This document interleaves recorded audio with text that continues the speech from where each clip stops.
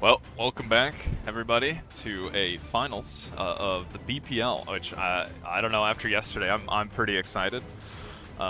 We saw some pretty competitive games, and really not a lot of like blowouts. Even the games where there were 3-0s were still pretty close. Like we saw a pretty exciting 2-3 series between Raxel and XFactor, which like that was stressful. That was a stress-inducing set.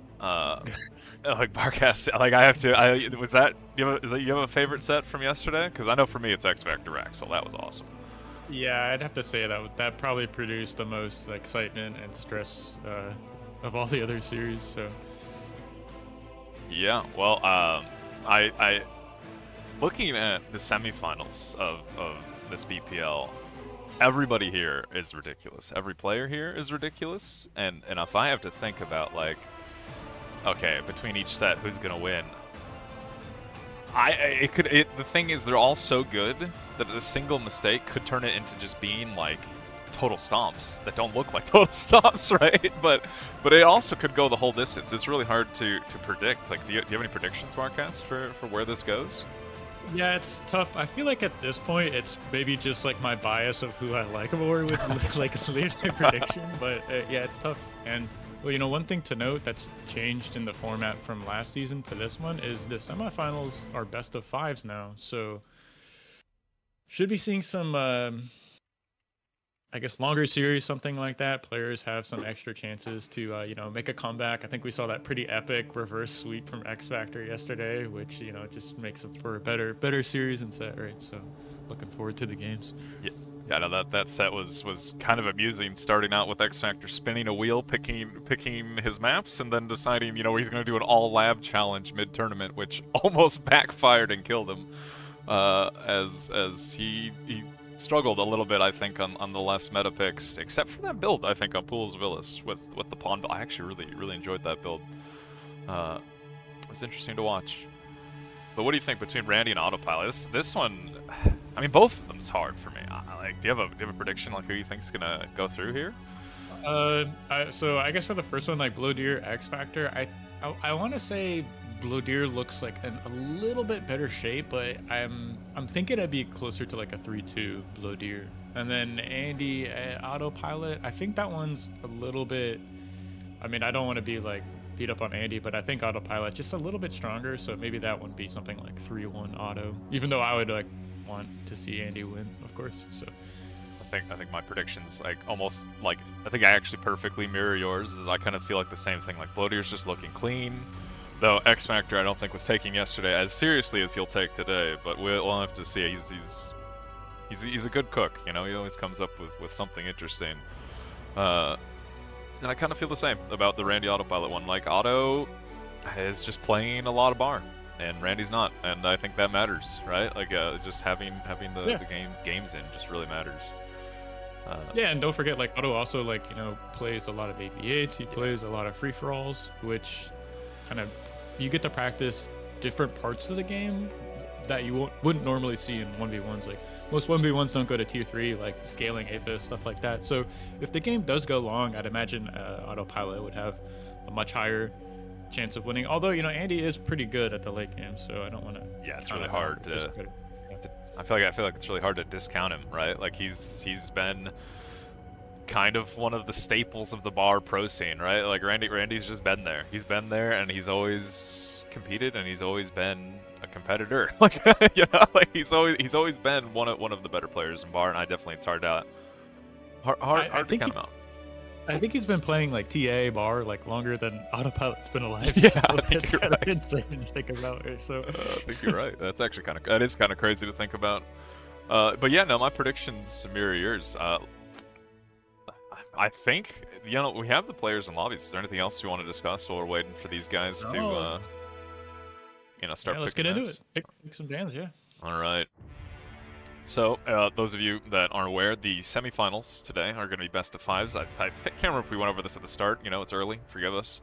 Daylight savings messes us all up. But semifinals are going to be best of fives, and the finals are going to be best of sevens. So, we got a lot of bar. Got a lot of bar in front of us today.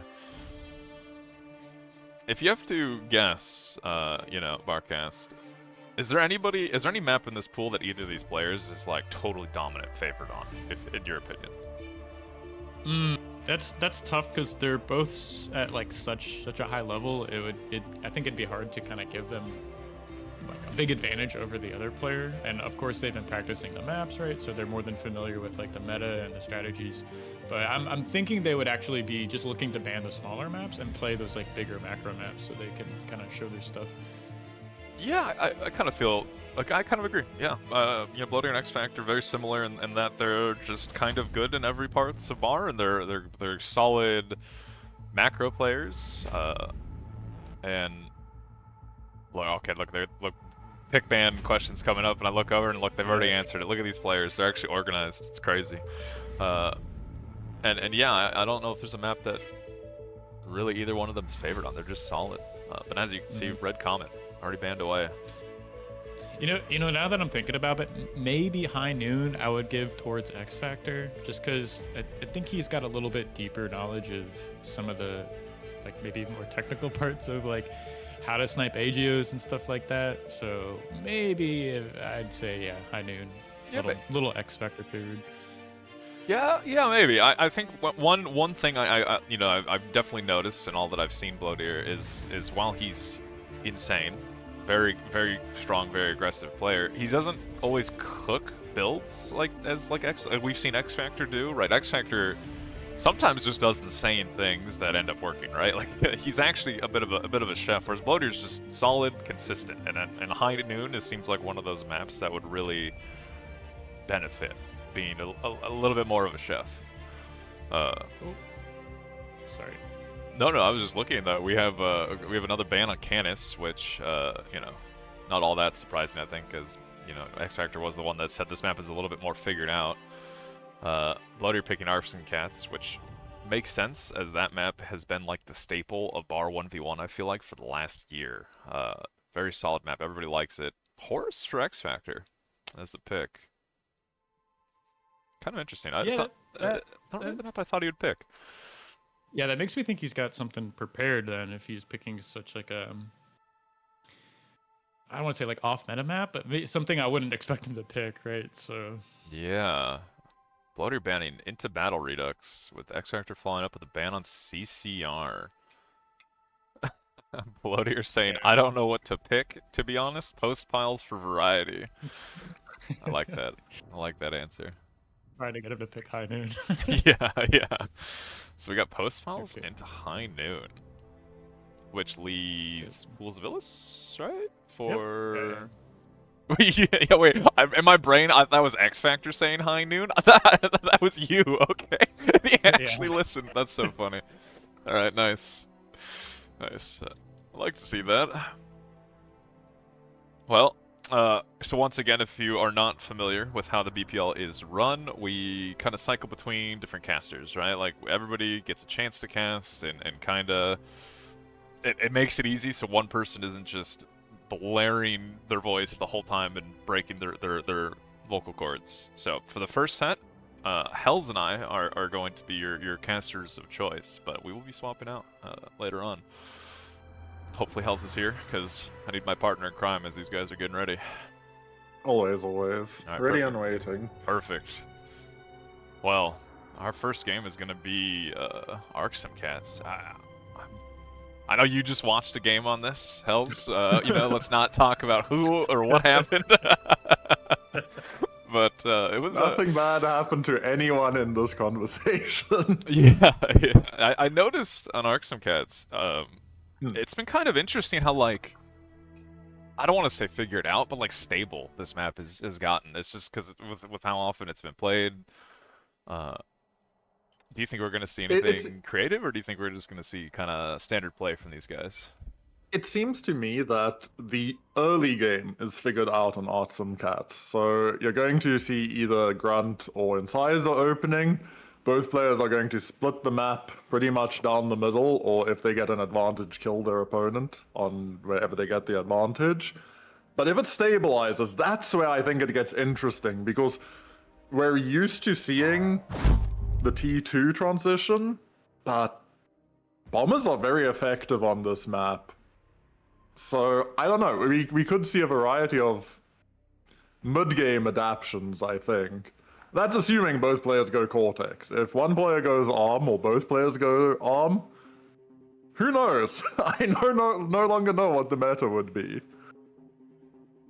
Yeah, I mean, it's going to be actually, I kind of agree. It's going to be very interesting to see what their, oh god, we get the spinning. Nice, I love that. It's going to be interesting to see, you know, what their lab choices are. You know, we've seen a lot of, shockingly, Cortex. We've seen a lot of Cortex. A lot of Cortex. You know, ARM still has some fun tools in like the tier 2 and onwards phase that you know, maybe we'll see something interesting.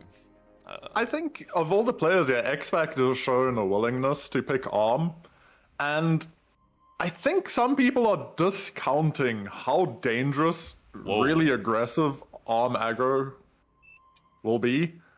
And we're seeing the first spicy little start out here, and we see the ARM pick out of XFactor going for what I assume is going to be a very aggressive opening. The early game ARM aggro that a lot of players have just kind of left alone.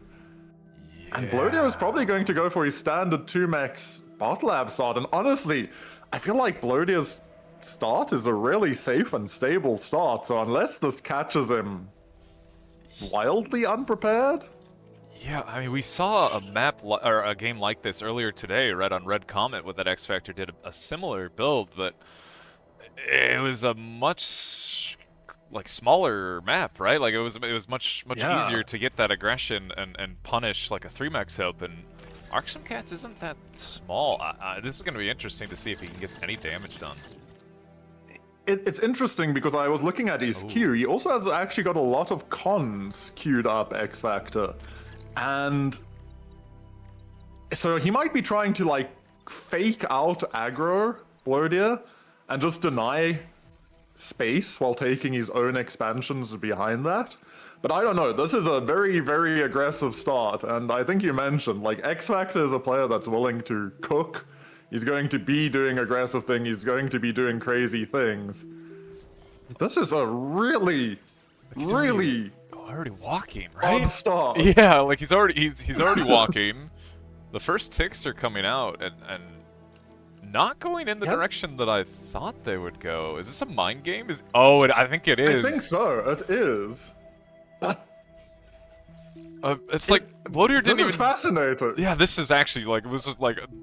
They're rock paper scissors in each other almost, like, right? Like they're kind of like they're in each other's head. I guess rock paper scissors. They're like 4D chess. I think Blodir's playing rock at the moment, and XFactor's trying to find where the paper is because he's definitely mind gaming with these ticks movements to make it look like he's coming through the center. Yeah.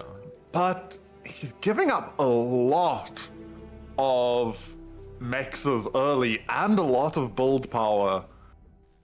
I don't know. I mean, I don't either. I mean, it's dangerous. Blodir did do a 2-max open instead of a 3, right? So he had his lab up decently early.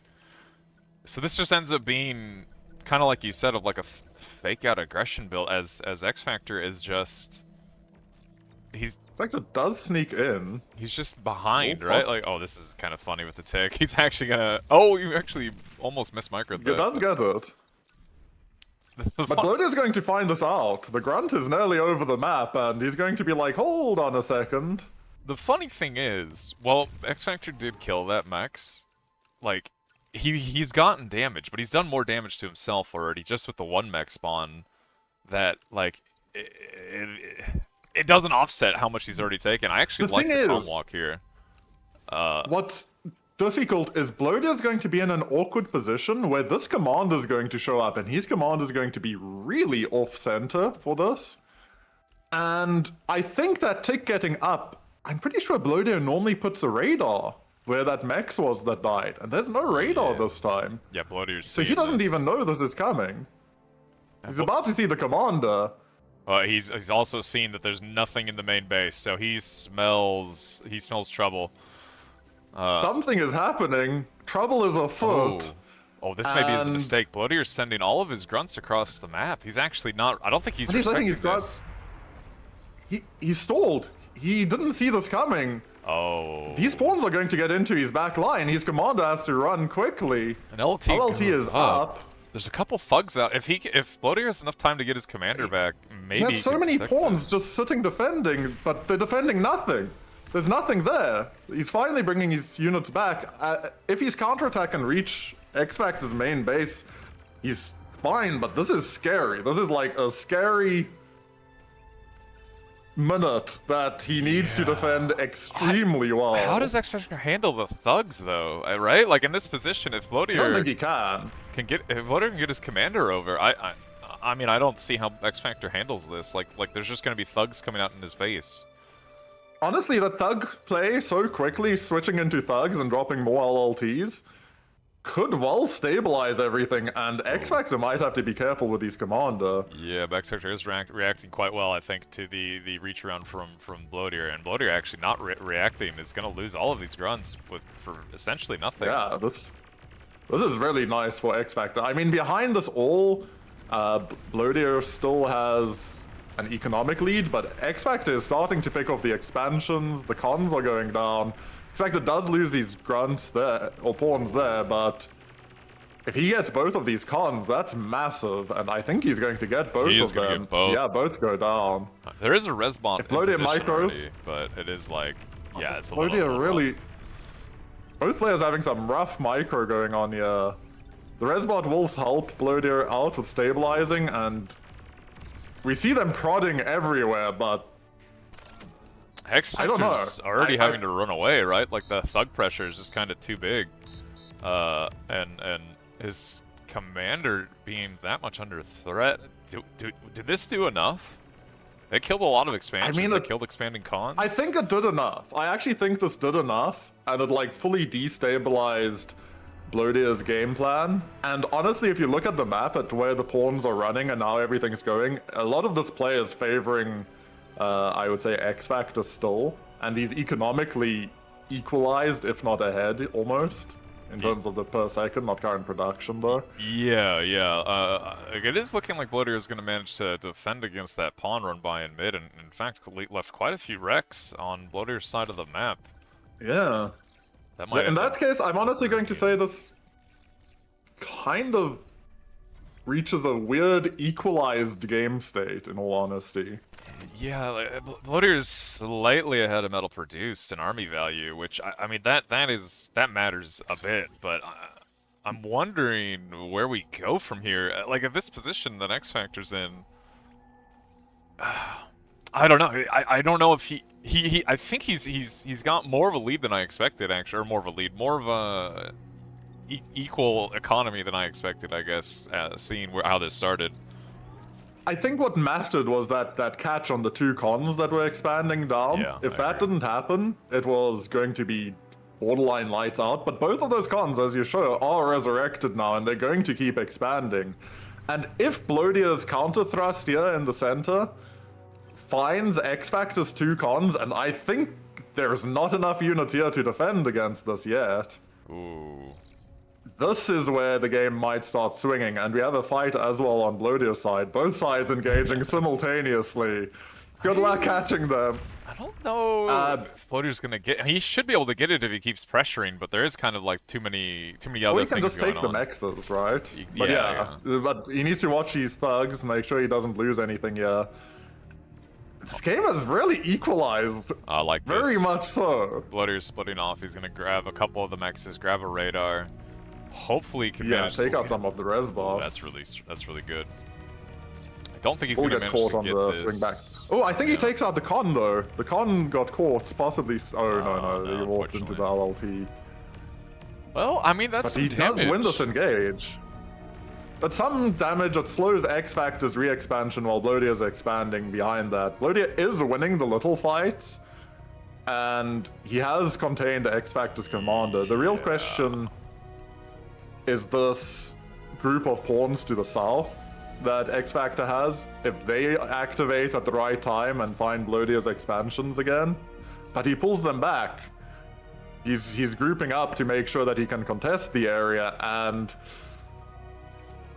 Okay, no, he sends them back again. I take it back. They're changing their minds as we're looking at their plays. Yeah, I mean, XFactor at the end of all of that did have a bit of a medal-a-second lead, but he's definitely lost that by now. Like, Blodir has re-expanded quite aggressively. He's retaken a lot of mexes. Like you said, that pawn little blob in the south is a little bit dangerous for Blodir, but he had like any lead XFactor, any chance to catch up to Blodir that XFactor had is kind of slipping away. I feel like.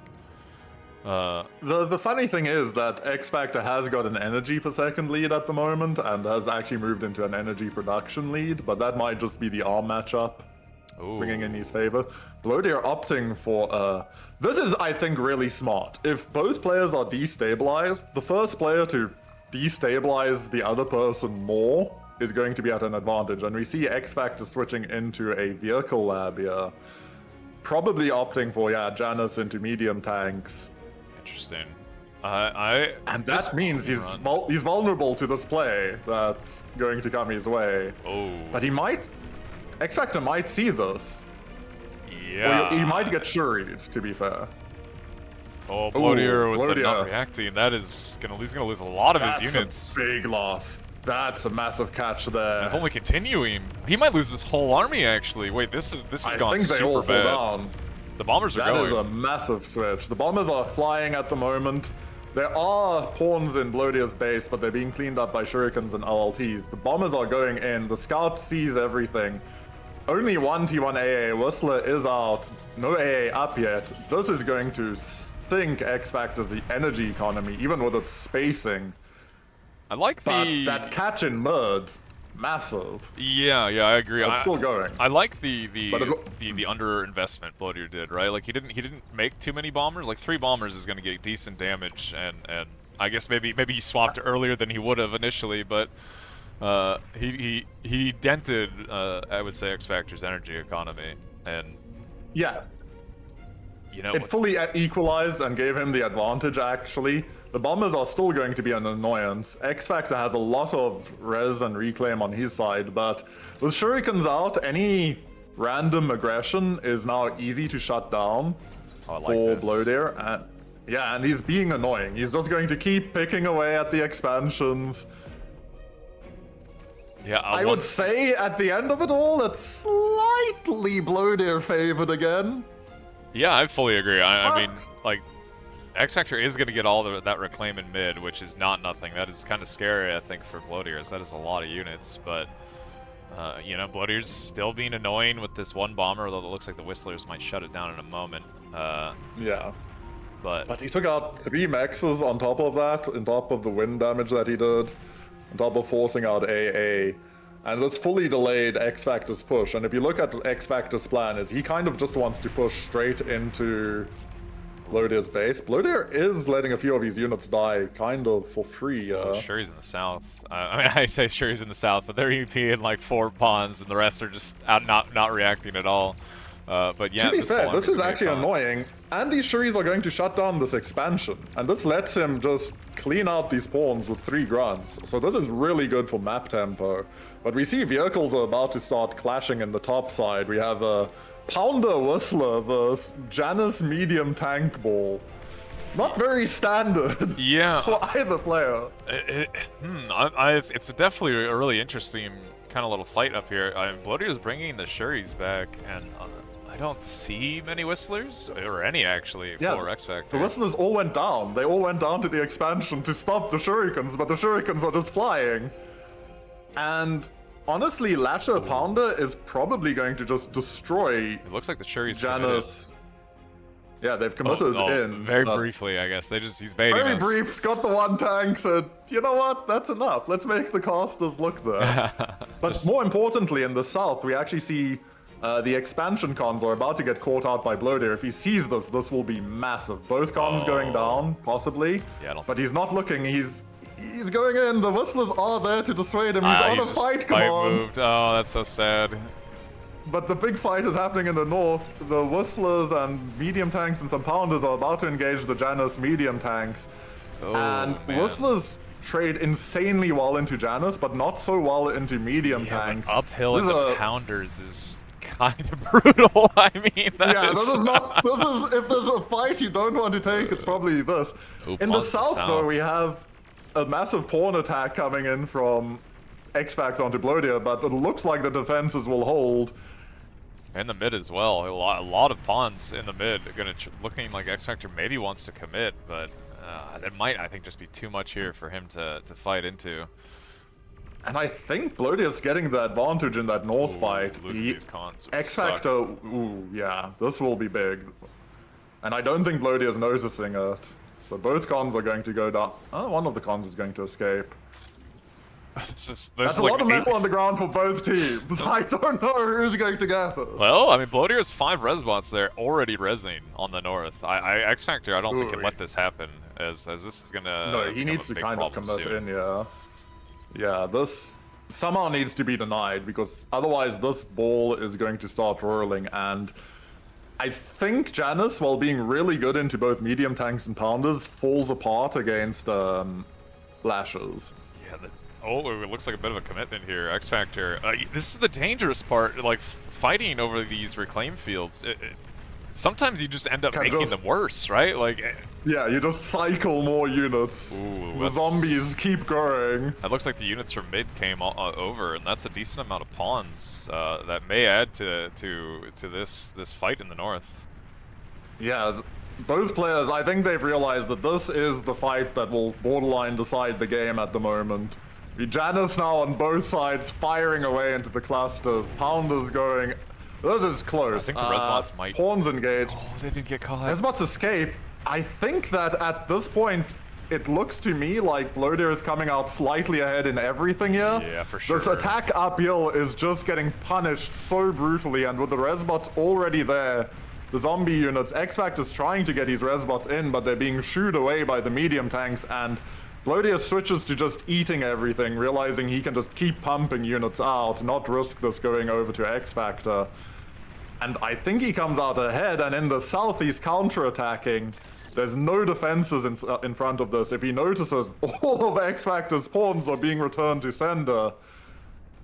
Yeah, I don't. XFactor's com is in the north. I mean, XFactor has to bring his commander over. He has a lot of resbots here, but I mean, Blodir's already eaten several thousand of this metal. XFactor's actually going to degun some resbots, but he's got to be a little careful. He has to try to get control of this, and if he doesn't, it's terrible. If he gets this though, if he can res this is about 20 units that join his force. Interesting choice. But look at the swarm of labs out of Blodir. Two tank labs, two bot labs. I don't think I've ever seen that as a transition. But I think it makes sense. Yeah. Like, why is this fight getting close? It's because XFactor's feeding pawns in to distract the units while the Janus shoot. So Blodir's just gonna feed even more units in. The counterattack is sitting. Yeah, unfortunately, like, well, because we menacingly. see, like, this is literally the game-deciding wreck field, right? Like, XFactor's already resing it. Like, everybody is focused on this position, and if you look at it, I like this positioning by Blodir. I do too. He's sitting on the high ground, getting bonus range onto his medium tanks, and he is just destroying the units XFactor sends forward. XFactor's com is down to 50%. This is like borderline. My com will fall apart if he commits. yeah, the counterattack is going down the center as well. The army value angles. has really swapped hard. Oh my god, look at the minimap. Wow, I can see why the army value swapped hard. There's a stream of thugs coming. Holy wall of units coming. wow. Wow, he just said no more vehicle labs. I kind of like it on this hill, though. I don't know. I mean, this choke point. Okay, this needs to stop. There's a traffic jam with the Rex here. Is not where we want to be. Oh my god. This is insane. What is happening? I wonder, does he pressure XFactor's commander here? Like the tanks on the hill above? So. I think he just go with the thugs below, right? Swing, yeah, the thugs go onto the rest of the high ground. The medium tanks are trading insanely well. The counterattack is still distracting. Blodir is macroing on the bot side behind this, taking all the mexes. Oh, XFactor. This is just a grinding fest. I think he's committing in for the commia. I mean, look at the army value. Yes, XFactor, I think, is very dead. I don't see how he can defend against 40 If he just goes, yeah, I think the com falls, yeah. The thugs are just swarking him down. I like that doing his best to degun everything, but there we go. What a crazy game one in this set. Yeah, for sure. I mean, that was I mean, that was just kind of ridiculous. Like, it turned into... Oh, nice, we get to spin again. It just kind of turned into overwhelming, just Blodir, like, just a bit ahead, and it kind of just... He just showed up with 40 thugs. Like, he just took small leads off of a very strange early game. And, honestly, well done by Blodir to pull back for kind of a weird game. And that's really a microcosm of like every single game of Blodir's we've seen, right? Just strong, stable, steady, and as soon as there's a small advantage, he just crushes you under it. Yeah, and for sure we saw that, right? Like, X Factor and Blodir, I would say, were relatively even at the start. Like, I've maybe a slight lead for Blodir, as, you know, again, like three mexes to one mex, it's gonna be pretty big lead, but I think luckily for Blodir, when he lost the 2 expanding cons in the south, he already had resbots there. He already had them ready, and they resed them quickly enough that while it was damage, it wasn't as much as it could have been. Yeah. If he didn't res those cons, for example, that game is probably massively in X Factor's favor from that point forward. But because he's on top of it, he's fine.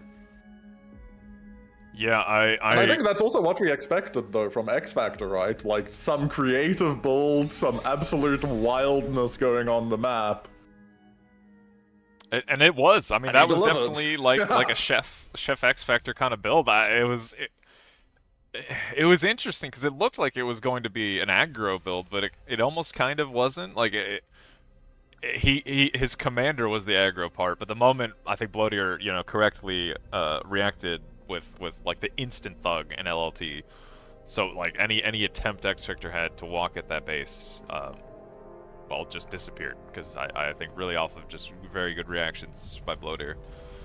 Yeah, really on top of it. You notice? But into game 2 we are, yeah. Blodir one maxing here, which kind of makes me always feel like it's a bit more of an aggro build, but I mean, I guess it's Horus, right? It's not exactly the smallest maps, you know, and realistically, do you see this with core bots, like an aggro build like this? I don't know if this is actually an aggro build. I feel like this might be almost the same idea as X Factors.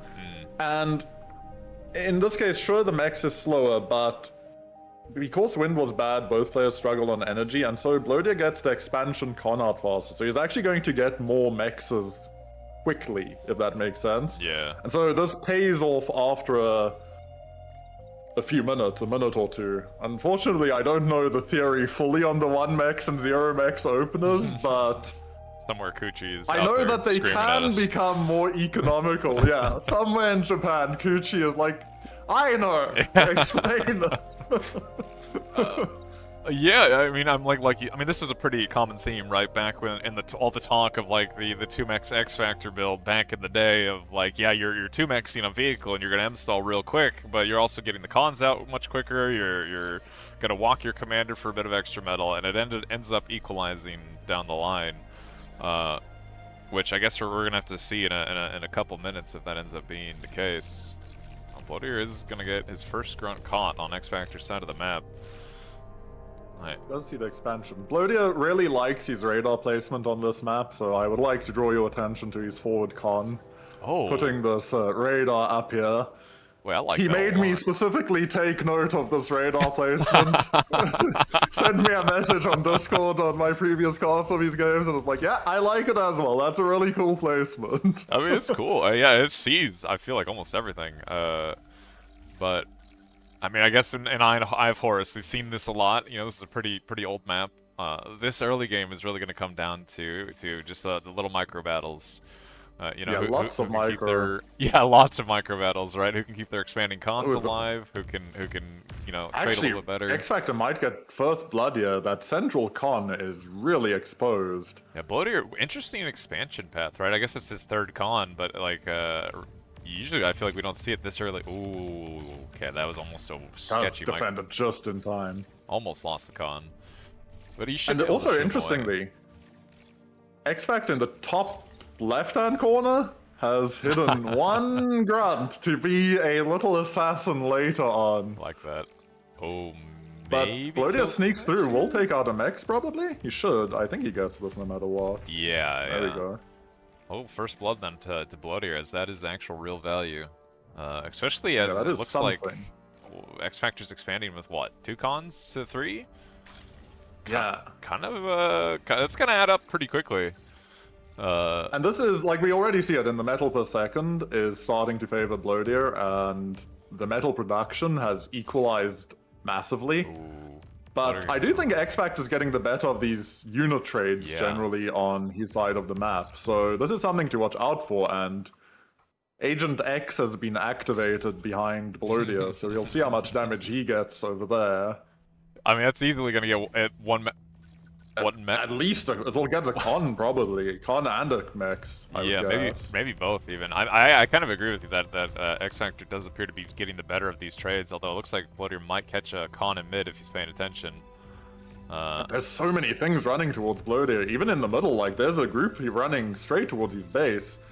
Oh, I'm surprised. X-Factor e-stalling, so Blodir doesn't actually punish this this LLT being unable to fire. Blodir losing The a con con in is mid. alive. Blodir's but losing a con there's in mid as well. To another run by Con goes X on in Factor. mid. While there's grunts on Blodir's base, like that. This might kill wins. I think this will kill wins, and I think this will kill the game, honestly. Like, GG. Yeah, game is Blodir cold. calls it. I mean, that's Eye of Horus, right? Like, that's kind of how this Yeah. tends to go. It's just, Smash grunts into each other until you get an advantage. it's a micro war, and if you lose the micro war, you don't get to see any of the other fun activities of Eye of Horus. It almost surprised me that Blodir was like trying so hard to be counter-aggressive while having 3 expanding cons. I feel like the meta has mostly been 2 expanding cons. Yeah, if he's gonna go And 3, I agree. aggression. I think he needed to be a little bit slower, right? A little bit more relaxed and defensive. 3 cons was a lot to have to defend. Yeah, and X-Factor went in with a plan, putting his, as I'm saying, sleeper agent grunts in the corners, knowing that at some point in time they're going to find some value. That one. Wait, I'm surprised Blodir actually managed to save that without losing the con. But I mean, I guess he lost the one in mid in return, and he kind of was just losing a lot of the different trades. But just all over the map, pretty much the trades were just not going his direction. Ever, I don't think. So it looks like X yeah, Factor that beat just him. yeah. No, that was So 1-on-1 in our series, that's a good start for your prediction of a 3-2. I mean, it's just it can really go either way. But yeah, it is just kind of they're both so good that it really could come down to just very small things. And Eye of Horus was kind of just a very small thing that just spiraled out of control. Yeah. And you know, I'm curious after we saw Radar. I'm curious after we saw with you know, Archsimkats if X Factor has anything cooked, or frankly if Blodir has anything cooked. Yeah, we don't really expect anything crazy out of Blodir, but maybe that's an advantage for Blodir, right? If he does something crazy, no one's going to expect it. But I feel like against X Factor, Blodir has to somewhat expect something weird.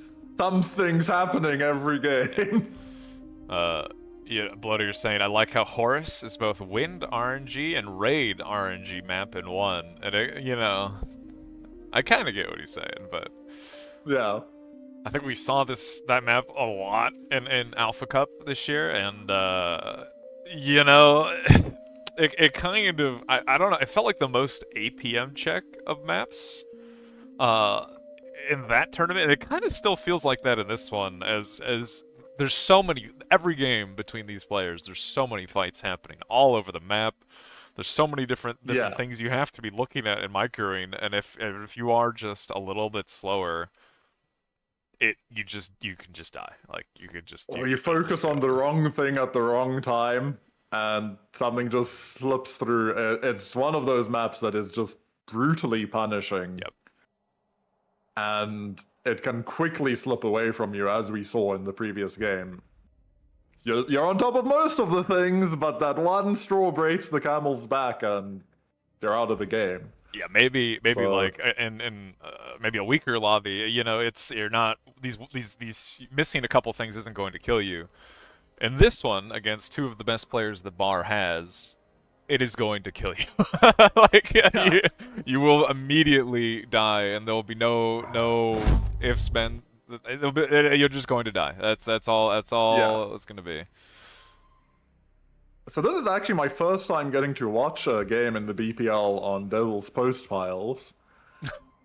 What can you tell me about this map, Lars? I'm trying to hide the kickflip.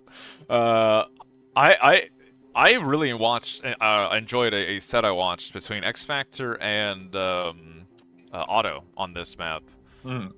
This was actually the first game I had seen in the tournament where somebody pulled up the pounder on repeat and kind of just covered the map in pounders. And you know, I just in terms of the map, I really like the decision making that you'll see and the timing players will pick to make an air lab and start grabbing, like, okay, the posts mexes, their reclaim. There's no way that he is spawning there. Okay. Yeah, that is a play. There All is right. something going on already. We're gonna see some stuff.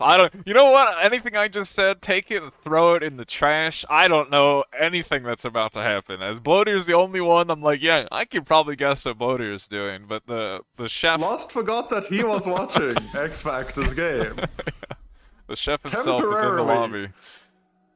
Oh man. So we have Blodir spawning in as the Red Cortex commander, going for the vehicle option. X Factor also playing Cortex though, but an unusual spawn. I guess he could build a lab off the cliff, but I think that is what he's going for. why? Like, but why? I mean, I guess you're avoiding walking around the cliff, and he can calm expand back, right, and grab all the mexes. Yeah, I think that's the plan. Is he's going to forward expand with the vehicles up and com expand backwards and secure everything. Okay, Maybe it's this kind is of like trying to optimize the timing Yeah. of grabbing mexes, and I guess if you don't get like punished or raided too harshly, it might be difficult to deal with. I mean, this next few definitely- minutes are gonna be super interesting. I'm not. It's definitely an odd choice. Yeah, I mean, odd. I don't know if odd covers exactly how I'm feeling, but yes, it is definitely an odd choice. I'm really curious how he's going to just the base management here is going to be very annoying. Is it the only? Yeah, of course he's mathed this out. But it's gonna be interesting watching the statistics in the next few minutes as whether or not Blodir keeps up with a bit more traditional spawn location, as he can kind of just expand south and just a nice, clean, direct line. Well, it'll be interesting to see how, if he contested north, that north corner, how would it play out? Because you can never commit your com from X, or you can, but it would take a long time to get there. But this double will expand, opting for 3 comms out. Oh, wow. Can he even make VP here, or does he have to walk all the way around? I don't even know. I don't know the spacing of this with the water there, where he can build and where he can't. Yeah, I'm sure he can. I'm confident that if I click on that and queue up a thing, hang on, let me click. So he's made 4 cons. Yes. There is space for at least 2 con towers, if not 3, 2 on each. 2 on the right side, 2 on the left side and 1 on the right side is what it looks like. And then there's more space further along the coast as well. Well, he started his comm walk, and I think we're just going to be in the Scout Wars section of these 1v1s, and it's really going to come down to Blodir is 100%. about to find out what's going on here. He gets the scout off to see this expansion, which should tell him that something is afoot.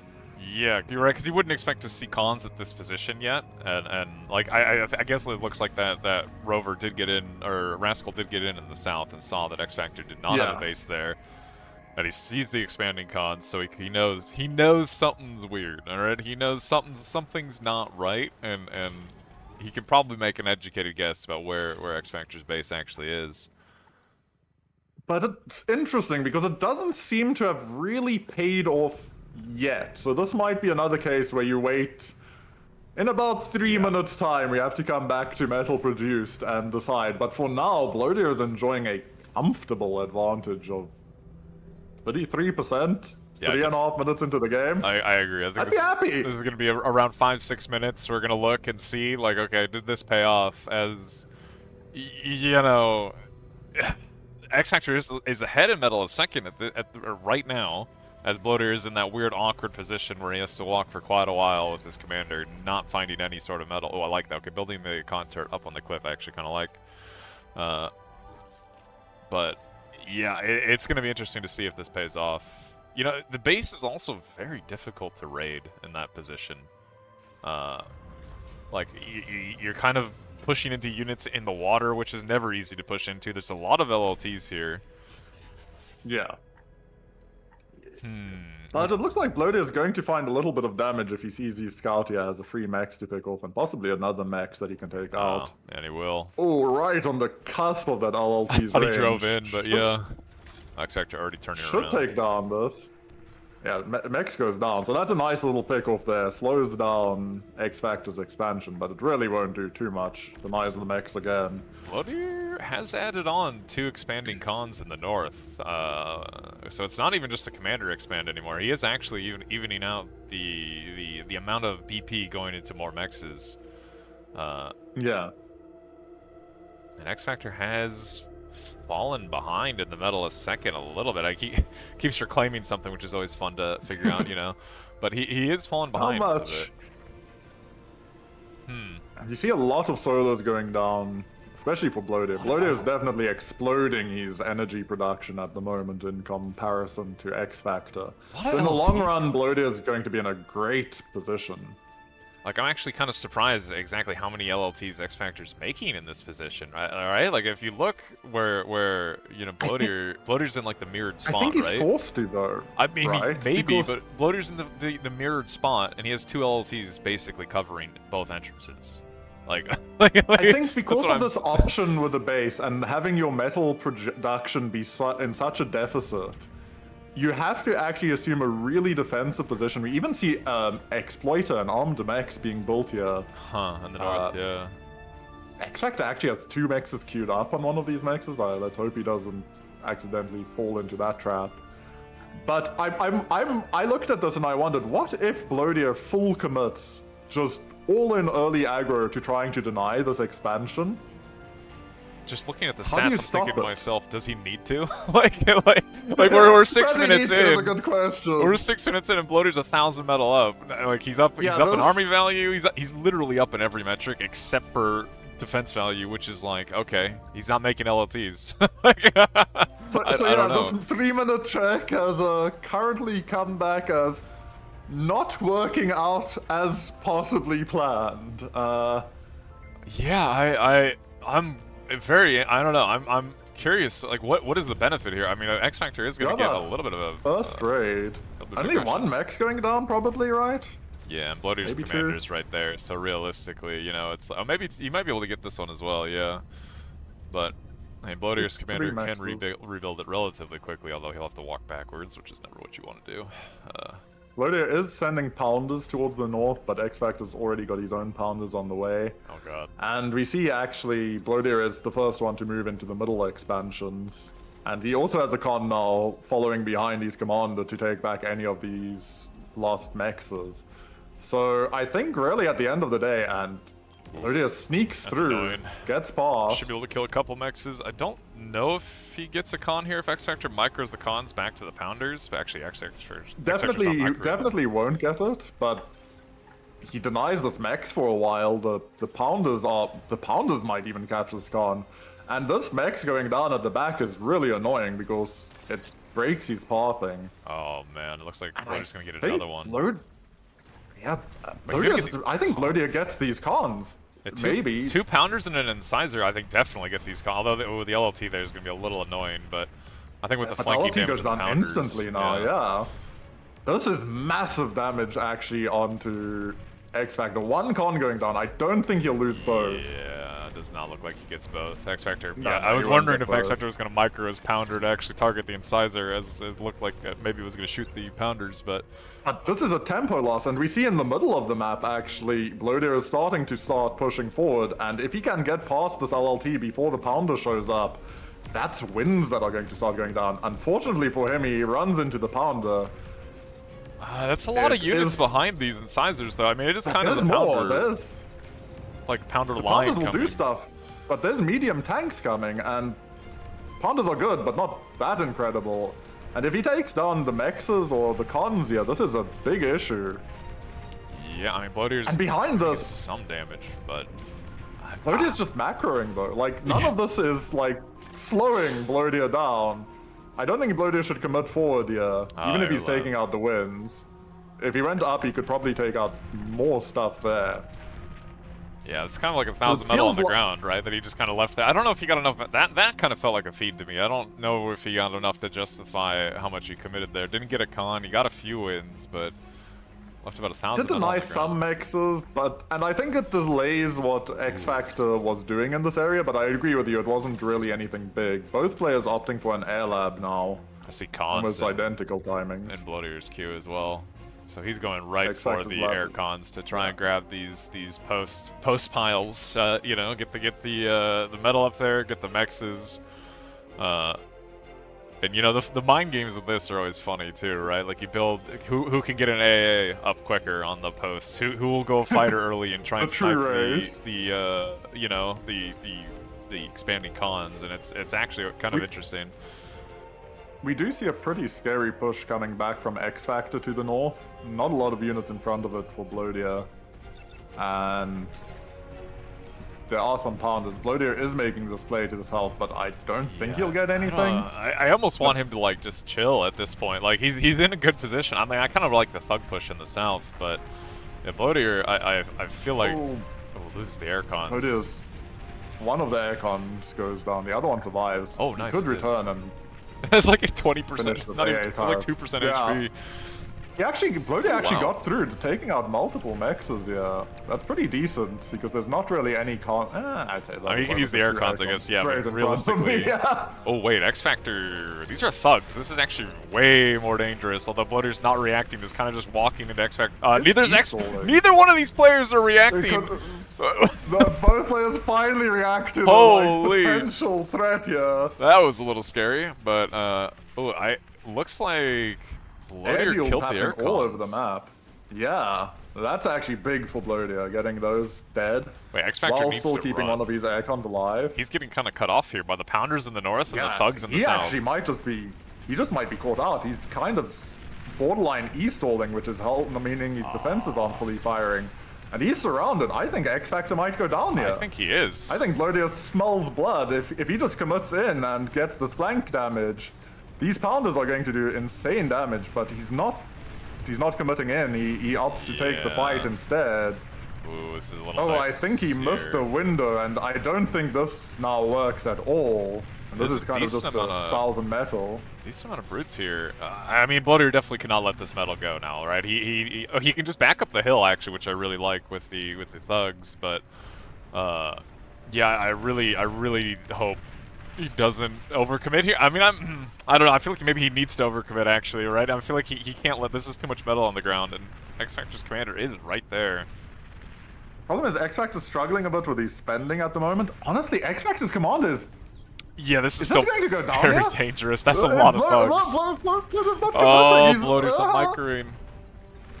It's gonna be close. X-Factor's scaling behind this, but okay, Blodir not willing to try to go for the throat. I feel like X-Factor's been dead twice down here. Yeah, X-Factor actually he's built a second tank lab, this time actually to easier reinforce his commander's position, as the long trek around the riverbed is kind of... getting an units issue, here making this very dangerous. And Blodir's got the res bots going now, so this is actually going to become an issue for Oh, yeah. X-Factor on the south. And he is being pushed back, and I think on this hill probably favors the thugs, but my god, these pounders are just Yeah, I don't absolutely think Blodir pushes that. ripping those poor thugs apart. Maybe not the best idea for Blodir to push up that hill, as, you know, just secure the reclaim, although actually XFactor is pushing out after him, which might end up Look hurting. at army value. Look at in the middle of the map, Blodir is sitting on this giant tank force that is currently not engaged in anything. Look, it's pounders in And- water. Okay, it'll get engaged in something in about 10 minutes from now. Okay, they're doing There's the some best they medium can. tanks. Oh man. But I don't know, how does, with the resbot push on the bot side, does XFactor have enough units to stop this? Like, the army value is a 50% advantage for Blodir at the moment behind all of this. I mean, he may be He's right. forcing the reinforcements back. A lot of Most all of XFactor's Blodir's units tanks are are in the dead. north. But yeah, I think he's actually going to catch Blodir's little push here and should be able to kill But it some gets of this. caught, but the pounders will do a lot of damage back. And the problem is this distracts XFactor away from these thugs, and these thugs are just slowly resbotting. There's Yeah, more and more thugs coming. The res push in the south, actually, all of these Ooh, units... XFactor is resing this though. Yeah, but That's big for XFactor. XFactor's entire reinforcements went to the north here. If Blodir just right-clicks on XFactor, I feel like he can just walk over breaks these through. LTs. He will kill the comm. The comm is Yeah, right the on that the front comm line. is right there, yeah. I mean, realistically, I don't know... I- I don't know what Blodir I'm wants to do shocked here. that Blodir isn't going for his throat here. I feel like this is just a commit fully, but he's pulling up instead. He's not. He's going to go Oh, he contest can't that let wreckage this. field. He cannot let that either one of these say. I mean, maybe he goes and contests the north one, but I almost feel like that's a mistake. I don't know. I feel like he could just run over XFactor's comm. The I agree. LLTs are not going to stop 20 thugs. And all this metal is going the way of XFactor now because Blodir And this- repositioned his whole army.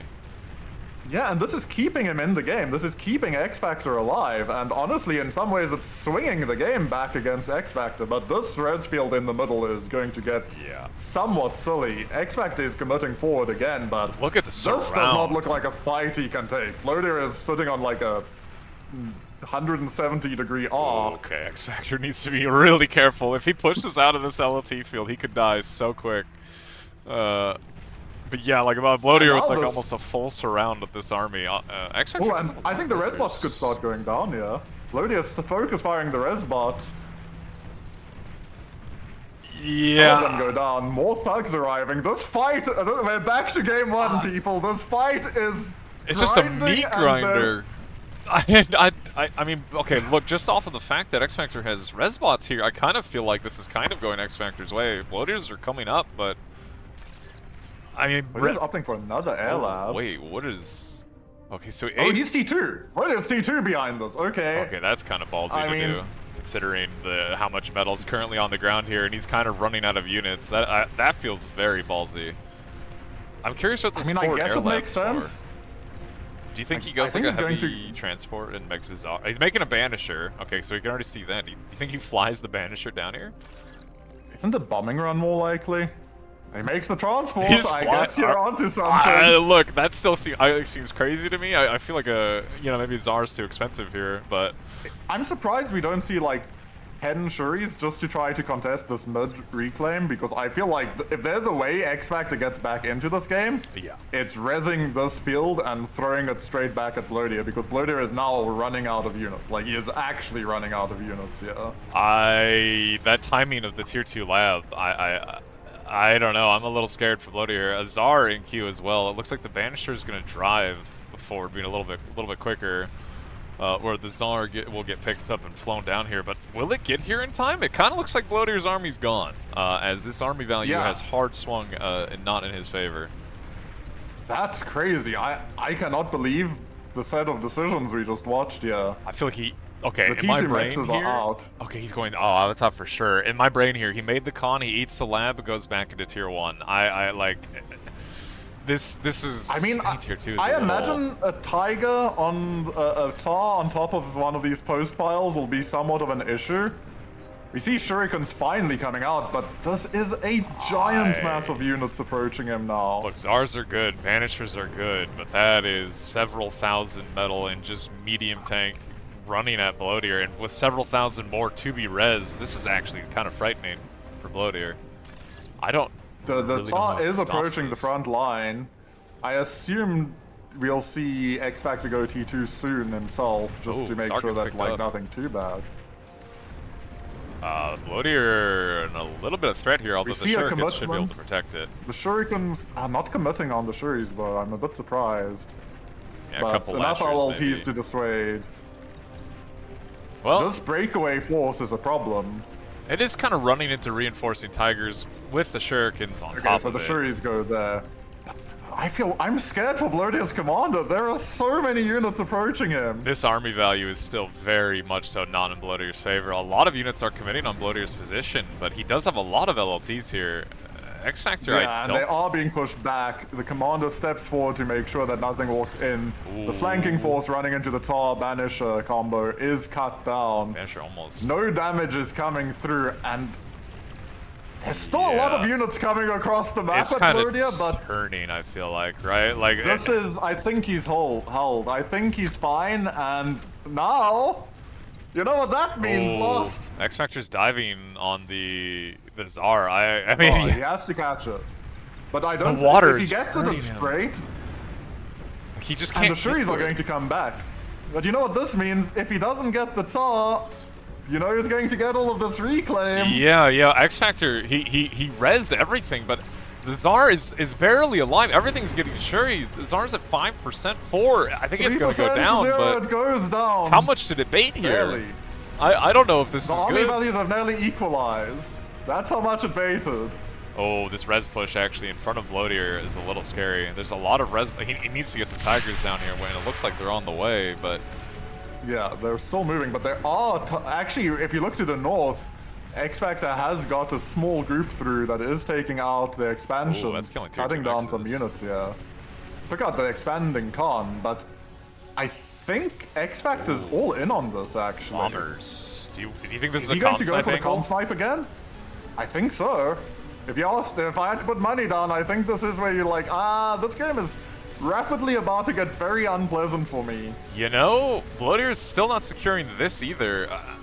I'm really getting worried here. He's tier 2. He's got tigers, and XFactor is kind of running out of steam. These but commanders. Blodir's commander is taking a little bit of damage, which maybe will influence XFactor go for the comm snipe. But really, I don't. He's grouping it up. I think this is double air lab, bomber spam. He's 100% going for the comm Yeah, I snipe. agree. And Blodir's gonna have a bit of air, but he's. Because the push is over. The push is done. There is no more push. It is gone. Blodir has cleaned it up.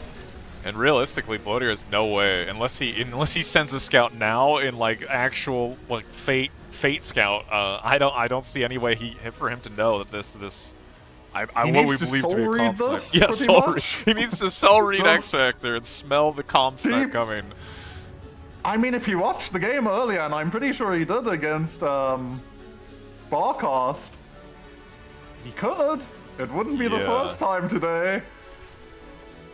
Yeah, and if anything, okay, you know, in that game against Barcast as well, like, you know, we saw him go for like oh no, that was the Red Comet game. Never mind, with the pawns as well as the airplay, but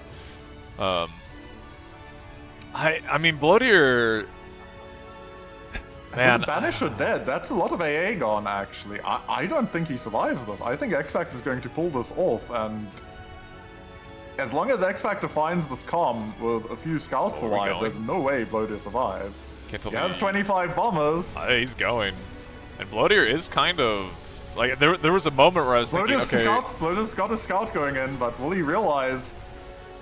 there was a I don't moment think where he's going to Blodir realize. was standing next to the cliff, and it was like, okay, that would make comm sniping almost impossible with the way bombers behave around cliffs. But now he is actually wide out in the open. And he's making TARs instead of Banishers. If there was any RNG that could save him, it would be Banishers sniping out the air Oh, units. he doesn't have energy to cloak either because of the Tsars. I think he's just going to die. And There's even no if he way did cloak, lives. yeah, even if he did cloak, the scout planes would be enough. Blodir is going to see the Black airwave is coming coming in. out. Oh, he The stopped airwave moving. Is... Oh no. Oh, he He's trying stopped to moving. cloak. He's trying to cloak. He doesn't have the energy. He needs. Wait, did XFactor not see? Wait. XFactor didn't Wait, see! XFactor didn't see him! Oh my god, he's not even cloaked! Ooh. He just didn't see him! The scouts weren't there! Oh wait, did he... He's still looking for him! No, the flags are out. He's got an idea. He knows The he must Blodir be can in die. this area. Blodir's not He's moving. east Oh, he's of- cloaked now, but it doesn't... Blodir needs to move. Oh, the Blodir, cliff! He's gonna go down. It has to. It's No, gonna the get cliff is 50%. actually really screwing up the bombers. The I mean, flag is there. there's 2 flags. Blodir just needs to dodge like an actual god. He is trying, but I think he's gonna die. He's gone. Oh my god, that was stressful. Wow.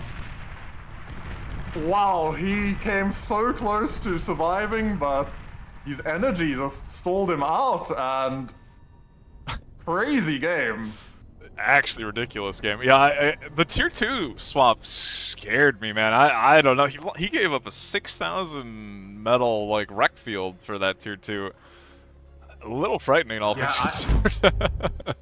I feel like that's a game that Blodir on review will be like, I can't believe I didn't just kill XFactor's combo. I think it's going to be one as well. Yeah, I agree with you, but it's also going to be one where I don't know if XFactor is going to be able to get away with that specific thing again. As once you have that in your brain of like, this is what he will do in this position, you kind of will be, I don't want to say like instinctively countering it, but you'll be way more aware of it. It'll be sitting there, yeah, in the back of your head, making you wonder. And like getting, you know, getting away with that for XFactor is not going to be nearly as easy. Yeah, that was a surprising game in terms of how it ended up playing out, but what a back and forth, and such creative openings, again, from XFactor, creating this imbalanced map state, and then managing to capitalize on how weirdly the game is playing out at that point. What do we think? Was that build worth it at the end? It kind of seemed like no, right? like he was down in metal. He didn't really gain positioning, I feel like, off of it. I think it was like Teddy maybe in chat pointed out that like the location of XFactor's BP meant like scaling energy was also super awkward on that cliff. As you just have way less space. And all things considered, it was creative. But then that build even started hurting him. He needed to get reinforcements to the south to protect his commander. And they had to drive in water the whole way. And they were just the slowest reinforcing tanks that I think XFactor could have had. But wow. It feels to me like he got away with a bit of a heist there. A little bit. That game... I don't think that Blodir would normally lose that game in the position that it was in. But something about it threw off the standard play, and XFactor found a way to make it work. He got the line of play that keeps him in the game and wins the game for him, so... Fair play. I mean, your opening doesn't matter if you win, right? I agree. No, I agree. And the comm snipe, again, was well done. It was a little scary when he couldn't find Blodir's commander, and I actually feel like Blodir lived if he kept walking. Like, if he stopped walking... if he didn't stop walking... He definitely lived. If he got behind the mountain in his base with the flags coming out, there's no way that plays out the same. It was close.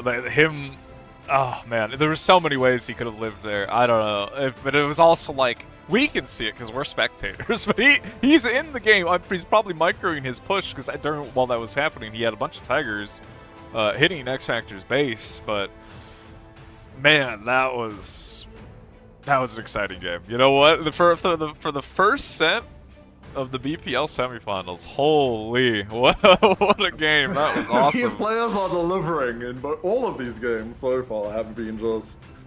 Well, I guess Game 1 and Game 3 have delivered extremely back and forth fights. Yeah. Unfortunately, Game 2 was a bit of a quick end given the map that it was on. We go into Game 4 soon on high noon. Yeah, Game 4. This is an interesting map. The one thing I'm worried, I know I've never heard Blodir tilt, but I wonder, he has to be a little frustrated, right, after what just happened to him. Hopefully he's got the mental. I mean, I would assume he of all people has the mental power to you know, shake it off and continue on. Yeah, I mean, this is the current champion and the former champion facing each other, right? Yeah, exactly. So, or a former champion, and if there's any people that know how to deal with like these results, know how to deal with the stress and pressure, it's the two of them. For sure. This is the map I think I'm the most worried for maybe Blodir. I'm most worried for Blodir because this map feels so cookable to me on like the different things that you can do. And we are playing, and we are playing. Wow, that Blodir is playing against one of the more creative high-level players that Bar has, and I'm gonna be curious about what we're gonna see coming out here. Although it looks like so far standard spawns for both. Oh, look, you're right. Look, you guys get to deal with the kickflip. Enjoy. It's a stylistic introduction to the game. Man. Look, I love that bug. It's just a part of my bar now. I don't know why it does it, but I love it. It looks like both players are probably opting for Cortex. Blodir in the red, XFactor in the blue. Mirrored starts. I don't know if we'll see any crazy cooking in the early game. Yeah, probably not. But I think we're going to see some wild transitions between the two players. Yeah, I imagine we're going to see something pretty similar, and that we've seen a lot in High Noon, right? Where it's like the pretty traditional, you start in the spawns that they kind of just walk, like they say Blodir, from Blodir's position, you walk along the north path, you take the mexes, cut off the mid, and then a switch gets flipped and it's time for activities. But whatever activities get picked, we'll have to see. As, this early game is going to be pretty standard. A lot of the time, I feel like it's just kind of scout harass, right? Like who can defend their base. As really, neither player I think focuses too much on expanding. Interesting bot lab. Don't know if I've seen a bot open actually on this map. A lot of players are really prioritizing. Well, I guess we are seeing the start of a possible cook here. Yeah. I mean, I think this map is very much you want to get to the middle and lock it down as fast as possible. Yeah. And if Rascals get through, it's extremely annoying trying to chase them down and not take damage. I imagine this first Rascal is going to make a beeline over to XFactor's base to try to make sure he's being honest. Yeah. I'm trying to, in my head, think, what is the benefit here of going bots, right? Like, I guess... I would guess that if you can pump out grunts quickly enough before the vehicle player can get, say, 5 incisors to stabilize the mid position, it's really difficult to stop the 20 grunts from just spreading out across the entire backline and eternally slowing you down, like hunting down 20 grunts, or even having them run into your mexes would be an issue. But I feel like Blodir sees that it's grunts out here. It's not a vehicle opening he's against. I feel like on the flip side, right, it is also like kind of a similar thing for the vehicle player, right? They're gonna just kind of spam. Oh, actually, Blodir is already swapping off scouts, which is probably the correct play, seeing what he's up against. But it looks like one Rascal will start tickling XFactor's base, but I can't imagine he's gonna get much more. Oh God, sitting in the water. That is it fully submerged? It immune is. to damage there? Well, it's also immune there. Here. Yeah. Oh man. This is one of those. I don't know what do we call this. Gross. Tricks? It's gross. Exploits? I'm really not sure gross. what word we're going to use, but we see that Blodir is currently positioning multiple scouts on multiple angles. But XFactor is possibly going to be trying to come over, but Blodir's comm is nearly there. There's multiple incisors out. He's switching to more comms, and I think that Blodir is going to be very happy with this start. Yeah, I mean, XFactor does have to kind of leave two units here, which is a little annoying, but all things considered, not the biggest deal. The incisor... First gun goes down.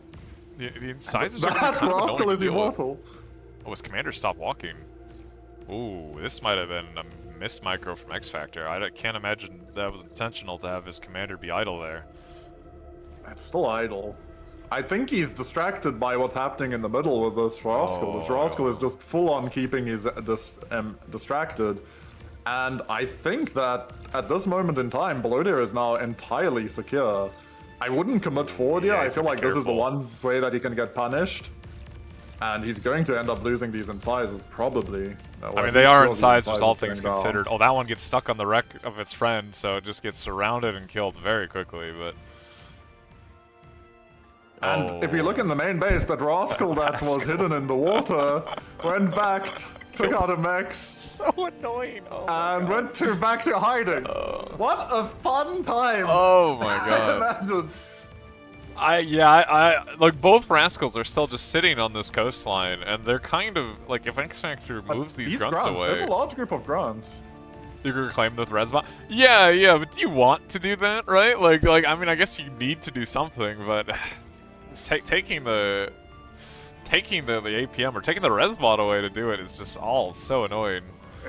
If XFactor doesn't break through this LLT before these reinforcement incisors arrive, I think he's not going to find anything. Oh, he's here. committing with the grunts. Oh, but he is through. He actually doesn't have to deal with the LLT. The incisors are here though, and grunts will are probably bruised. clean this up. The mechs will go down. Yeah, that's a big amount of investment in units for one mech, as a lot of those grunts are already bruised. I'm not really sure if that favors XFactor. I didn't actually realize that part of the cliff was walkable, but I also didn't, honestly. he just But I walks mean, right up it. behind this we see XFactor is actually at a pretty large metal deficit.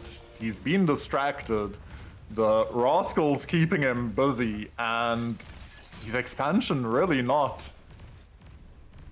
matching what Blodir's achieved so far. Blodir is switching to a forward vehicle lab here. Just look at the map, man. I mean, Blodir has so many of his mechs already, you know, with the speed of the vehicle con, whereas XFactor is just, like you said, he's one con XFactor's switching to expanding. thugs, by the way. So this is a bit more of an aggressive build, clearly, as he's not going for any sort of later aggression, but like Blodir has a forward lab, his commander's starting to pump out, you know, pounders, but we're gonna need XFactor to do some real damage really soon to actually. I don't know how he's going to do any damage versus pounders, though. If there's anything that's going to shut down the spot push over water... I mean, thugs can kind of fight into pounders, right? Like, it's not the worst. It's not great. It's not great. Nothing really enjoys fighting pounders. but- Fighting out of water Yeah, onto an yeah. uphill? Look, I look. don't know. It's not great. Let's just say, okay, so he is going to reclaim this rascal with the con, finally deal with it, as the annoyance, I think, you know, outweighs the downside of moving his BP over. There's also like a strong issue of if Blodir just does like a Wolverine or Lasher and Pounder He is, push, Yeah. and there's Lashers coming out, Lashers can shoot in this water all day, all the time. Ooh, XFactor's hiding the gonna be thugs. Look at that. He's actually keeping them back, not revealing them yet until he gets, I'm assuming, a bit more of a critical mass going. Yeah, I imagine this will be about 20, 30 thugs that he's... Nah, they're probably not 30, but somewhere between the 10 to 20 number that he'll show. I see amphibious tanks moving across the map for Blodir, as it looks like he is transitioning to a bit more of a harassing play here. I wonder if this could hurt him, Yes. considering how many thugs are building up in front of him. Could weaken his front line. The thing is that Blodir Netley has a 2,000 metal production lead at the moment, which is pretty large. And as long as he doesn't take a fight that is extraordinarily bad, Oh, here they go. The thugs are moving forward. I think this is all going to be on Blodir's reaction here. I mean, a lot. Okay, he's Blodir making... sees them on. He's just seen them appear on radar. Looking at Blodir's camera, he knows something is up. What He's that making is, he doesn't know Wolverines. yet. He hasn't reacted to it. He's not swapping his unit choice at all. He made a couple. He's Wolverines, retreating. And Okay, he's more pounders are coming out. Look how many amphibious tanks he's making, actually. Like, I actually wonder if this is a Yeah. mistake from Blodir. I don't know if he realizes I how think much it he's is, making. actually. I think he needs to, This is kind of what I meant, full though, send right? it. Of these pounders trading into, like, thugs, as long as they spread, kind of trade pretty well into it, all things considered. Like, With the lashes, the AoE damage, once they get to the edge of this water, if the only thing that's like a problem is that's... Blodir needs to hold this line right now, and nothing needs to get past it. We see he switched to medium tanks as well from the second lab to support him. He just needs to spam as many LLTs, Wolverine firing away, and XFactor's about to get distracted by these units arriving in his back line. I feel like XFactor... And there are a lot. XFactor has to go, but I don't think he's going... He can't. Like, there's too much in front of him I feel like still. he was too hesitant here, right? With a build like this, why is he... He's only pushing with, like, 4 Thug. I feel like with a build like this, the whole goal is to go, right? But... Yeah. Any hesitation as soon as here, you show it... he's just giving you're trying to... time to, like, build up an army. Yeah, you're trying to sucker punch your opponent effectively, but he lightly jabbed him and said, you know what, I'm gonna keep this locked and loaded for now. There's a lot of thugs coming, holy. And all over his back line. I mean, there are LLTs everywhere, so I don't think this is going to really achieve much more unless he gathers up all of these Garpikes. But... it's a pain. Why did he show the thugs then, I guess, right? I guess he needed to because Blodir's being aggressive. Blodir's comm's right on the front. If XFactor goes straight for Blodir's comm, Blodir realizes, immediately starts retreating. The Pounders are AoEing down these thugs are really grouped up. They're taking a lot of AoE damage here. Pounders are dying, but... I don't like Blodir's comm on the front line. That is scaring me. Blodir's comm needs to move. Oh, man. XFactor is microing down each of these Pounders, focus firing them, which he has to do. But there's a torpedo launcher here. There's two torpedo launchers, just absolutely obliterating these units. I think Blodir smells blood. I think these torpedo launchers might lock onto XFactor's comm soon. Yeah, even if they don't. How much metal did XFactor just leave on the ground here? Nearly 4K? And he can't contest it. Those torpedo launchers shut him down entirely.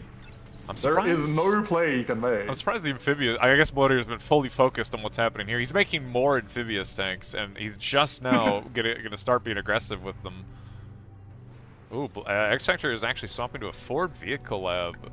I'm curious what he needs Wolverines to try to break through, and yeah, that's his option, is Wolverines. But do Wolverines out Wolverines in a BPL game. The mass Wolverine in a BPL game is not what I expected to see, but... yeah, they don't even outrange Jellyfish. The Jellyfish has the same range. Yeah. So every time he moves forward, he's just eating more damage. There's so many There's 4 torpedoes now on this choke. This is unpushable unless he can find a way to kill those. Oh, I like this. And all over the back line, more and more problems are created. We see a T2 lab coming out now. C lab as well. Blodir is just fully confident in his position, I think. Which wouldn't you be? Entirely. I mean, there's 3,000 metal on his doorstep. That is like uncontestable. There's 3,000 metal on the doorstep, and he's got stuff raiding all over the back line. I'd be very happy with this position. I wouldn't be in this position because I don't know. So, if anything, I don't know what XFactor does here. Like, what is the play behind I don't know. Do you go for another bombing run? I feel like you have to go for the bombing run play again, but those Garpikes have broken through. They're going to reach XFactor's main base soon. And there's even more coming behind it. If you look at it, Blodir's building up another force to break the little more LLT covered positions. And he's got a TAR coming out. The TAR is nearly finished. This show, like, seeing this, Blodir knows that there's no air switch behind this. He's fully confident. I see an air lab queued. I see an air lab actually queued for XFactor. I'm curious if he's gonna. I think it's the only play he has. It's the only play he has. We have the TAR out. I feel like if I'm Blodir after that last game, he has to pump out 2 flags. Yep, there they are. Okay, yeah. He has to expect this. It just happened to him. It's in the forefront of his brain. He literally, if he died to this, it would be entirely his fault. Okay, like. Yeah, there would be no excusing that. Literally no excuses. And the TAR is out, and these Wolverines are about to just get melted. And ooh, I actually really like Blodir with the herrings. Are going to cover the coastline, going to make it actually even more annoying for any sort of airplay. Holy Tsar connections. Yeah, the Saw has just obliterated what remained of XFactor's unit mass, and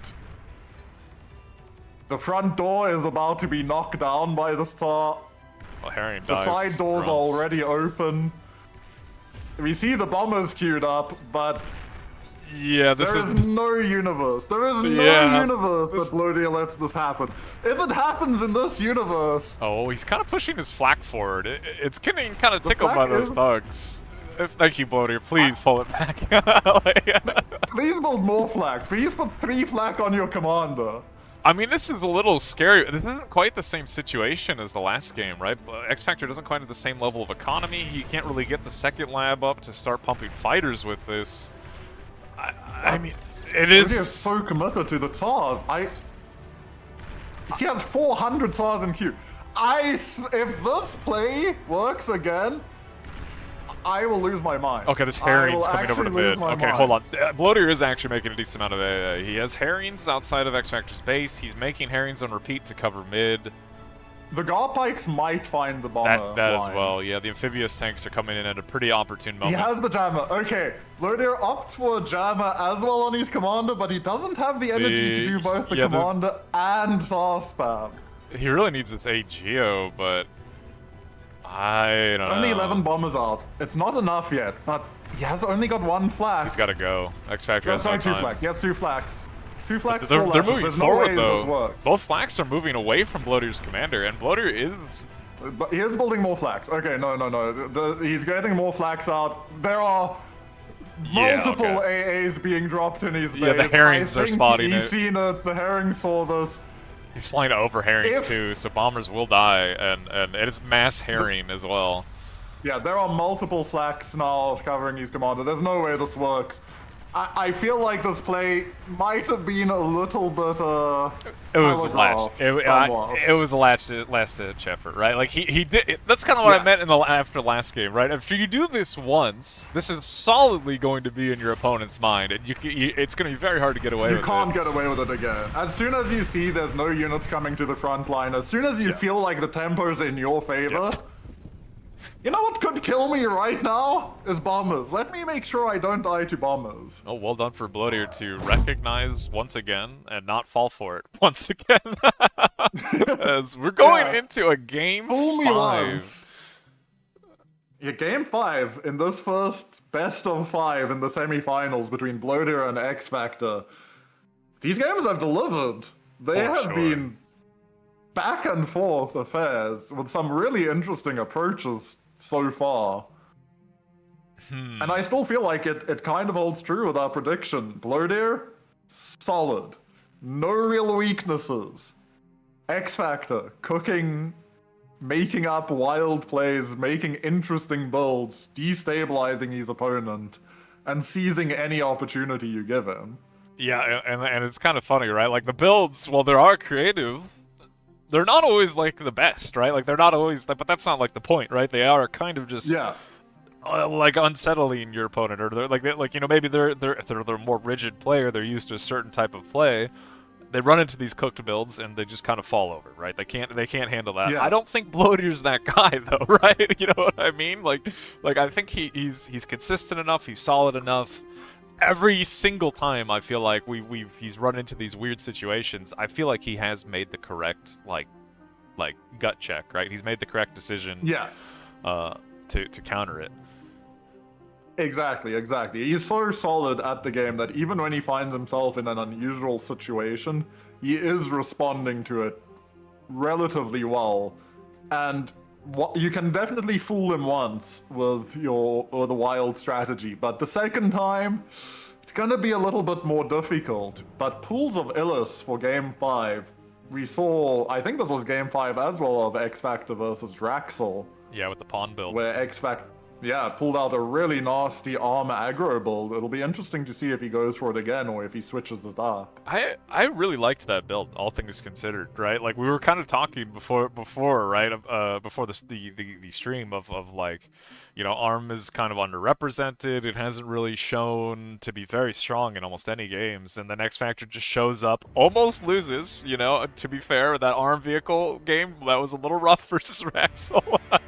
But Yeah, some problems. He pulled out the arm bot build, and on Pools of Ilys, it looked super strong. Like, it was just hyper aggro. I think he had 2 bot labs just pumping pawns at one point, and it was just overwhelming Raxel. He could not handle the sheer number of just little pawns just all over the map. But I Yeah. think it is kind of hurting X Factor a little bit that he already had to reveal the trump card, I guess, right, of the desperation bomber play. As I don't even know if that's a trump card. I don't You know, either. I think but that's.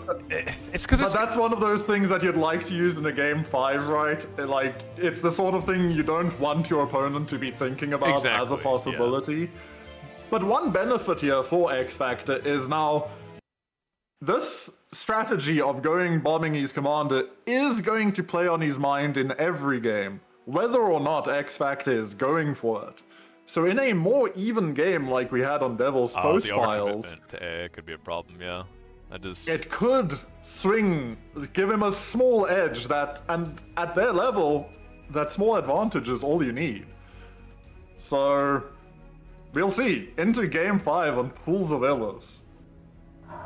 Well, going into game 5, like you said. Oh, right, I didn't hide it, so you guys get to see the kickflip again. Enjoy. Game 5. I'm having fun with their kickflips. Dude, this kickflip, I swear, I need to go talk to like Flo or something, figure out why is my game doing this. Help me. But it is kind of. I'm really interested to see the lab choices here. Blodir actually with a little bit. Both of them actually with the map edge spawns. Both going for this one. I think, was it Blodir that did this? Who was it that we were casting? Someone did this opening where it's not the usual. I want to say that was Blodir, but it's all kind of blurring together. I'm not gonna lie. I think that was Blodir. That's kind of blurred together. It looks like we do have Arm Commander for X Factor. Blodir spawning in as the Cortex Commander. I think Blodir will expect this, though. If I'm honest. Well, I'm curious if this is going to be any different, right, than X Factor showed in yesterday, right? Like with the Pawn Overwhelm. If I remember right, he actually used a mid spawn for that yesterday. Oh, really? I think, right? He used the 2 mechs directly above where he currently is for that spawn for that build. If I'm remembering correctly, I could be totally wrong here. Both of them are opting for the bot lab, so we are going to be seeing this hyper aggro play, I imagine. Yeah, I mean, you're on bots, right? It's kind of your play. It's kind of what you have to do. I feel like as you are just gonna fall behind the grunt v pawn matchup, and once you get into that, and it's just if you don't have an advantage, it's just not going to be an enjoyable time for you. Yeah, but it's gonna be interesting this first few minutes, right? To see who can pull out a slight advantage over the other. I imagine this is going to be a knife fight, and the first person to make a meaningful mistake is just going to have this game end, unfortunately for them. And we did see in Horus, that knife fight, that kind of type of game did happen, and it did benefit X Factor as, he got that small little, just a couple little good trades, and it kind of just snowballed and wildly out of control. I will say I think it's more difficult in the Pawn versus Grunt matchup. Yeah. To force the trades to go so well, because if Blodir is on top of his micro, he will generally come out ahead of the trades, and pawns are more expensive, so he'll have less. But if X Factor finds anything with these ticks, if he can snipe cons, if he can get rid of any excess expansion res bots, little leads, that could quickly snowball against Blodir. Yeah, Blodir is going to opt for, it looks like his commander expand. Is he going to do, wow, 2+2 cons expanding forward. He is going very greedy. X Factor just going for the single 2 con expand, leaving his commander in base for BP. Though, look at the amount of units being pumped going across the map. This is looking like this could be a little dangerous for Blodir, as he's playing a little greedier. It is very greedy, and I think where X Factor should find, if Blodir realizes quickly enough and just keeps pumping grunts defensively, I do think Blodir will enjoy a pretty large economic advantage. But if any of these cons go down on the expansion, first tick falling to the ground. Very important. Yeah, and Blodir doing a really good job. This radar that he has giving him perfect information on what's in front of him. It's going to come down to these pawns on the flank, right? If they snipe out this con that's expanding, and deny that area, good things are going to come XFactor's way. But if he doesn't find damage in the next minute, I'd guess, minute and a half. Yeah, look at the stats, right? Like economically, he's already starting to fall behind. Army value is his only thing he has an advantage. Is going to catch. Oh, Blodir responding reaction. instantly when he sees these pawns. I mean, look, this is game 5 and a best of 5. This. This is an important one, man. And he's the Resbot's right there as well. Once it eats the crystals, could even start resing that grunt. And this should be good for Blodir if he micros it, but that fight is ongoing. But to the south, we also see pressure.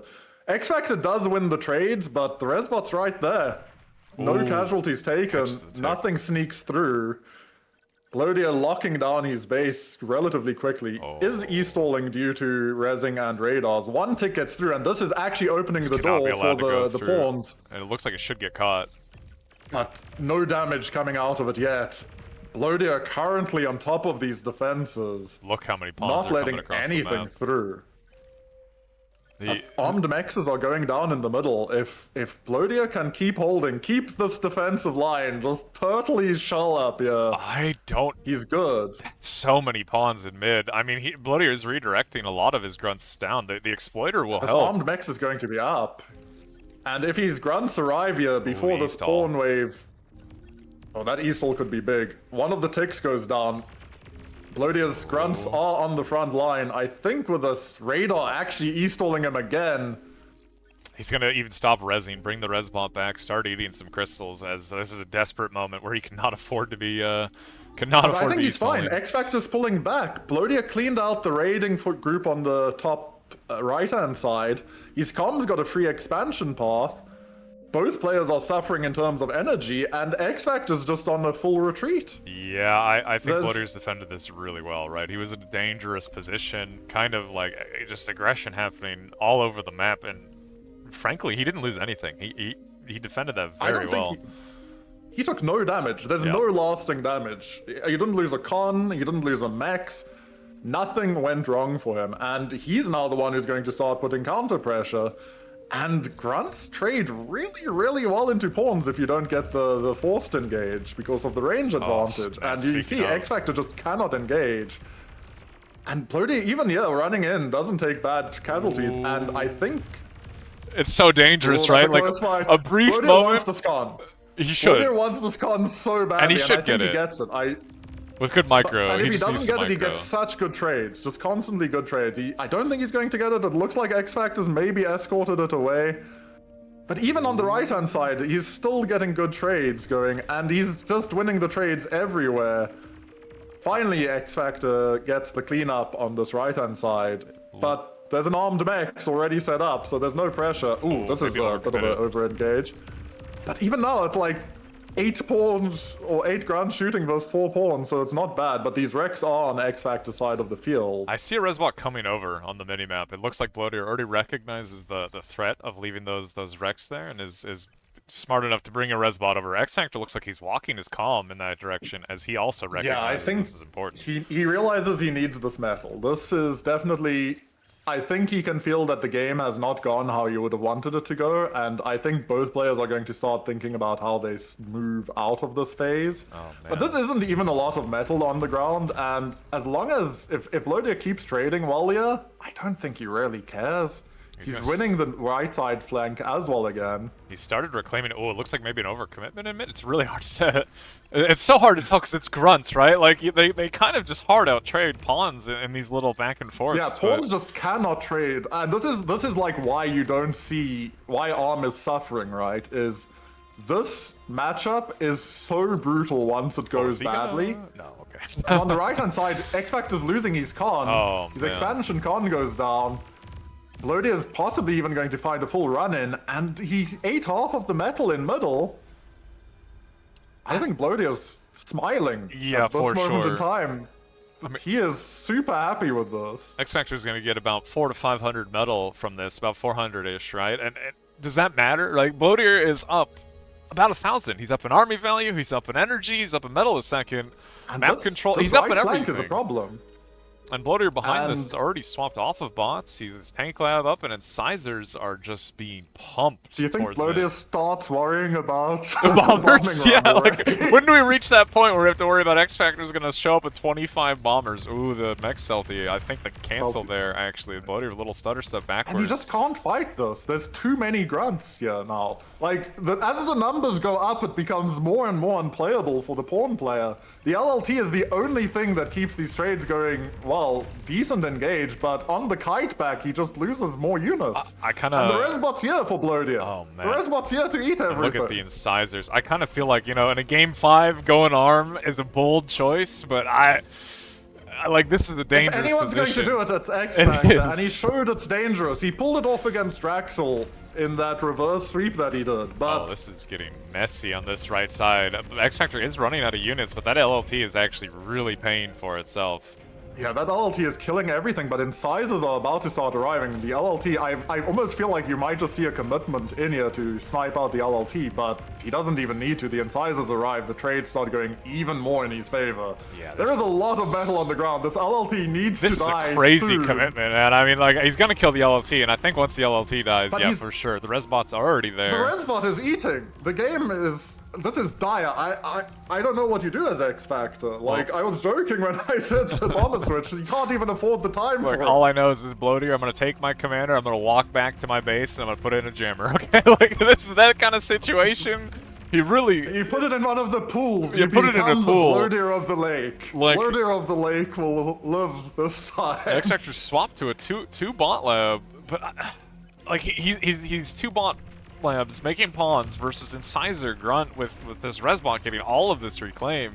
If there's anything that could run it back, it is just like catching Blodir on an overcommitment and just running him over with pawns, but I feel like, yeah, Blodir already switching into an air lab identifies that, bombers. you know what? What if I bomb you again? And honestly, And at this it's point, do so you even odd. bomb? What I actually really liked from XFactor, seeing the Centurions getting pumped out, as this is a relatively little choke point, and this should push. Oh, he's actually going to make Yeah, like Centurions what, will be 280? good. But it should push back Blodir at least a little bit and make it far harder for Blodir to commit on these pawns. The But bomb- I mean, Blodir got all the reclaim. He's got a 6,000 metal lead 10 minutes into the game. yeah, and the bombers are starting to stack up, and I think once Blodir goes for, I'm assuming economy at this point, is going for a calm snipe is kind of insane. I feel like he does economy, yeah. but I feel like there's probably a small part of ego. Oh, an saying, ego. What? Yeah, I don't You know know. what I could do in this game? Ooh, Centurion needs to be a little careful here. Is getting run down, but can't commit onto it. Centurions do trade really well, and we see 5 Centurions. Autopilot showed that Centurions are Ooh, Blodir, beastly units on the defense. Especially with like pawns backing them up, so you can't even like surround the Can't- Centurions. You can't engage you'll on just it. die. Like, this is a really rough comp for Blodir to fight And into. yeah, But only making the about 4 bombers again, pretty much the reflection of the Archsimkats game. Sends the scout in. Will it get past all the LLTs? It might. The scout Ooh, actually goes died down. to LLTs. That's actually really annoying for Blodir, as he now has to bomb blindly. But he can have a decent guess. He's gonna miss though, actually, on the first bombing runs. Adjusted bombing run, finding value, taking out multiple wins. Yeah, although the bombers actually not dropping their Ooh, bombs. over A little bit of miss micro-ring. micro there. He should, with the return But he pass, still should gets get some another wins. wave. Ooh, well, this I'm is happening. He's going to dive on the Centurions and kill a couple of them. It does take 2 of them down, 3 of the Centurions going down, forced to disengage, but he has medium tanks on the front line. He is starting to break the defensive line in the front with medium tanks. I love how many fighters Blodir's making now. This man is actually, like, you know, he knows. He knows the I danger. told you, it plays on his head, right? Like, you have to sit there being like, man, my game state is so good. I mean, it's What could smart. possibly yeah. lose this game for me? When you're in this position, right, when you are like, you're wildly ahead, you know you're wildly ahead, he's making exploiters on XFactor's side of the map, you have to start thinking to yourself, okay, how do I lose this? And it's like, okay, it's just his commander dying. I don't think he's in any danger of losing the rec field here. He's not in danger of getting raided. He's a substantial army value lead. He just can't He's lose full his retreated commander. his commander. XFactor's gonna call it. XFactor taps out, GG. Wow. You're perfectly on with your prediction. 3-2 to Blodir, and honestly a crazy set of games. It could have gone either way. It really could have. That was a wild set. As realistically, I mean, I really like that X-Factor was willing to pull out the arm, right? He's willing to pull it out in a game 5 semi-final match, but it really showed that arm is just, if you're against somebody that can react well enough, it is just kind of impossible. Like, how do you fight that? It's such an uphill fight as the ARM player in the early game. I feel like probably if you can get past that initial Grunt vs Pawn matchup or Incisor vs Blitz matchup, you're fighting on relatively even terms, but that early game is just suffering, and we saw X-Factor tried. He tried really hard to be aggro. Blodir went for a relatively greedy opening, in all honesty. Defended it well. And he just perfect defenses, the grunts, lost a few grunts, chewed away the pawns, and res-botted anything that he lost. And the game was kind of over at that point, unfortunately, for X-Factor. Well, I mean, if we just saw one good set, I mean, well, let's go look, and we have to go see. What's the next? Well, shockingly, it looks like it's going to be Randy versus Autopilot. And I have to say, you know, Blodir and X-Factor is an exciting set. Randy Autopilot is a crazy set. It's going to be very fun. Should be a banger. I am excited to get to watch these games. Yeah, because like I said, you know, in the previous, you know, early on in the stream, luckily in BPL we actually swap between different casters, so it's not just one poor sad man torturing themselves. And we will be swapping over to Barcast. If you're here, you said Slick and Inda are going to be our 2 casters for this next set? Yeah, that's right. I'm trying to get Inda Club in here. Which should be quite fun. Yes. Two great players for the cast there. Rolling arm game 5 in the semifinals is a bit ambitious, to say the least. I mean, clearly X-Factor believes in it. I mean, if he did it game 5 versus Raxel and his great comeback, and now game 5 versus Blodir, he fully believes that there is something to the faction. He wouldn't be wild enough to throw his tournament hopes on that. Maybe he was expecting like Cortex vehicles out of Blodir. I think so. I honestly think he probably was, though I don't know if Blodir's shown it. I don't remember casting this. Oh, it was last season. That's what he was using on that map. But he did. That would probably find success, right? Like that aggro pawn play before the incisors get into a good enough number. Mm-hmm. Yeah, he did show bots though yesterday, so I'm wondering if maybe X-Factor didn't exactly see those games, but it was pretty much the same spawn, same open, right, from Blodir on pools. Yeah, I mean, I think it really just goes to show that there was moments there where it was a little frightening, right, for Blodir, but he defended it well. Like and once he just didn't lose anything with just the greedier opening, it kind of just was unrecoverable, I feel like, for X-Factor. Once he just didn't find any value, it really just turned into Incisor Grunt versus Pawns, and like, well, we all just saw how that goes, and the answer is not well. It goes not well for the ARM player. It's already bad in the Grunt versus Pawn matchup. Once you've stabilized, the Grunt line will just mow down pawns unless you get a catch on them, and then you have incisors in there as well with more range, more damage, and more HP. It's just rough. It's just a tough time. Oh, Barcast, it looks like Randy in game has a question for you about the pick ban. Oh. Yeah, Andy goes first.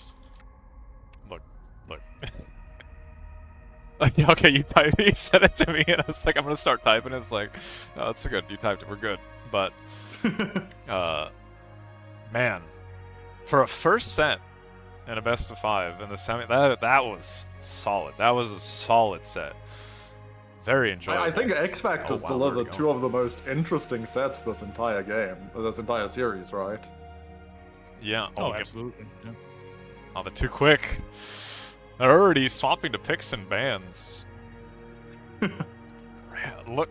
They're speedrunning. They want to get to the finals. I'm kind of curious if we're gonna see a Red Comet game in any of these semi or finals. Red Comet has been like almost the first ban. I don't think so. Every single time. I think it's too much. Too wild. If you watch that Autopilot game, I doubt Autopilot ever wants to play it. Autopilot vs Domino.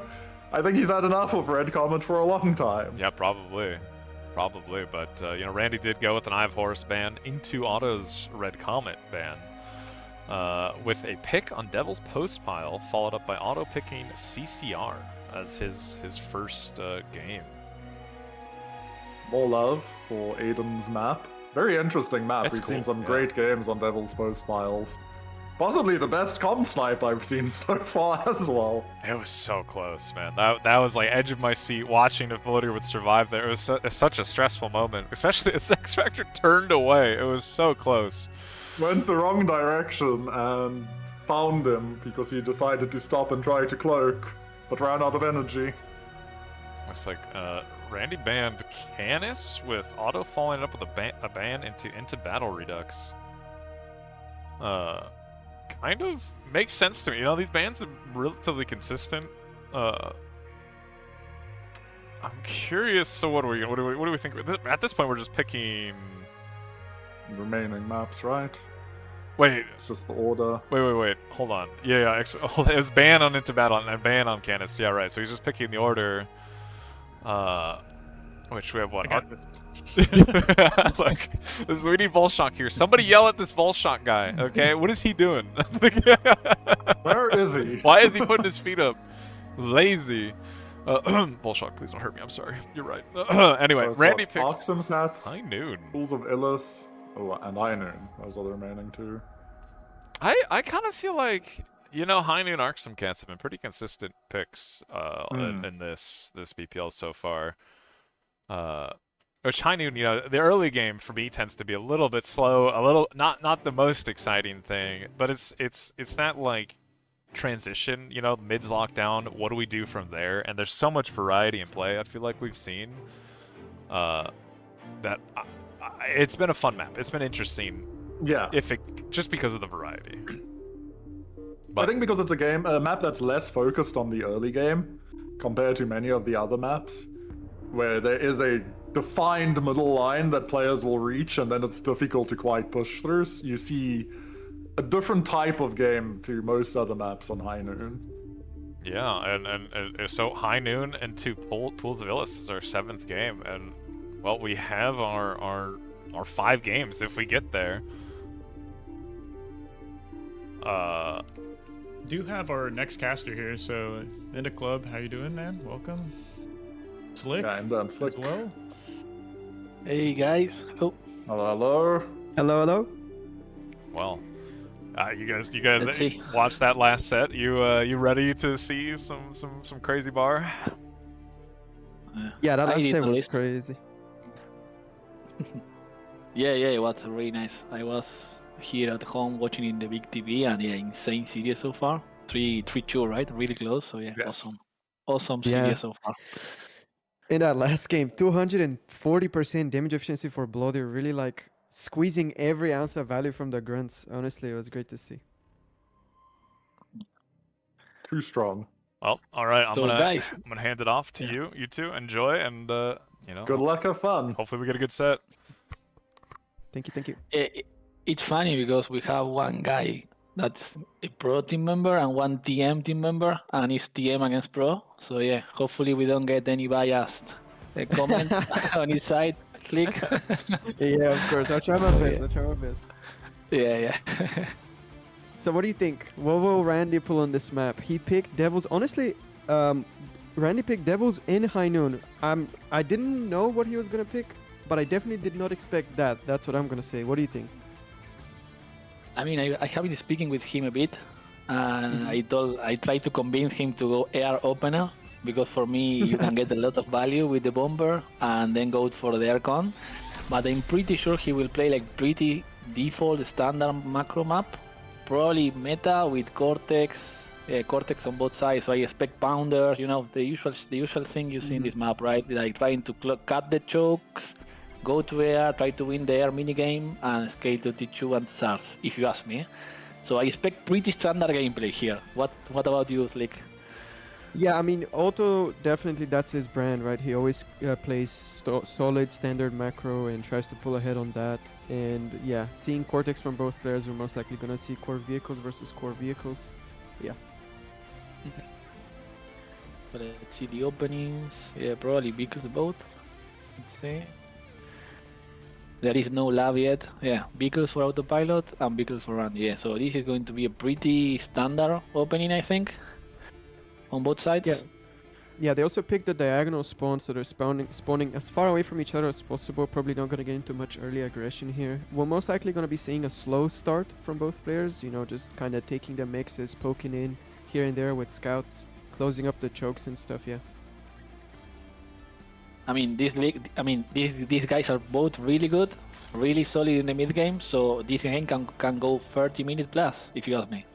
I mean, it's kind of safe to say it, huh? I will say. Yeah, I think so as Let's well. see. Yeah, when you get in so far into the tourney, these guys don't make that many mistakes, so games go long. Yeah. Yeah, let's see.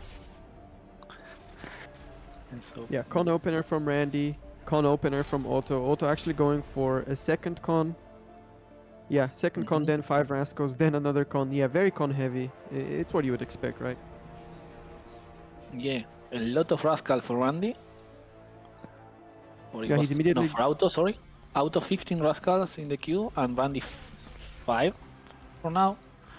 So yeah, interesting. Let's Yeah, see. Randy already has Maybe some Rascals out, sending them around the map to see where Auto spawned. I think that's really important because you know your opponent can spawn 2 different places, right? Yeah, this map has kind of a mini game early on, right? If your opponent is spawning close to you, he might try to rush you with some kind of all-in with tukes or similar. Right? You are more exposed to that, but yeah, if you are in the opposite corner, it's going to probably lead into a battle for trying to get more mexes, more map control, trying to close the chokes, and yeah, again, I really like the air mini game in this game, right? Trying to cap these hills. It's actually really cool. Yes, definitely. I agree with you. This map is very dynamic. It makes many different plays possible. I really like it. It's been probably one of the most entertaining maps for me from this pool. Yeah, great job, Aiden, for making entertaining maps.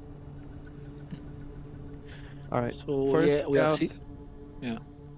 Yeah, first scout going in for Randy, gets taken out. Close to taking out a metal extractor, but doesn't manage to. Yeah, a lot of scout wars in mid now.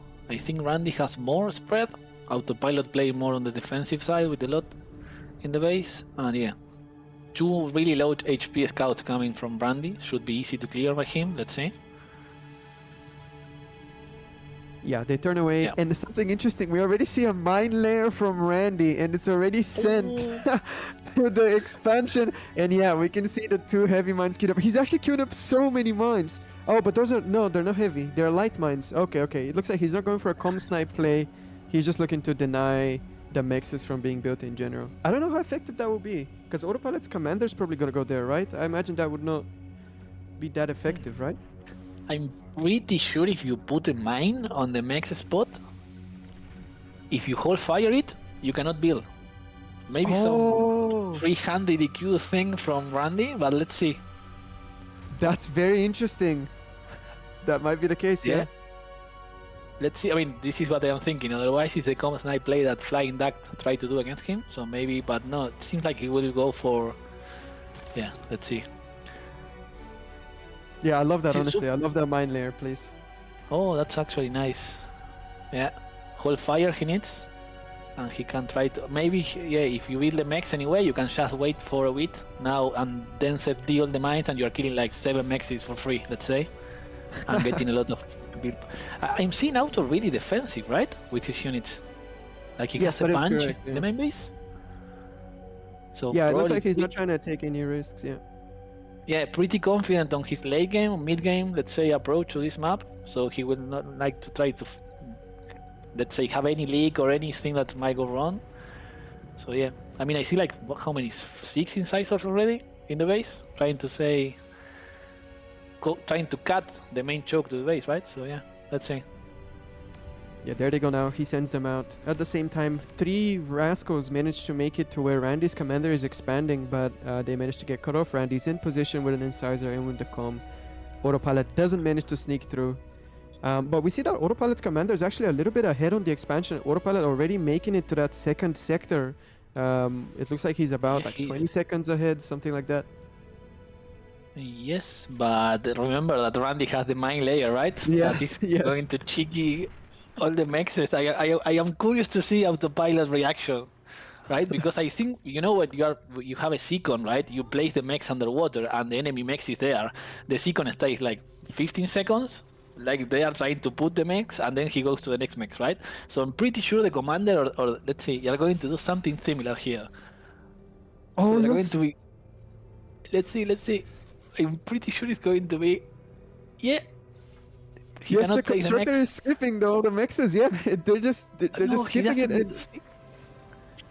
Yeah, but I think the con is going to reveal the mine layer, so he will there you go. realize. Sees, yeah. Autopilot sees the mine layer, sends scouts to catch him off, and he can retreats with his commander. He thinks it's a com snipe play. Oh, that's so. No, Randy with the self-D on one mine. Very cheeky plays.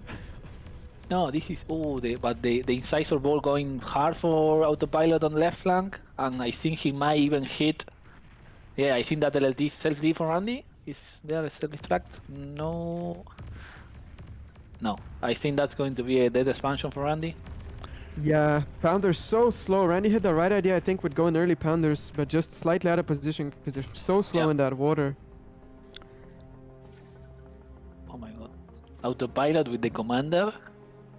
I am curious to see what he's doing on that side. It's like really fun. This is kind of a highlight for he's degunning the mines. Okay. Nice. Yeah, but he you're realized wasting, what the play is. you're wasting energy. You need the commander to build the mexes, so you have a con totally doing nothing in the south.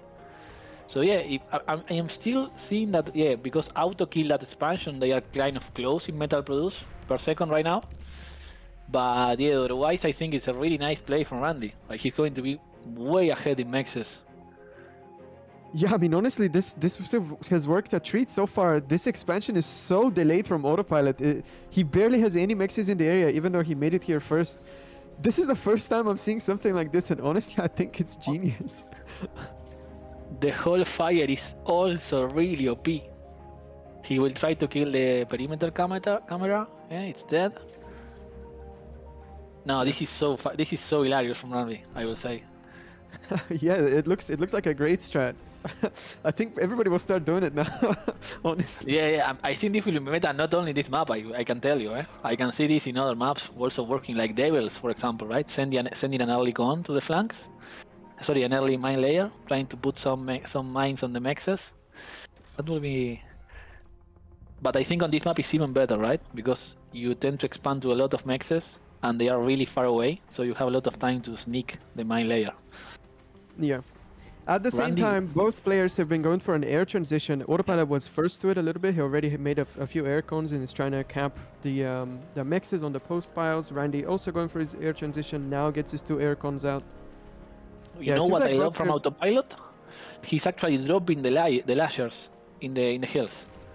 So Yeah. you know, the meta is usually to go and build AA, but he's actually ahead and dropping a lasher, right? So he can snipe the guns, right? You know what Randy's doing is kind of meta, right? You go build an AA, but yeah, if you drop the AA yourself earlier with the transport, you are so far ahead. Yeah, Oh, it's a this lot cheaper than just making 2 air cons and sending them. They're just making a transport really quick and get the lasher across. Yeah. Randy still denying South expansion, like full of it. Like Auto is playing on half of his mexes, if you ask me. Yeah, it's true. It's so hard to deal with these. I guess the way you do it is you have to set target on the ground and try to snipe the mines, but they're so skinny. It's not easy with the lasers from the incisors to get them down at all. Yeah, 100%. It's really hard, and you need to pay a lot of, APM is really important in 1v1, so you need to have units attacking there, seeing if you hit the mine, now hit the next one. Maybe a pounder will work because of the AoE. You send 1 pounder, you try to kill all the mines with the pounder, but yeah, it's still time consuming, right? Yeah, exactly. APM is an important resource, as you said. At the same time, we see a kind of a big engagement happening here on the north side. Randy seems to try to poke into Autopilot's base with some Pounder, but the Pounder very slow, can't really retreat, and they got Autopilot managed to jump on top of him with some Brutes and cleans them up. Nothing huge, though. Yeah, nice raid on the south as well. That army that Autopilot is having close to Randy is really scary for his commander also. It's a lot of units, only 3 tags, 4 tags now. So yeah, Randy going back smart to say I'm not going to give my commander for free and lose the game. And yeah, but this full expansion is dead from Randy, right? And Shurikens coming, but I'm pretty sure it's not going to be enough. Too many routes. And Autopilot also has 2 missile trucks with that army. He likes to mix in some missile trucks to keep his army, you know, safe from being shuriken. So yeah, that will save them, and this expansion will go down. But it's not right. This is just gonna bring the game back to an equal state, because this entire time Autopilot never managed to get his mexes on the south, right? So this is just bringing the game back to equal. Yeah, but the difference here is probably Autopilot will leave a lot of Rex on this side, and Randy will have just south with 1 Pounder. You know, it's only 1 Pounder guarding the south of Autopilot base right now, right? So I think if you can consolidate on the left by Randy and trying to get these units, you can rest this. You have a huge army to try to push back, right? Yeah, Autopilot has to be careful where he leaves the Rex. It seems like Randy managed to snipe the missile trucks as they're slower than the rest of the army. They were left behind, so now Shuriken can come in, safely stun all of these brutes, and this army will most likely go down, and all the Rex will be in Randy's control.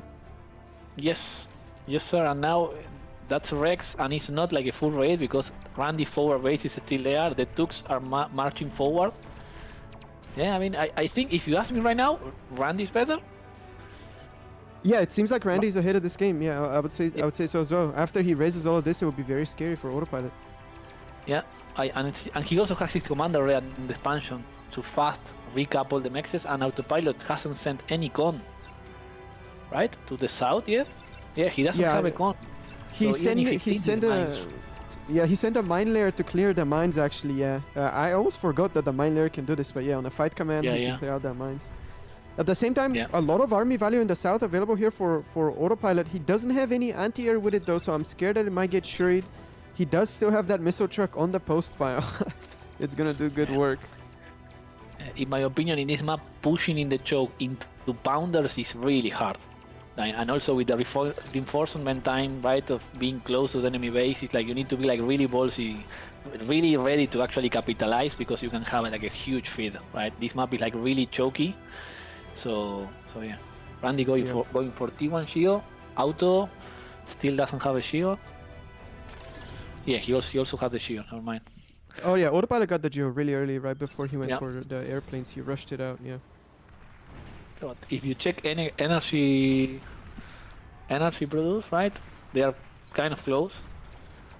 So yeah, pretty even on energy. Randy getting a bit ahead of metal now, 27k to 25k. And I think this is, as you say, Slick, this is probably because Auto is playing without the south for like 30 minutes, 10 minutes, let's say, or even more, I would say, all the game. Yeah, honestly, very surprising that the metal produced. I would expect it to be a bigger difference by now. I guess Autopilot managed to get more of the air reclaim or something like that. It's kind of hard to follow when the map is so dynamic. But yeah, it looks like the game is a little bit stable right now. No pressure from any side. Autopilot drops down a tier 2 lab. Yeah, there we go. 2 lab. Yeah. Randy, on the other hand, is still in T1. Army value is also ahead for Autopilot. So yeah, I really like this transition from Auto. I think he can actually get ahead. Maybe if he goes like T2, 3-4 T2 cons, and then he reclaims and keep the stout ball, right, to try to bait Randy that he's actually doing a lot of tanks. Let's see. Or I think maybe Tesar is too strong here, right, Slick? I mean, I know you play this map lots. I think Tesar is actually a really cool unit in this map because of the chokes, of the aqua terrain for units with the water and things, right? Yeah, so the Tsar is the dominant unit on this map. Everybody makes it, and it feels hopeless if you don't have it. Yeah. Yeah, at the same time, two big engagements happening on the south. It seems like Autopilot managed to get a jump on a few pounders. On the north, the thugs are getting into a scuffle with some tier 1 vehicles. Ultimately, it doesn't seem like it's going to lead to any danger. And Autopilot's immediately rushing out an advanced geothermal. No units from the tier 2 lab yet. Yeah, that's actually smart, I will say. T2C is so good. You can also reclaim all the solars, right? And yeah, I am surprised Randy's taking so long to go to 2. Right, Randy is now ahead in metal, 1k, 2k roughly, right? So it's not that much. So yeah, Auto is going to be ahead, slowly but steadily going to get ahead. Is Team Randy going for a play in the south? Yeah, it seems like Autopilot is going to lose this south position once again. A lot of fighters and a lot of shuriken available for Randy. It doesn't seem like Auto can match this because he went for that tier 2 lab, right? He didn't invest so much into air. Although some anti-air is available, Randy is doing the smart thing and stunning both Thistles on the hills and is now running in. And it's a ball of brutes versus a ball of pounder. It's really hard to tell what is going to win. I think it's going to ultimately come down to the micro, right? The brutes can outrange the pounders, but it's really hard to get that proper micro in a 1v1 situation. Yeah, I think this is Randy battle. You see the 5 command, you see the shurikens. Yeah, this is probably Randy killing all this. And I think it's really important, like if he kills all this and he lowers the amount of T1 units, the SAR needs support, right? Because you can right-click the SAR if you don't have a lot of units behind it. So I think this battle is really important for Randy, especially if he can res all the south. Yeah, I would love to see what the next move is from Randy. It seems like he's just sending 2 normal vehicle cons down there for the moment. No res bots for the moment. The brutes are slowly going down from Autopilot. They're one by one getting shuried and pounded as they're slowly running into the corner. We see a nice ball of reinforcements coming in from behind. Are we going to see Autopilot flanking this army? Yeah, and I see Randy with the Dukes going forward, trying to say, Tsar, you're not leaving the base today. This is what I was telling you, like, if you have only a Tsar, you cannot fight, like, what is it, 25 Dukes? You cannot, because they are going to spread, they are going to right-click you, and you are dying, right? So, Auto knows this, and he's going back, right? But yeah, I'm pretty sure, yeah, Auto's army in the south is going to get, actually, teamed by 2 different forces, yeah? And then I am questioning this decision from Randy to push into the Tsar like that, because they have 2 now. Yeah, this is a mistake from Randy, I'm sure. The attack on the north, yeah, definitely a mistake. He's gonna end up losing all the thugs. 1 Tsar, yeah, you can get surrounded. 2 Tsar will chew through any tier 1 army, no question. Yeah. But no question. But Randy decisively winning the south and is now sending in res bots, but they are set to reclaim. He's not raising that army, he's just gonna reclaim. Tier 2 vehicle now dropped from Randy. He's just gonna reinvest all that metal into tier 2 economy, I'm sure. And yeah, now the game is really interesting, right? Autopilot has that tier 2 economy lead, but he just lost a bunch of map. I honestly can't tell what's gonna happen from now on. Yeah, and also I think if Randy sent all these tags to join forces with the south, the army in the south, Randy has a huge ball of unit now, and let's look at the maps. Like Randy has 3/4 of the map. Yes, like almost everything is Randy. So unless Auto can get a lot of damage with this the SAR, like in the next 3 minutes, this is going to snowball really hard for Randy. Yeah, Autopilot definitely feels like he's on a timer. He needs to send these stars forward and he needs to use that advantage well. We actually see 2 aircons manage to sneak in the south or getting some of the right besides the red resbots. Yeah, Randy sitting, eh? Smart from Randy. No, he's sitting because he doesn't want the T1 army now. He wants to start producing Tsar himself. Yeah. I see Ambassador from Randy. Yeah, I think the Ambassador is to clear out the air mexes. Like the mexes on the Postpiles. I think it's only 2, 3, let's say 4 from Auto. Not sure the value. I mean, you're going to take a while to pay back that Ambassador. I mean, it's a really nice unit because the SAR is slow. You can try to micro it. But I feel on 1v1 situation, right? Microing Ambassador is too APM intensive. So, yeah again, you want 5 command unit like SAR, things you can actually click back, right? Easier to micro. So, yeah, let's see why he's doing so many Ambassadors. It seems like they're getting transported up to the north. I wonder if he's gonna try to maybe place them in this area and shoot Autopilot space or something like that. Yes, Auto. Yeah, maybe if you have a flag track, you can try to stop the shurikens. But yeah, what are you getting there? It's like you are getting 2 mexes, right? 2 advanced mexes. It's not like a lot. I'm not pretty Yeah, sure that- they don't reach much more. Maybe 1 or 2 nanos from there. So, Yeah, let's not go. sure what the idea is. We have to wait and see. I trust Chef Randy has something cooked up. Auto now eating all these medium tanks, these wrecks. Auto is going to win back the south. And yeah, now it's again. I think we predicted it actually, Slick. The SAR versus the SAR wars. Yeah, of course. I mean, it's not most of these games that go to tier 2 have actually been Tsar versus Tsar. It seems like it's currently the dominant tier 2 unit in 1v1. It's just so good having a big area of effect attack. It's just so good in 1v1 when there's so many units running around in a ball. Alright, the ambassadors are going in on the north. We see them being transported onto the hill right in front of Autopilot's base. If they manage to But land it's there, they'll actually be able to shoot the advanced Geo, and that will end the game. Autopilot needs to realize what's going on and needs to use this flak truck to shoot down the heavy transport. It seems like he No, is in this is position. Yeah, they're Yeah. gonna get shot down. Very nice play from Randy though. If that worked, that Yeah. would have ended the game. Yeah, that's actually really smart. I was actually curious about the number of fighters from Randy. He has like 30 fighters against 0 from Auto. But unlucky by him, he went for the play. Auto was in a really nice position with the flag truck, and he could shut down. Yeah, very interesting game so far. This map always Yes. delivers, I'm telling you. I mean, let's say we have seen Mines trying to delay Mexes on the south. Ambassador drop into the hill to try to snipe Advanced Geo, right? I mean, we need to see something else. I am expecting Karganets in the hill. I am telling you right now. That's the next Yeah, thing but- we need to see. It could very well happen, yeah. It could very well happen. Alright, what do we see now? We see armies moving around the map. Autopilot has a presence in the south, is going to finish clearing up that corner and has nice tier 2 cons behind it to retake all the mexes. On the north, we see a Tsar versus Tsar fight shaping up. 4 Tsars from Autopilot, 3 Tsars from Randy, although they seem to be slightly out of position. Yeah, I mean, so far, a big army value lead for Autopilot. The economy seems to be rather equal across the board. Yeah. So I Autopilot needs think to... Auto is ahead, Slick Auto is ahead in T2 Mexes. And Cerberus from Randy on the north. Oh, see. interesting. Interesting choice. It's actually really good against the SAR because the SAR are really slow, right? So you can actually start to shell them from away. And yeah, of course, against 40 SARs, Cerberus is not going to do a lot. But if Randy can support the Cerberus with some units, yeah, more SAR from Randy coming in, like 4 of them trying to reposition. Yeah, but it's really tough. Autopilot needs to be careful not get flanked here. Randy can flank him from both sides. It's actually so difficult to push into this area. Yeah. Just Tsar shooting you from the slight elevation, the impulse making you stop. With that being said, it seems like Autopilot is still trying to go in. He has a lot of flags in the area. He wants to make sure that he doesn't get shut down by any airplay. But yeah, it's tough. You see, he hesitates. He doesn't know if he can Yeah, push it's in. really hard. It's really hard to push into this. Yeah. And also the Cerberus is going to be up probably in the next seconds.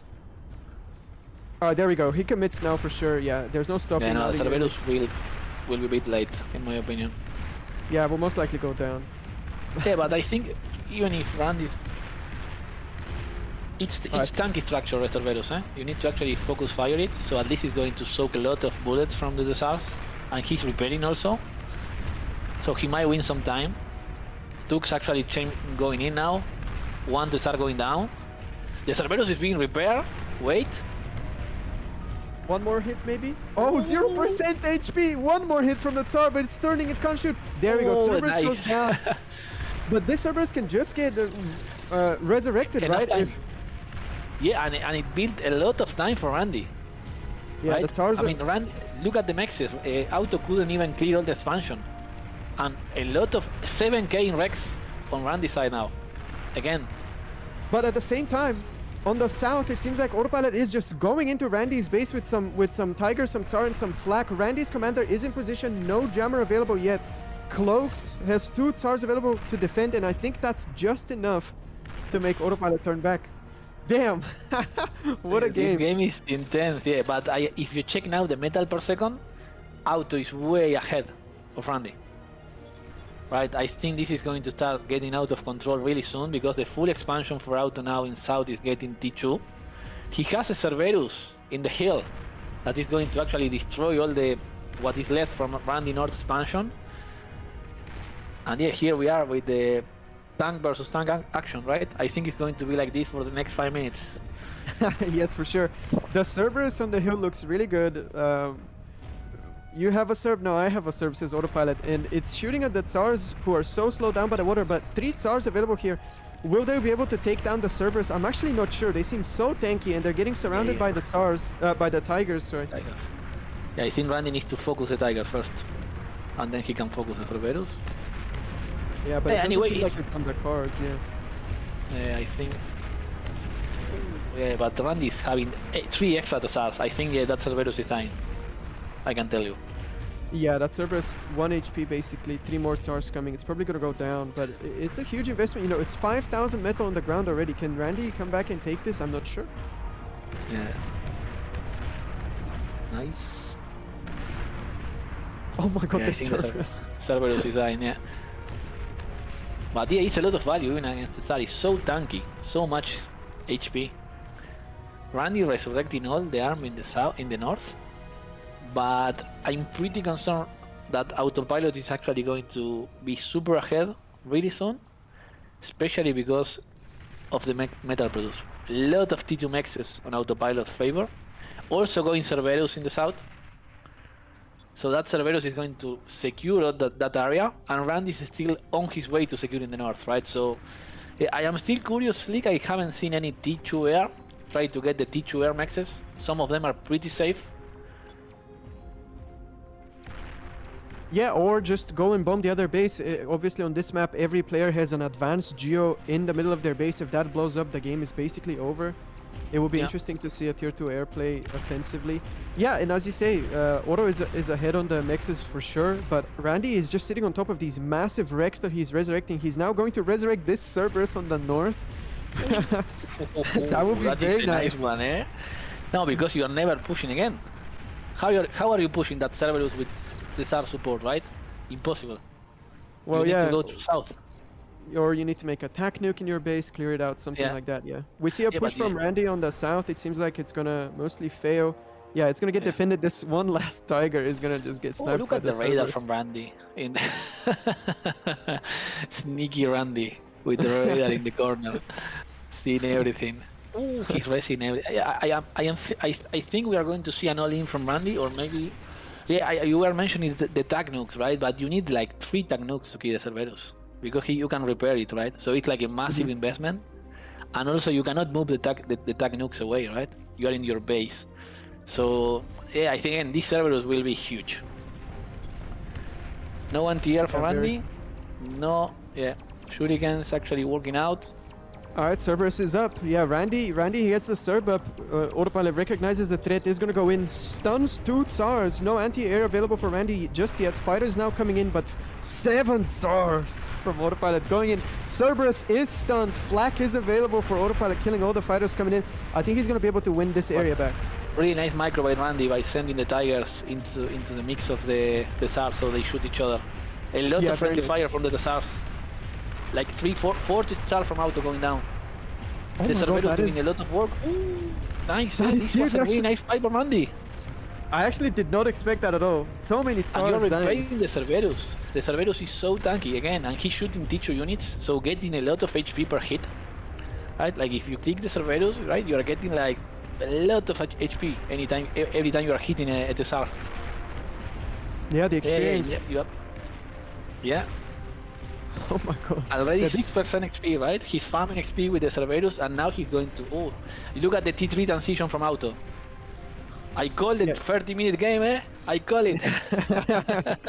I love it. I love seeing these long games. They're always so entertaining. Shiva's now on the docket from Autopilot, but yeah, this Cerberus is going to be a huge problem. 20,000 metal on the ground, basically right outside of Autopilot's front gate, and he can't really contest it because this Cerberus is just so aggressive. The racer from Randy racing everything in the face of Autopilot right now. I think this is a positional kind of game for Randy right now, and a macro game for Autopilot. You know, if you're Autopilot right now, you don't need to panic with the Cerberus. You need to pour here, and you need to try to play around in other part of the map, going T2 air, etc. Because one of the mistakes he can do right now is try to push again for the wreckfield with the Cerberus under fire behind it, right? Because, you know, Auto is ahead in metal. 30k metal ahead. So, yeah, he's trying to go again. Yeah, he's trying to go again. Not I sure. guess he just thinks it's too scary to have this many Tsars res right in front of his base.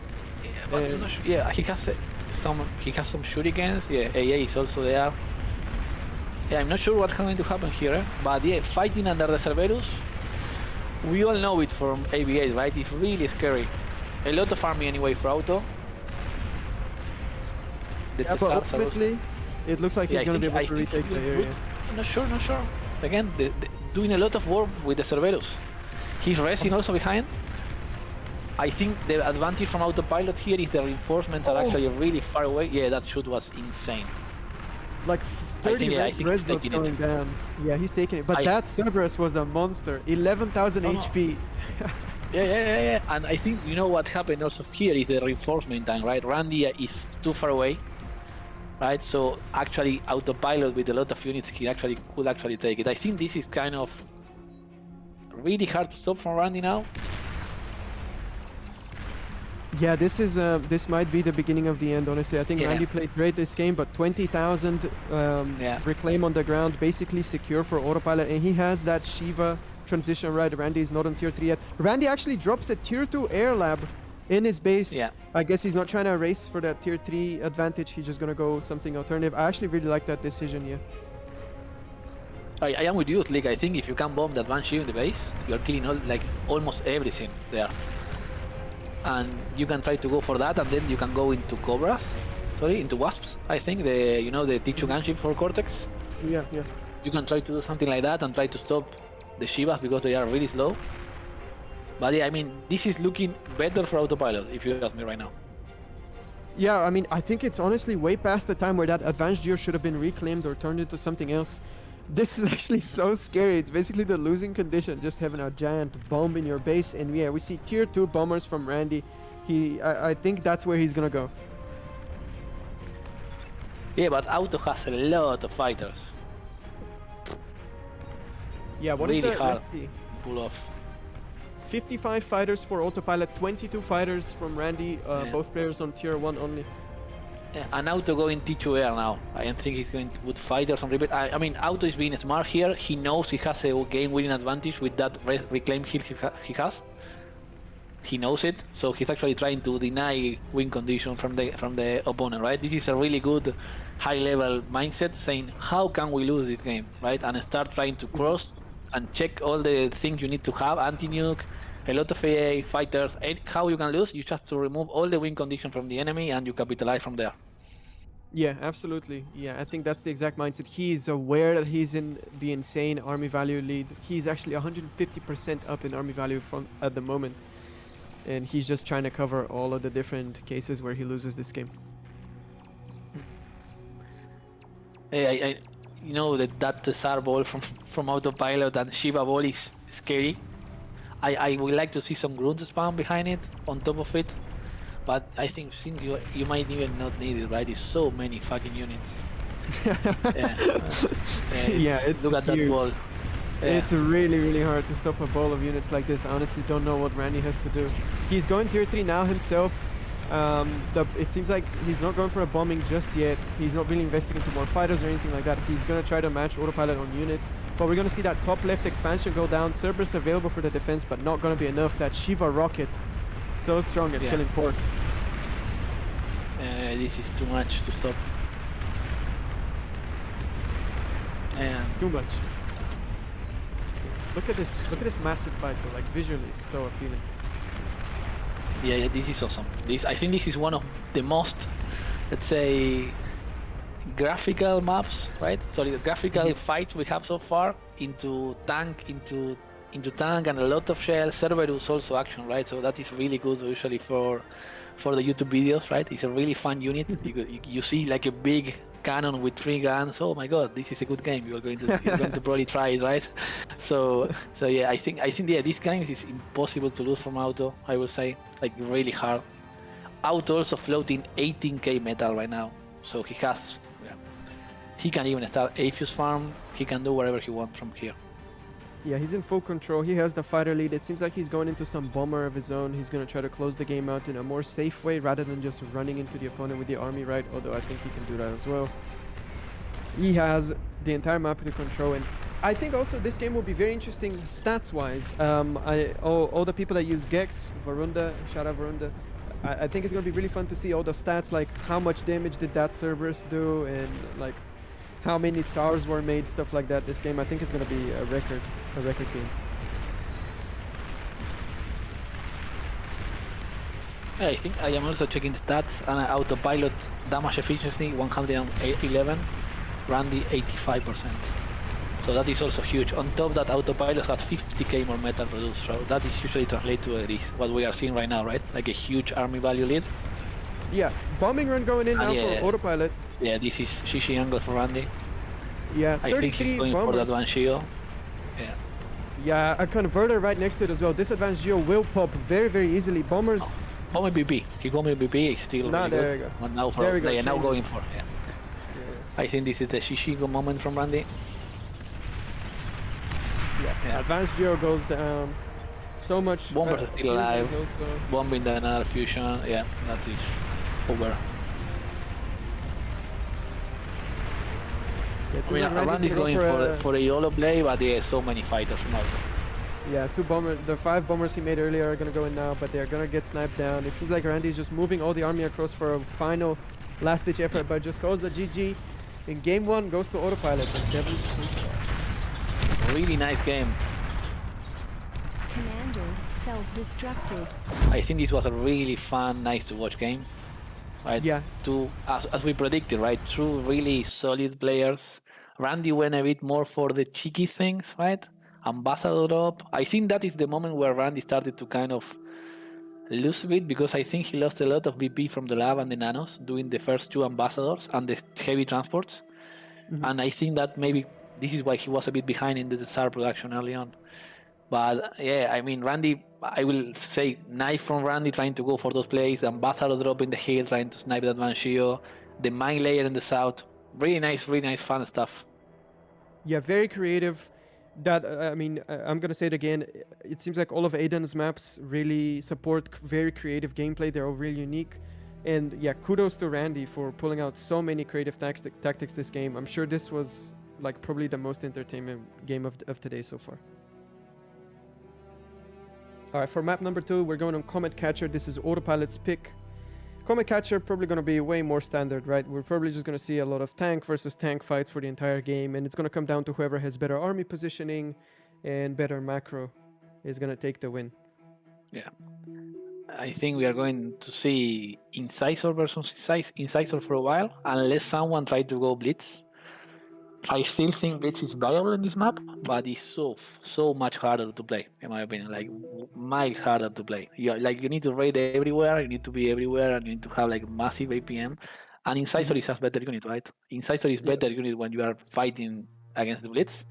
So yeah, you might try to do a lot of shenanigans as we done with the Blitzes, but yeah, when you have like the 7-8 Incisor going through your base, if you don't have the number, like almost double the blitzes, it's really hard for you to actually get a good engagement. So yeah, I'm expecting Cortex versus Cortex here. Yeah. Randy's actually on random at the moment. Random Randy? I don't think he will. I don't think he will. Yeah, most likely not. Most likely not. However, last BPL, I seem to remember he played a lot of his games on random. At least in the round of 8, he played random selection. It was really fun. Yeah, Varkas saying that maybe if it was a tremor on the previous game, he would have landed it. Yeah, I think tremor too slow to kill the Banshee, right? Oh, Randy's Armada.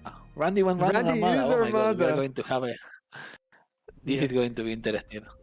But yeah, I agree that a really, really good micro player can really use the blitzes really well on this map. I would love to see Randy pull out blitzes and yeah, it seems like he's going for the safer play, which is the 3 mechs with the LLT, with the laser tower on the original 2 mexes. From Autopilot, we see the unsafe 3 mechs build. He didn't drop a LLT on his mexes, and instead just straight up going for the walk. Yeah, and I think here, you know where you have an upper hand as Armada, because you have the rovers, right, that are better than the Rascals. And I see Autopilot didn't actually put an LLT in the back in the 2 mechs cluster. So maybe that is something that Randy can actually exploit, and if we know someone that is insane with the scout micro, that is Randy, right? Yeah, 15 extra speed on the rover over the Rascal. It's Yeah. where Armada really shines. I personally have been destroyed by rovers many times. Yeah, they are really good, and they also have more range, I think. Let me check. I'm actually not Pretty sure. sure on that. they have a bit more range. 180. No, 180 both. But the thing is, as the rover is escaping from the Rascal sometime, right? And the Rascal cannot catch them. You tend to shoot a bit more, so they have kind of the upper hand usually in the fight. Yeah, you can't chase. You cannot chase. The rover player has to run into you. You cannot ever chase them. It's actually very frustrating and very APM intensive. All right, we see con first from both players and then going into scouts. Yeah. I wonder if any of them were gonna walk away from their lab to come back later. This is a very popular thing we've been seeing on this map, the X Factor walk, right? I am low in the radar position from Randy, inside of the Comet, Yeah. on the crater, let's say, on the crater. Yeah, it's a really think you cannot sneaky. kill it. Yeah, it's safe. It's safe. You can't kill that radar. I'm pretty sure. Not with scouts for sure. All right, Randy is going for the walk. He's gonna get 2 mexes and then gonna walk back to his lab. At the same time, we see some scouts hit. Randy manages to get a scout behind Autopilot's base. He's gonna turn off a solar. He's gonna immediately start contesting these mexes. No laser tower on them, so yeah, they could go down here. One more hit. Yeah, This mex is what goes they were down. telling you, right? Yeah. And this is a lot of time, because you need to move the gun now, and you lose PP in the lab. So, yeah, it's not huge, of course. But yeah, in the other hand, Auto is actually trying to sneak 2 Rascals. But yeah, but Chef is now... Sorry, I say Chef is because of total annihilation, but yeah, the Rascals, the rovers can actually do not chase. So, yeah, but Auto now getting value with the forward con, going to get the mechs. But now you are going to get... Yeah, Randy, a lot of Rascals actually, right? I think he has way more, or at least the illusion of presence of the Rascals, because they are faster. You get like you get like more everywhere in the map, right? So fast. Yeah, you can keep the defending player busy. He has to invest more army value just to defend, and it gets you more time to breathe as the Armada player. But there we go. We see the first blitz is coming out. 1 blitz, 3 rover is the repeat queue from Randy. His commander back on the lab, boosting that full time. The blitzes need to get aggressive really early. He needs to get a lot of value with them, and it seems like he's gonna start attacking that south position, where Autopilot's con is expanding. And it seems like Autopilot is out of position with his incisor. That con is not really protected. The mech He in the realizes base. it. The mech in the main base, and now he's going to turn off all the solars. Probably no, he went back. And yeah, the blitz speed faster than incisors, right? So he's going to get 2 mexes. And Yeah, already on the con. This con will he's go actually down. trying to go for the gun. Yeah, we will go down for sure. Yeah, And flanking damage the enabled. nice micro by Randy. He left one Rascal, sorry, one rover to actually kill the mechs. And yeah, this is what I was telling you, Slick. If the Armada player can try to do this, like for the next 3-4 minutes, you have a game. But if not, look at the race, Randy again. And one radar gone, one mech's gone. Yeah. You need to defend as Armada, you need to don't get raided, and you need to get a lot of damage done early on, abusing the speed of your units. That is the key thing. Yeah, you need to keep the other player busy at all times, and we see Randy doing that really well so far. Another rover on the back 2 mexes of Autopilot does not actually manage to get it down this time. It was really and close. you cannot chase. Remember, you cannot chase. They are faster, right? Look at this. Yeah. Oh my god, Mex Randy goes actually down, he playing- circles back. Yeah. Yeah. Randy, I was telling you, Randy with the scouts, it's a menace. Yeah, but now you see what's happening, right? You have the incisor ball, and as Armada, you have a lot of problems to stop this, because he's going to start by clicking your expansions, because you need a lot of... Oh, look at this ball from scouts from Randy in the back. 10 scouts, incisor just in position though, should be able to shut down these rovers, should not be able to get much damage done. They just deny he's that. getting the guns. I don't he's think this delaying one the is gonna expansion. die. Yeah, he is No, delaying but- the expansions. A blitz is here now, so the gun might die. Probably dying. Yeah. Yeah, this con will die. Yeah, Randy going to playing be close, Armada yes. very well so far. He's doing it, yeah. Now, Autopilot pick off a con in the middle, actually. And yeah, Blitz is going for the expansions. This is where Blitz is shine, right? Out maneuvering. Not sure if he's going to get a lot. Probably going to get one more mechs. Oh my god. Ooh, AFK in the army in the mid. Yeah, this Yeah, is the where damage. you need. Yeah, go ahead. The damage has been huge from Randy so far. He's been playing this early game great, and that's the thing about Blitz defending. Obviously, the Incisor ball is stronger, but you have a lot more Blitz. You can just jump on top of the Incisors, and there's not Yes. much the Incisor player can do to escape, right? He's just so much slower. Yeah, Autopilot now gonna get the This is jump on how you these two usually play. cons. One con gonna go down. Is he gonna kill the second one? Yeah, two cons are gonna go down here for Randy. That's actually a pretty significant loss. It seems like Autopilot has caught up with this in the damage department. I'm actually not sure. Obviously, ultimately, Randy ahead 1,000 metal, but doesn't actually clean off these incisors. They're gonna keep going. Will that LT be enough? 40% health from the incisor. LT goes down, so the Rascals will be able to finish up that That's expansion. a really nice pick. Yeah, I mean, if you look at the map, 7 minutes, they are still in 50 metal, right? They are really low in resources. They have been raiding each other really hard. I think Auto is kind of in a good position now. Randy has 1 nano. Auto building the nano now with the commander. Yeah, and Randy Randy's started moving to his spawn with the commander. commander. Yeah, I think that's Yeah. safe because you can just defend those, right? The thing about this map, there's so little safe mixes. Almost no mix is safe, but if your commander expanding, you can keep them safe. I think that's a wise move from Randy. We'll see if he's able to still spend the metal, though. He's currently on 1,000 metal in bank and moving that commander away from base certainly Another doesn't raid. help. Another raid in the south, killing the con again? No. Yeah, I think he might Maybe? get it. Nah. No. Too many gators. No, he cannot. But yeah, he's still delaying the south expansion. He's now going to try to sneak and get another 2 mexes. Wow, this Randy is playing so good with the blitzes. 2 mexes Yeah. going to go down now.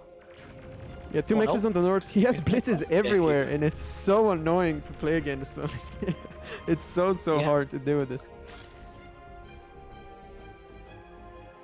Yeah, Yeah, I I mean, think blitzes... now Yes, game we go. stabilizing.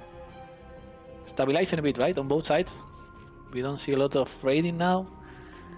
Potential raiding, let's say. Yeah, Randy's gonna now start spending some of that metal. It's he going heavy on BP, heavy on the energy. He had 1,000 metal in bank. Now all of a sudden he's gonna have a burst of units arriving to the front again.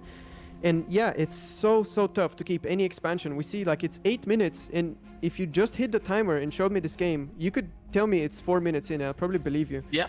There's no 100%. expansion. Yeah. It's so hard. And, yeah, You I want to have radar everywhere to keep, but you can't. The blitz just kill everything, and you can't have map control. If Autopilot doesn't see the commander, oh my god, huge Digans, Only 1, 2, 3. this is 4 incisor dead, actually really good for Randy, because again, you want that incisor numbers to go down. You want it really hard as Armada player, right? You don't want to face like 15 incisors. You want to face 6, 5, so you can abuse the flanking damage, right? Randy again on the south with the blitzes. Yeah, that's a lot of blitz. It Oh, doesn't this seem is like nice there's pick. enough. Yeah, it doesn't seem like there's enough army for Autopilot. At the same time, Autopilot is killing a con on the north, but let's keep our attention to the south here. Yeah, and you see Yeah. these cons have just been running away for the entire game. They can't build anything. Yeah, that's the good thing about blitzes. You can hit and run, right? You hit, you get, if I can run, you can hit the mexes now. Or actually, he's actually killing everything with the good micro and the surround. Yeah, con goes down, 2 mexes go down, Raider goes down, and again, map control in this area is lost. A little bit of an APM still on the last few blitzes. They're gonna go down. Yeah, but a maybe go huge- around the base. A huge huge ball force of in the gators, north. insects also. Yeah, going for Randy base, but I think he's ready. You know, one advantage of the blitzes is the faster speed, so the incisor cannot commit to LLTs like this, usually, right? Because you just can sham them over, and you abuse the flanking damage. So incisors are insane when you get like 15, 20. Yeah, blitzes cannot do a lot, but if you have like those low amount of numbers, you can just onboard them and flank them, right? Let's see. A huge engagement going down here in the middle. It seems like Autopilot's going to be on top of that. 1 blitz in the back gets taken away. A lot of reclaim going in. And I think at this point, it's hard to say, but I think Autopilot is ahead. And also, we've kind of reached the stage where the blitz is not really that good anymore. Yeah, it's not so much about I speed. think he will need to start. Yeah, he needs to start actually swapping into brute stout. But if you check the stats, check the metal produce, 13k, check the energy produce. Same. They are equal so far.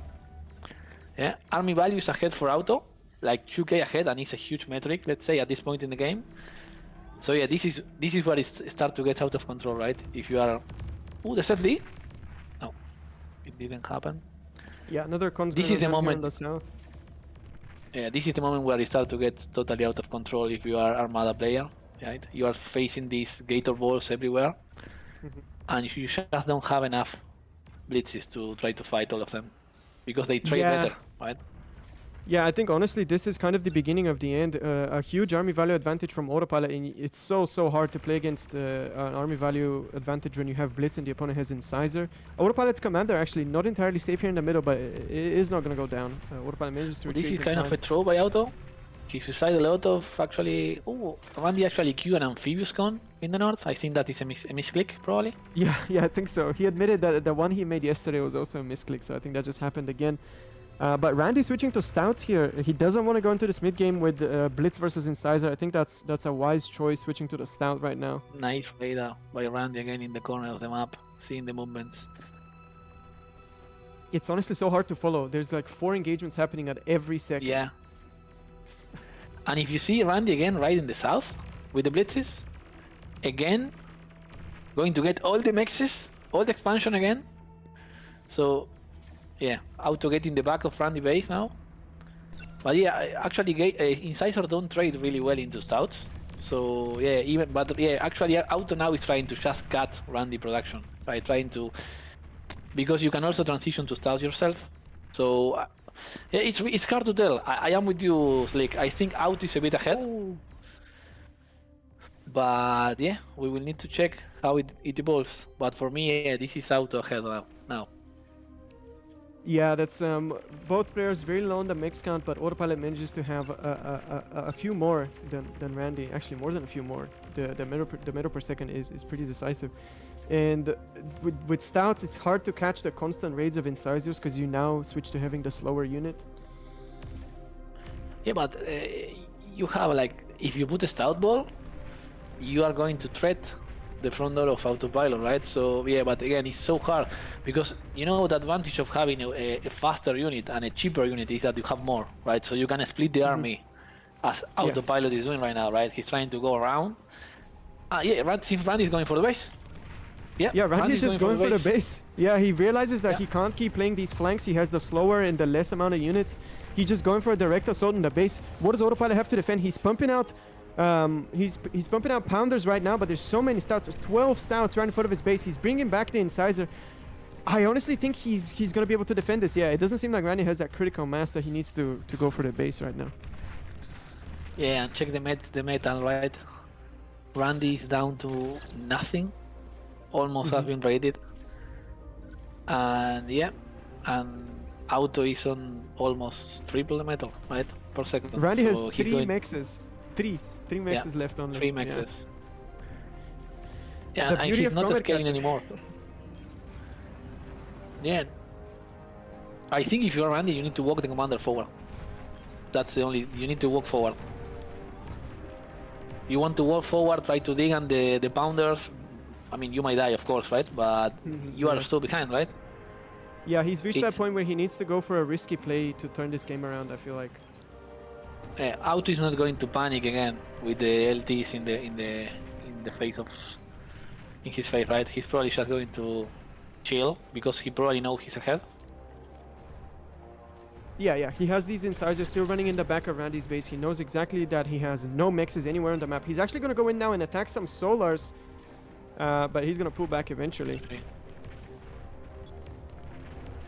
Yeah, really tough. With every second that passes, Randy's more and more behind in army value because he only has 3 mexes to his name, right? And he needs to go for a play now, but there's just no space, right? There's Pounders everywhere. Yeah, there's just no space. Yeah, I think the window was before. Right? You might need to put fight command on the Stouts and start walking the commander, trying to dig on the Pounder. It's super risky, of course, right? You might die. But that was the moment. Now I think it's so hard.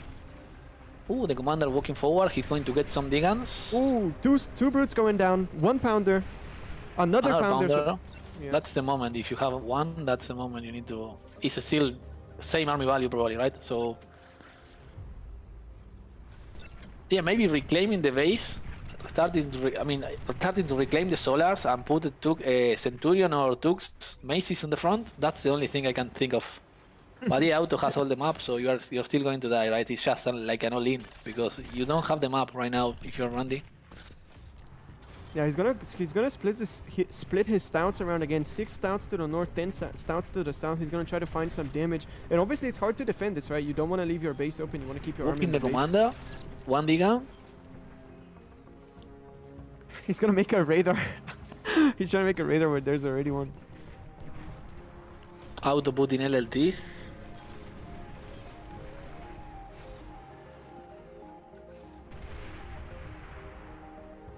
There you go. He's Auto gonna make knows he's ahead. So he will try to just hold. Another Digan against the radar. Digan and Digan. Oh, that's the moment. That's the moment if Randy can actually close the gap there, maybe you have a chance. But yeah, look at that, you are dying soon. Randy. Using his commander, 7 HP, Yeah, and GG. there you go, goes down. GG, game 2, autopilot. GG. Yeah. I think this was more expected, right, when Randy was Armada. But I still really like what Randy pulls here, right, with the race, etc. It's just such an underwhelming match when you have the incisor balls. It's so hard to defend. So yeah, GG to auto there. Yeah, I mean, honestly, he was doing Okay. really good job with the pressure early game. It looked really good. There was almost no expansion from auto. Cons kept going down, but then he just lost these 2 cons on the front, and after that point, it looked very, very tough for Randy.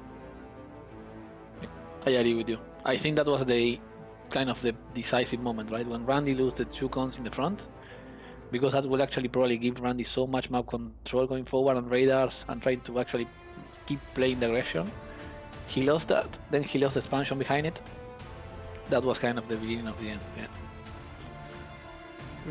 Yeah, I agree with you. But a very entertaining game. I've been saying many times that I would love to see Armada on CCR, and it finally happened. All right, High Noon is the next map. It was Randy's pick. It's a really chaotic map. I don't know. What do you think about High Noon? I love it, to be honest, because these kind of maps are the ones that you can. I mean, I think I play one game here when it was in the pool, and I opened C, if I remember well, and actually can actually work still. I mean, of course, it's not optimal, but I think what I'm trying to say is the possibilities of openings of positions you might have in here, it's huge, right? So if you want to throw someone off, this is a map, in my opinion. So not sure what Randy cooked in here. Because again, I think as you mentioned in some games we were playing, I think this is a beagle map for sure. So meta will be incisors early, try to walk front, and from there go for different plays. Right. So far we have seen like air transitions, early T2 transitions. Some people like to go like lashers, pounders, and start pushing mid. Some people like to go Tuk and Rocco combo and start to push mid. Right, pincers. So there is like kind of a lot of things that are expectable, actually expected in this map, let's say. But yeah, let's see. I mean, here if you have some really nice build, some really nice different thing, it might actually work, right? But yeah, here for me this is a weird map because Out is one of the strongest macro players in my opinion, and yeah, you are going to play on a macro map because I think this is probably a macro map. But yeah, you have these flavors, these tricks. Right, so let's see what Randy has prepared here. Yeah, this is obviously any map that has land and water unlocks all the possibilities. You can go for all these weird amphibious plays, hovers, seaplanes. You can do so many things. You can make ships to attack the shore. This map is pretty interesting because I think the understanding around it completely flipped this past week. 2 weeks ago, everybody was playing it really safe. They would just close down the middle, go fast tier 2, try to like bomb, stuff like that, upgrade geos, upgrade mixes. And as the game went on, everybody realized, I think Lord Vidor was the first player to really play aggressively. Basically, he would skip the geos, he would make a front lap, and he would just start like making stouts on the front.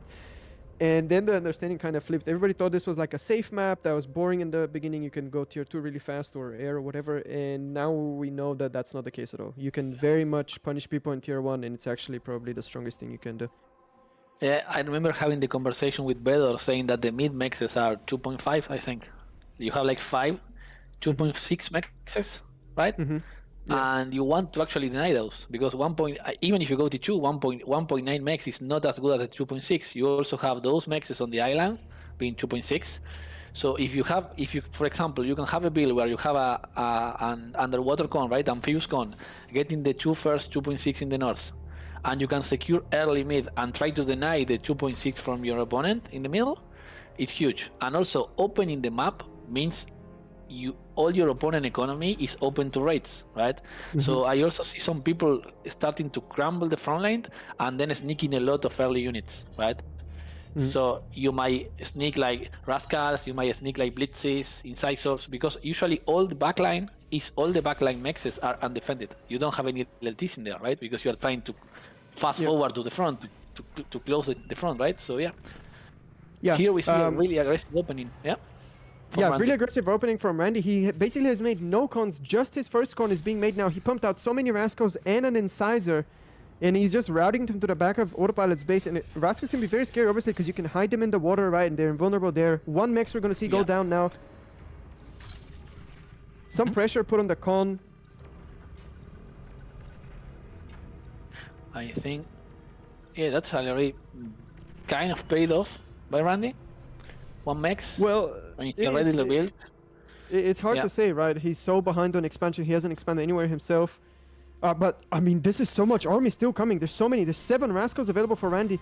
Only 5 available for Autopilot. He's going for the con. Will he get it? No, he retreats back. And we have to remember, he has an Incisor as well. The Incisor is not shown yet, but it's going to connect with the army soon. Extremely aggressive opening from Randy here. And that is the moment where, this is the moment I want to see reaction from Auto. Oh my god, it's an Incisor. So now you need to go Incisor yourself. Yeah. And Incisor is going to just decimate you need to put the scouts behind Incisor. Yeah, this is a huge army behind Auto base. This is a huge army behind Auto base. Yeah, I mean, he's also getting the con. He didn't expect this aggressive opening. He started expanding with his commander and now brought him back, but all the army is already gone. All the buildings are gone. Solars. Oh my god. 1 solar only for Auto. The expanding con is gone. Randy's walking forward already. Yeah, I mean... So this is... I won't call CC Slick, but huge damage already. Yeah, I agree. I think Randy's ahead. He turned this extremely aggressive opening with no expansion into an advantageous situation. Now he has more expand, he has more energy. He did the damage that was required, great micro. Yeah, and Auto is in 2 mexes. Beating the 3rd. Randy's already in 6, going for the 7th. Yeah, crazy. If you're Randy again. if you're Randy here, you pork mid and you play normal macro, and you probably win because you are so ahead. And he's still trying to raid. Look at this. I think Randy knows. Randy knows Auto is still in his base. I think Randy will just play macro now. Yeah, actually really nice. Have you seen something like that, Slick? Really nice play. Really nice aggro play. We've actually seen Randy do this once before, I believe, in his group series against Barcast on Archsimkats. He opened extremely early blitz and sent it and he got a lot of damage, basically. It looked kind of like this, right? He basically killed a lot of energy in the base and a lot of mixes. Yeah, this is not the first time I see Randy do this, and once again, it seems like he's had great success.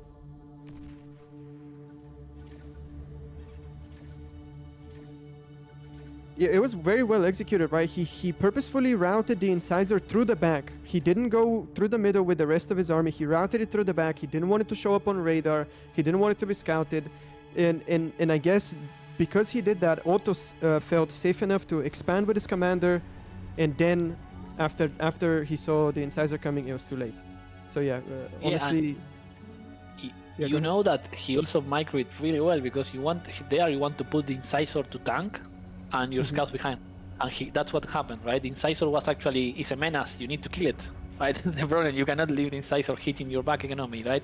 So Auto dive into the Incisor, and the scouts were supporting the Incisor, and look at this. I want to see actually Auto reaction when he sees Randy's already in the mid with full control.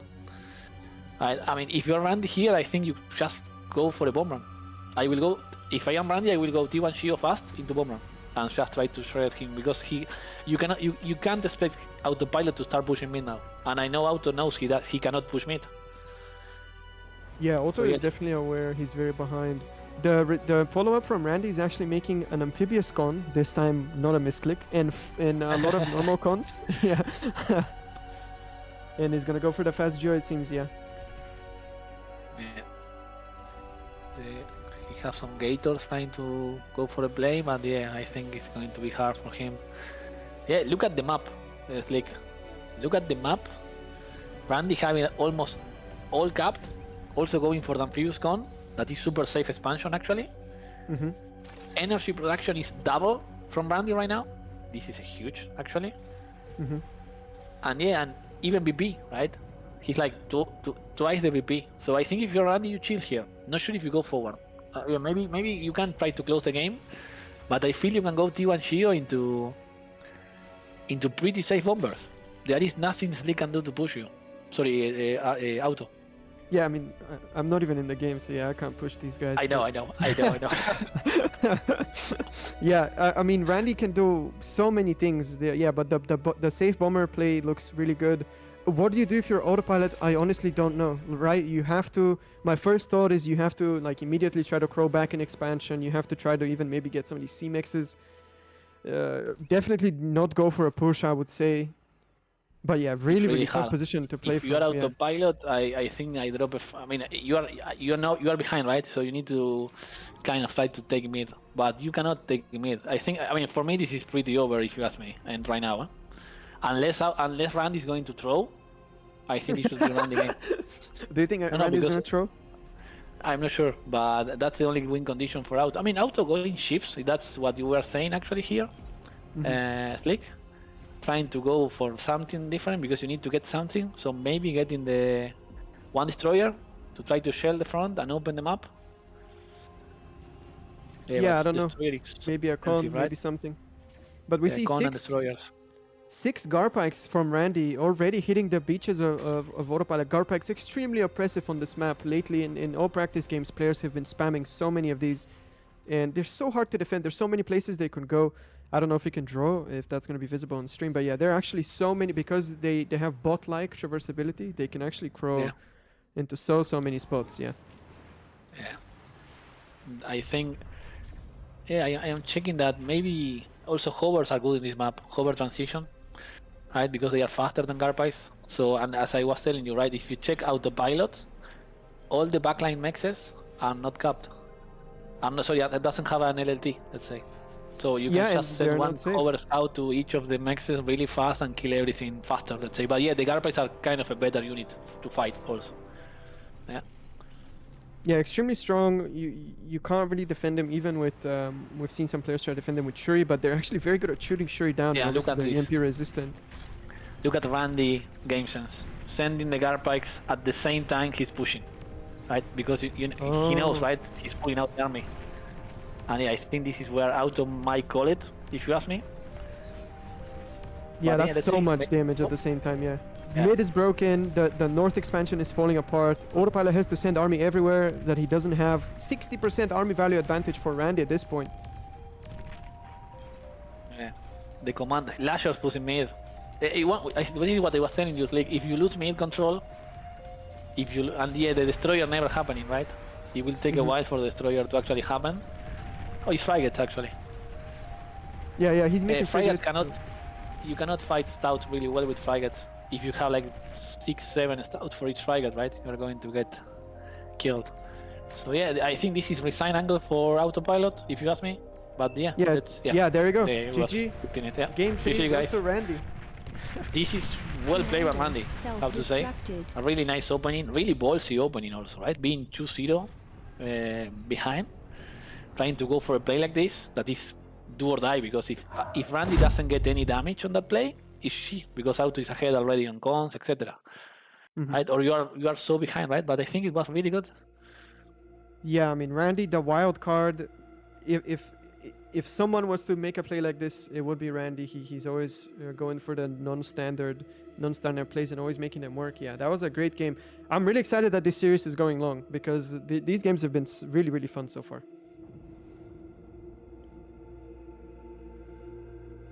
It looks like we're going to Archsimkats for game 4. This is also a map I've seen Randy do a sort of aggressive openers. In my game versus Randy in the group stage, he spawned not on the mountain but on the ground and made grunts and walked really fast into my base. It just seems like on brand for Randy to make like an aggressive play like that. I wonder if he would do it again this game or something similar. Yeah. So you mean like XFactor build on the previous series? He opened like really close forward, closer to the plateau on the enemy side, and he opened like pawns, something like that, or he opened. He went Because grunts, but yeah. He went grunts. Okay. Yeah. My only with grunt aggression is that you might get shot down with incisor so fast, right? So I think this is what XFactor in this build try to go pawns, if you ask me. Because pawns are a bit better to be super aggro early on against incisors. So yeah, I mean, if you ask me, I will expect a pretty 30-minute game here again, pretty standard game. Mm-hmm. Not a lot. I mean, maybe we get a 30-minute game again, guys, here, huh? Because I think Randy will play standard and Auto will do the same. Mm-hmm. But I have seen, I have seen some aggro. I think he played against you, right? He opened like 15 rascals on this map, Randy. He was like super aggro, and from there he snowballed the victory. So maybe he does the same, but I'm not sure if he can actually do it because he already showed this opening against you.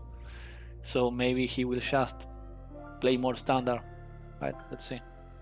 Yeah, I'd love to see. I'd love to see what he goes for. In a standard game, I would probably have to, go with Autopilot. I feel like he would do better in a completely standard game. But if Randy goes for something non-standard again, who knows what will happen?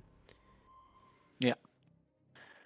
Yeah. Usually, is what you want to do when you are facing someone that is so strong in the base game. Let's say in the normal meta, when you have someone that is so good, you want to try to have something to show them off, right? Sometimes it doesn't work for sure. Mm-hmm. But if it does, look at the previous game, right? You have something ready, and also you are showing him. This is what the guys were saying in the previous series, right?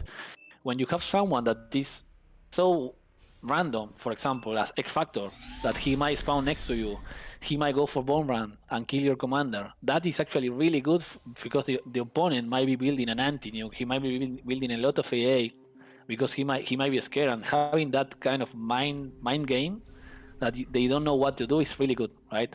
So yeah, for sure, Auto is more like a standard player. He will try to go standard and try to get as much ahead as in macro as you can. Pretty similar to Blodir, if you ask me, in the gameplay. Yeah. So yeah, and I think they are both stronger in general to Randy in these kind of situations. But Randy is also really strong in macro. He's really solid, especially in 1v1. So yeah, I think we are going to see a mirror again, right? Where Randy and Auto go Cortex Beagles. Or Yeah, both of them. Yeah, both really? Both. No, yeah, No. vehicles for both. Yeah, Vehicles vehicles for for both. Yeah. Yeah. Yeah, it seems like Randy is remembering some game they played here last time. There's Shiva versus Spybot. I'm assuming that was so long ago. If he mentioned Spybot, that must have been before the nerf. So yeah, that game must have been a while ago. But yeah, both players going Rascal first. And yeah, it seems like we're in for a pretty standard game. Mm-hmm. Yeah, what do you think about commander positions? Are they going to walk commanders or they're going to stay in base? Usually meta is to try to walk. I mean, not meta, but you have several builds, right? XFactor goes north in Randy position, cap 3 mexes and go back, and then he send the cons everywhere. You can stay in the base also, like opening a lot of cons, like Autopilot is doing right now, and put the commander in low priority. I mean, there are a lot of things you can do here. Yeah. But and I think one of the ways to actually win in early the game, and what some of my games when I play 1v1 ended like this, are trying to snipe the guy when he's walking the commander, because South, let's say if you're Randy, is so open, right? Once you start getting closer to the choke, that you might actually try to overwhelm and kill the commander. But yeah, Randy walking commander really early. Yeah, I'm not a believer in the commander walk on this map. The XFactor build, I think it's just too big, right? The advantage just hits too late. It's probably not a good idea to do it on big maps. and walking for a lot of mixes is really unsafe. Yeah. So I like to keep my comm on base on this map really. But I've seen a lot of people walk for a lot of mixes and then set up a second base at the end of the expansion path. I think everything is pretty viable and has its own risks. But two scouts managed to make massive it. value. I think Randy greeded a lot because he's come walking. Yeah, he made 4 cons. It seems like so. These scouts managed to get into the base. One mix goes down. 2 mixes go down for Autopilot. He's gonna kill the third one. Self D goes out. Yeah, 3 mixes down. Nice lead, but it's still a lot of damage. Yeah? Yeah, this is still a lot of damage. I think this last mix will not go down. The radar might Autopilot go goes for down. the radar. Oh my god! He gets it. That is Yeah, he huge gets damage already. Randy's actually walking back with the con to remake it. Yeah, that's a lot of wasted time. Yeah, raiders die so easily. Now that the metal extractors are tankier and the cons are tankier, it feels like raiders were kind of left behind and they're still like so easy to kill. Yeah. And I think they are kind of expensive, right? It's like almost a bit more than the mechs for a radar. So yeah, you say cheap, yes, but in this kind of situation where you're actually wanting to have every scout possible in the map, trying to hit your opponent, they are kind of a big loss early on. And yeah, I agree with you, Slick. You get 3 hits from a scout and you kill a radar. Yeah, maybe they can actually double a bit the HP of the radar, right? It's too cheap to kill a radar, let's say. Yeah, it definitely feels very easy to kill a raider. Yeah. All right, it seems like both players are gonna go for that long commander walk. We see them both walking to the grassy area, right? With commander. Curious to see if they will choose to set up a second base at the end. That's usually what we see. I see that a lot from Sash, and I think Barcast also does it. I'm not really sure. Yeah. Yeah, I mean it's pretty. Oh, Randy walling. Randy's walling actually in the north side. Walling a bit. He will wall and put an LLT and he keep going forward. Mhm. But yeah, I think Randy's actually ahead on the commander walk compared to Autopilot, but Autopilot is a bit ahead of Metal. Only 100 so far. They are stabilizing a bit.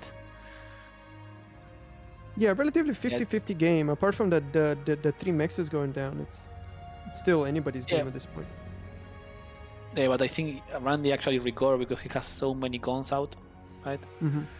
And he didn't get any con, right? You get the mexes, you don't get the cons. Yeah, of course it's good damage, but it's not like a huge one. I think Randy greeded up there. He went for a really greedy opening, but yeah, so far he's stabilizing. Yeah, stabilizing nicely, yeah. Mine layer out now from Randy. I love the mine layer plays. I still believe that unit is very underutilized, and although I don't think he's gonna do tricks. Oh no, he is! Actually, if I just clicked on the mine layer, I saw the queue. It's cute to go to the north of the map and set up some mines again. He's actually going for a heavy mine snipe this time. Oh, that's gonna be, if that works, it's gonna be spectacular. Oh my god. Imagine at this point in the tournament a commander snipe like this. No, that will be really good. I love that Randy is usually scouting a lot, right? With the scout, trying to see, and this is really nice pattern by him. He usually tries to see what they are doing with the scouts, no matter the point in the game, right? And I think that's actually a lot of value, usually. We see a lot of incisors going north. Yeah, 10 incisors going through the river. It seems like they're definitely going to be able to get at least 1 con. I don't know if there's enough army value from Randy close by to really respond to this. It seems like this con will die and a lot of expansion will go down as well. Yeah, con goes down.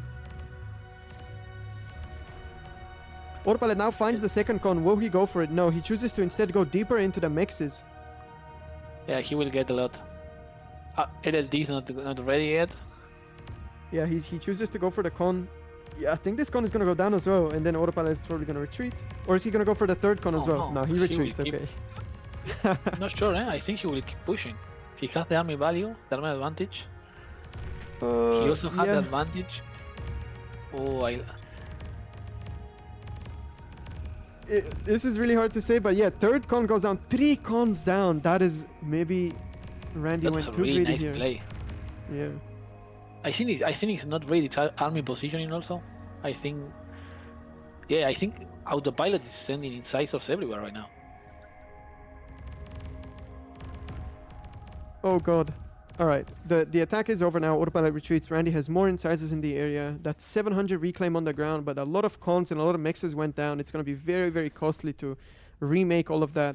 At the same time, we see a nice incisor Yeah. engagement here that's forming on the south. 7 incisors gonna attack this area with only 2 LOTs. The mine layer actually plays both mines. Are we Mhm. going to see it, guys? Is this the time we see this? I think looking from Oh my Autopilot's god, view- Auto is going north or no? No, Auto going forward. Yeah, I don't think he's No, gonna he's step on going the back. mines.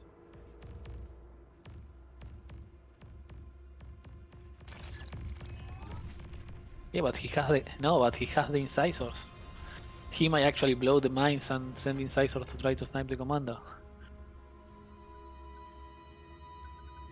Let's see. This is interesting. So far, I think if the play doesn't go up, I think it's Auto's game. Auto is so ahead. So I think this is might be Randy last resort, right? If you check the metal produce now, 1k ahead, double the metal income for Autopilot. Yeah, he got 5 mexes in another raid on the south here. He's definitely very, very ahead. I think we've entered that territory where Randy has to resolve to making creative plays to get back into this game for sure.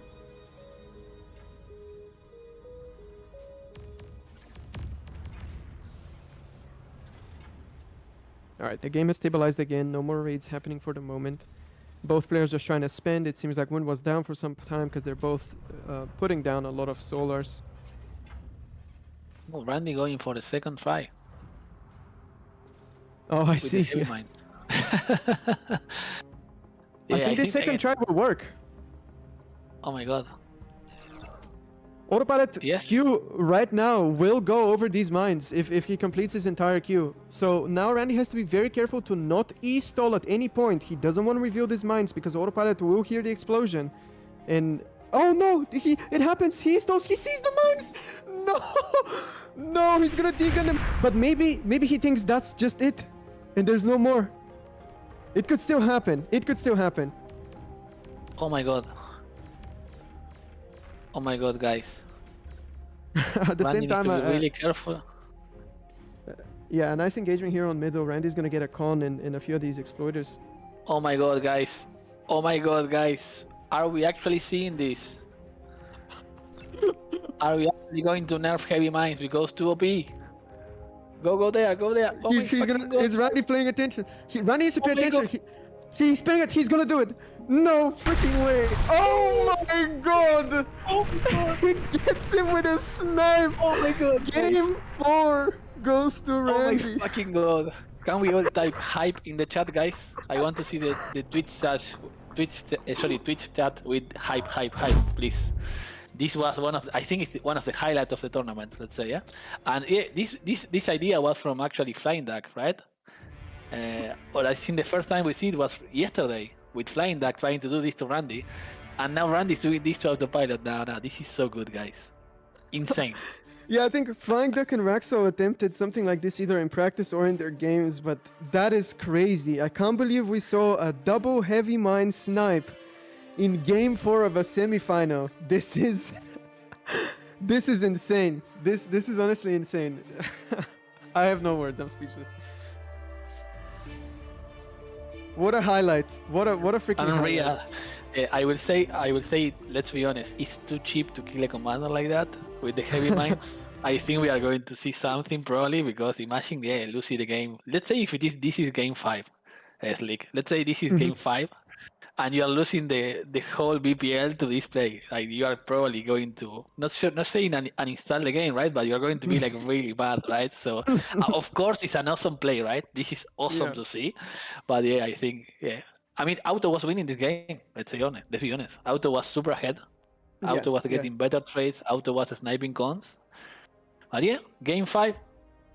What do you think about this map, Slick? Well, this is another map where it's actually pretty easy to snipe a commander with mines. the commanders. Yeah.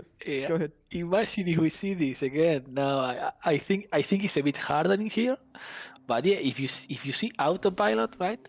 Usually you go to up the crystals, right? Up to here, right? You go up to here with the commander and you try to poke in here. So imagine like you put something here or here. Yeah, I think of course it can work, right? But it's easier to scout because you only need to scout on 2 chokes on the flanks and that's it. Yeah. But on the previous map, it's huge, right? To have everything scouted. So yeah, let's see. Really high for this series so far. I mean, we have two semifinals going for the last game. This is awesome, right? This is so far so good. Yeah, both semifinals going to five games is really, really good. I'm sure it's very entertaining for the viewers, as is for me. But yeah, let's talk about Pools of Ilys. This is another map where the X Factor walk is popular. We've also seen Blodir play bots on this map very successfully, obviously. So yeah, Cortex vehicles, it seems like, is the pick for both players, and they have pretty standard spawns, I would say. Yeah, I'm curious to see if Autopilot will choose to expand with his commander this game, or if he's going to keep him at home, just to be sure that this can't happen again.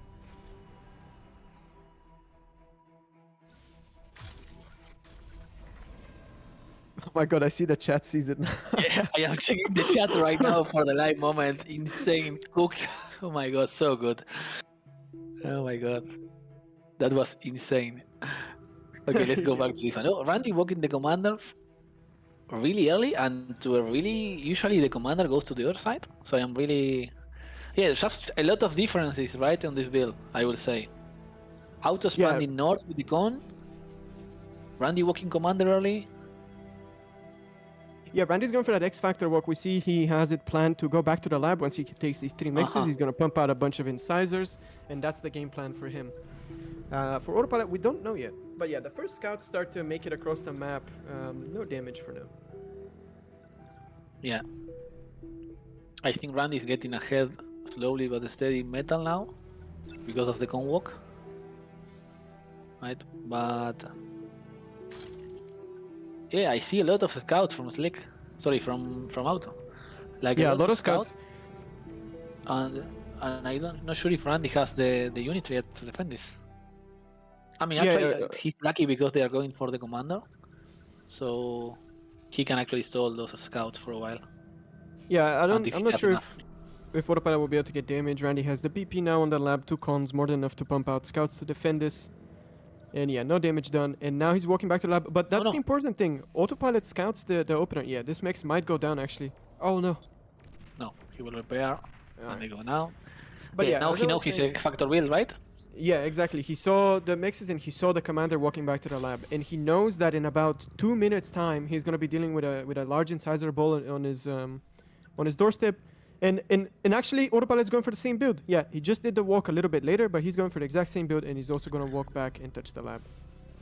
X Factor build so good. Like, seems like the only counter to X Factor build is to also do the X Factor build yourself, right? Or well, maybe he was planning to do that before. We don't know. Yeah. It seems very good on these maps that are rather smaller, right? You can just, the army value is just so important to have, and you can immediately go to the other end of the map. It feels extremely difficult to play without it, right? From practice, I've been getting completely destroyed if I don't do it. Yeah. Yeah, and also having the commander with extra BP, right? You have the extra BP, so yeah, that's huge. Usually. Yeah, you instead of spending metal for more cons, more con turrets, you just have the commander like, and all of the metal goes into incisor and very, very fast. That's why it's so scary. All right, we see some scout on scout action here in the north. It seems like Randy's gonna be able to catch these rascals. He's gonna be able to get the jumping through them all. Yeah, that's a pretty big trade, and now there's a lot more scouts on the map from Randy, and he should be able to do some damage with those. We see immediately he sends them forward. Yeah.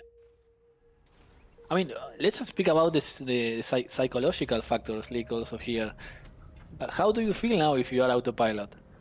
Because you know what happened last game, right? And I am seeing a bit of a performance decrease in Auto now compared to how he plays. I am seeing some stall units. So yeah, let's see, because maybe you get kind of the shock impact, right, of losing a game like that. So maybe, I mean, if I need to speak from momentum, I think Randy has the momentum because of what he won. But yeah, I mean, it's really close so far. Randy getting a bit ahead right now in metal, like 300 ahead in expansion and metal. So I think we have a long game here out, actually, okay? I think we're going to have a long game. Yeah, I mean, I think Autopilot's mental is pretty strong in my experience. I've never seen him, lose hope and stuff like that. even if he's down on games, I don't think stuff like that affects him too much. So I expect them both to play at their top level, even Okay. for this final game. Yeah. Yeah, no, but usually when you lose a game like that, right, it's kind of you get kind of that bad feeling. Not of course the bad feeling that you are worse of your opponent, but yeah, you are chewing the fat, let's say, right? You are kind of saying, yeah, I was winning so hard, I lost, right? So yeah, but yeah, I agree with you. Auto is a strong mental player, so hopefully we are going to get to see a nice game. And yeah, so far both players consolidating right now. We don't see any action. Yeah, we see two cons expanding out of, I was going to say in the club, out of Randy. 4 expanding constructors for Autopilot, and the army value is also in Autopilot's favor. It seems like he has pulled this build off better. We see Randy, I guess maybe was not prepared for how much metal he had to spend. He's on 1,000 in bank. That's why Autopilot can afford to have more expanding constructors and more army on the field at the same time. So yeah, tough spot for Randy. You never want to be both behind on expansion and on army. Huge engagement going to happen in South right now. Yeah. Like probably one of the biggest fights we are going to have so far, and Auto has more numbers. Yeah, Autopilot chooses to go in. He sees that he has more incisors, gets a nice pick off, 300 metal on the ground. He has a constructor there already, immediately sends it to reclaim the metal. Yeah, well played. Very nice small engagement. Yeah, a small engagement. Auto getting ahead on mexes now. Metal produced still ahead on Randy, but Auto has more metal per second. Energy also really ahead for Randy. I am surprised, to be honest. I think win is paying off for Randy. So yeah, I mean, now we expect to see usually the normal things on this map, that is going for the mid control a bit, having some cons in mid. I think Auto already beat Randy into that. He's actually having a really nice radar in the mid hill. Right, that's going to scout a lot of the movement from Randy. Yeah, Randy's a bit delayed in going mid with the cons. He's actually focusing too much on the flanks. Yeah, we almost saw a nice engagement on the north there, but Autopilot's armed metal extractor just finished in time. We see a lot of army value here for Autopilot in the south. He has 19 incisor to the opposing 9, so he's up by 10. If he chooses to go in now, this con will most likely go down. I don't think a 10 incisor difference, I don't think this exploder will be able to defend it. And yeah, it looks like Autopilot's going in. It's a really nice engagement, and he manages to actually get the flanking damage as well on these units. He's going in, the exploder goes down, self-D from Randy, not gonna actually get any value. He has to cancel it. The constructor goes down, and that's 1,000 metal on the ground. It's gonna be very important to see who gets it. I'm curious why he didn't dive there, because he has more units. He can kill the whole flank. I think he might be scared of the self-D, but I think you can shot micro, right? You can just try to bait him in and out, and usually he needs to cancel the self-D and you can kill the structure. Reinforcement from Randy coming with the pounder behind them. Yeah, this pounder will do a lot of work. It will be very important to put a pounder on top of this 1,000 metal, because that basically means that you secured for yourself. It's this reclaim obviously closer to Randy than it is to Autopilot, so he's going to be able to reinforce it easier, and we see him do exactly that. The con is going to now start reclaiming from Auto, but it's still not sure who's going to get the most of that metal, right?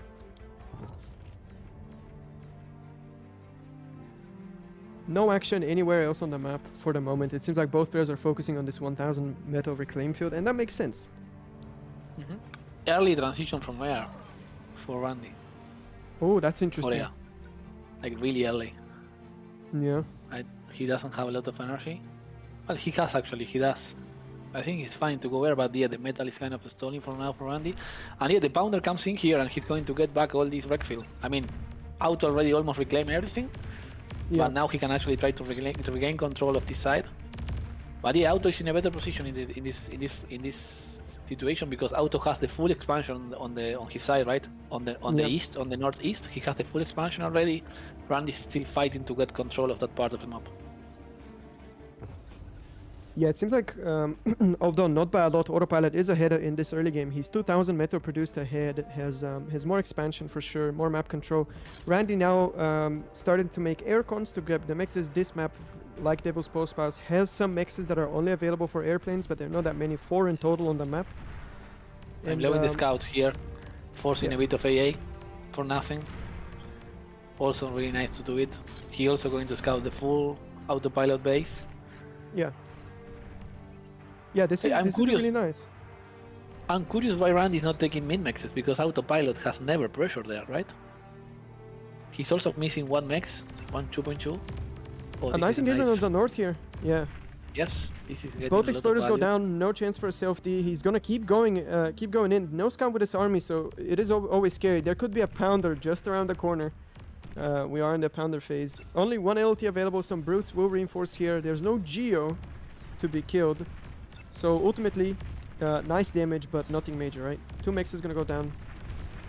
This is kind of game winning. Well, Randy's actually striking back in the mid, but I'm not sure if he can actually break that. Too many actually brutes and pounders from auto. Yeah, really hard to So go I think- uphill. And now you're chasing the incisor with slower units, so they might actually get some wins and some mexes in the back probably if he spreads. Yeah, let's see. Yeah, probably. Yeah, he's not setting target to the mexes, and now he is. Yeah, I think it's still really nice damage, like huge damage, I will say. Yeah, two more Randy's mexes go bandit- down, 6 in total. Yeah, Randy going with the commander to the north. Well, actually, Randy reclaimed his part of the map in the south, so he seems to actually won a fight. We actually missed that. Mhm. So Yeah, so yeah. yeah, it auto seems- is ahead. I think we missed right click the south fight because I see a lot Mhm. of wrecks. Yeah, there's like So- 1,000 on the ground, yeah. Yeah. So yeah, 4k metal ahead for auto. Energy wise, auto is also ahead now because of the wind drop, and Randy has a lot of wind economy. So Yeah, yeah, but we this is see- starting to snowball out of control for autopilot in my opinion. Yeah, he's gonna get a huge army value advantage really, really soon. We see that with the wind drop, he was kind of struggling to spend a metal. He went up to 2,000 in bank, but now with the wind coming back and with so many solars going down, he's gonna get a huge explosion in army. There's gonna be brutes and pounders all around the map. We see that he also went for the air transition himself, so he got some Shuris and some frigates in the air. And although the game is stable right now, I think we can expect it to the army value to boom really, really soon.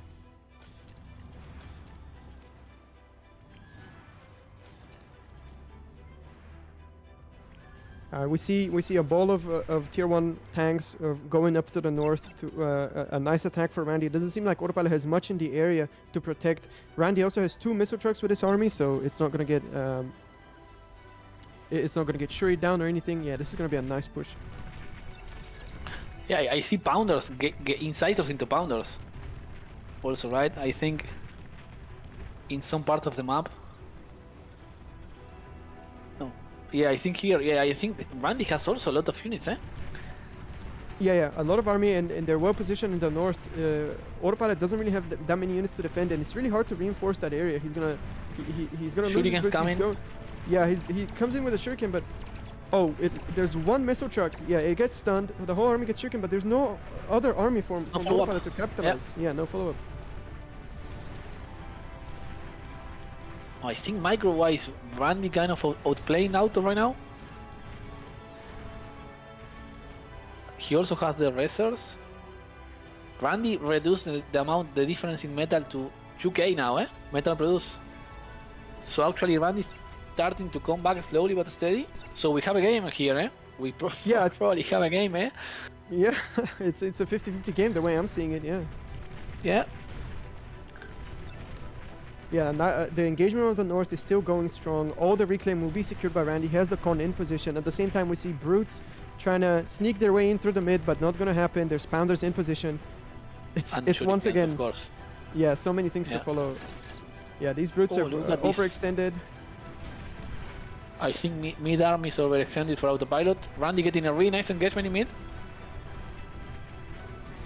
If he can kill in this, Yeah, that's he's so going to many get full mid brutes. control. So many brutes, yeah. Only And 2 racers founders behind. available. Racers behind. Yeah, this is actually very clean for Randy. Yeah, racers behind. Racing actually. Ooh, this is a huge positional win for Randy. But yeah, brutes coming to get the racers, and the shurikens are also behind. And I think no lashers from Randy, right? No AA, so the shurikens can.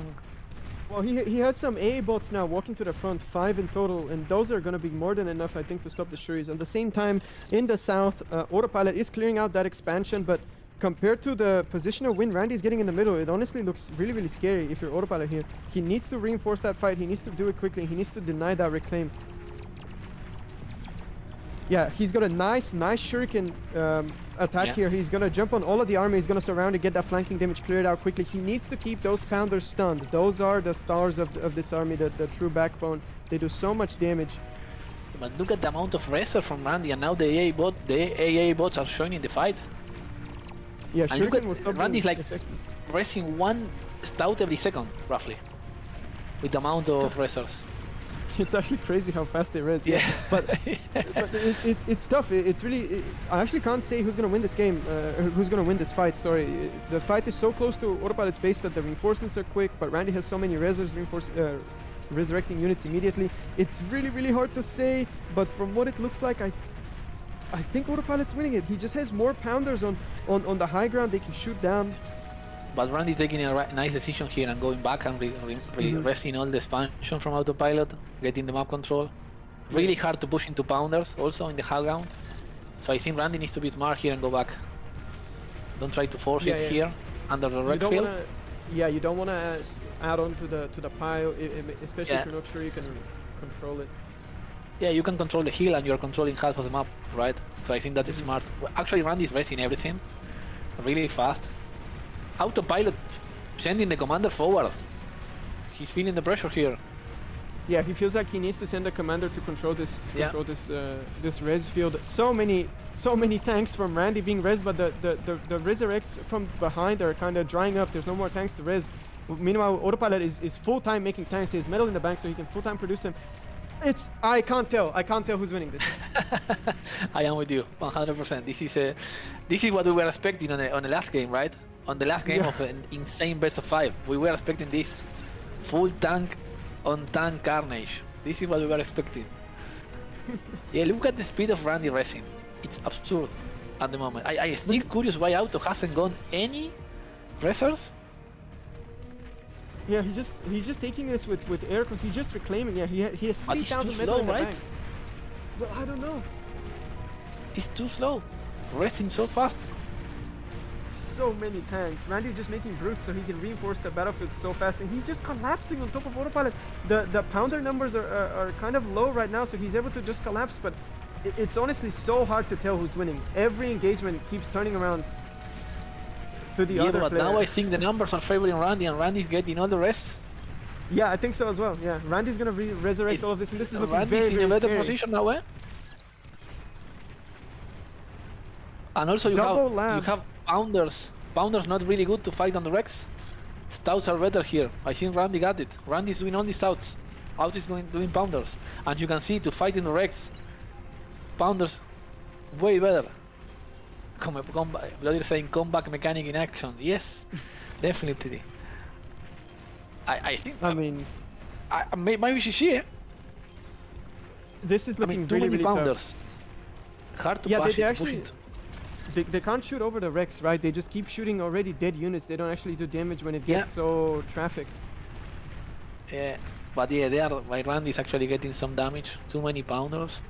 How do you capitalize now if you're Randy? I think you just pork in his face, right? You rest and pork in his face. You don't want to push into pounders. Yeah, you keep grinding with the fight command, with the stouts that can shoot over the Rex. You keep porking there, twin guards, and yeah, you're in his face. You can do whatever you want there. Yeah, put some BP down in the middle of that Rex field. Yeah. It's so strong, so hard to come back. Yeah, Autopilot's committing on the pounders, but the army value is now double in favor of Randy. He's starting to flank. Autopilot doesn't have enough units to defend, and I think this looks really, really bad for Autopilot, actually.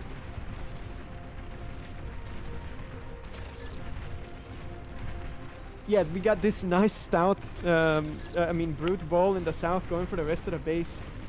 Yeah, and that is hard to Randy stop. so fast. Yeah, I think this is fishy angle already. Eh? You know, are you checking the brutes? Sorry, the pounders shooting the Rex? I think that's the main problem. Auto needs to shut. He's just trying to survive. but he's giving away all the wrecks because of the extra range from the stouts, and they can shoot over wrecks. So yeah, Randy's doing 3 nanos, so 9 nanos. It seems like he's setting up, but okay, a nice engagement here from Autopilot. He's going in with the pounder. He's gonna try to get into the face of all these, but there's so many tanks just being brought back from the dead non-stop. Anytime the brutes go in, they... Yes, sir. One stout is in the back, still doing some damage also there.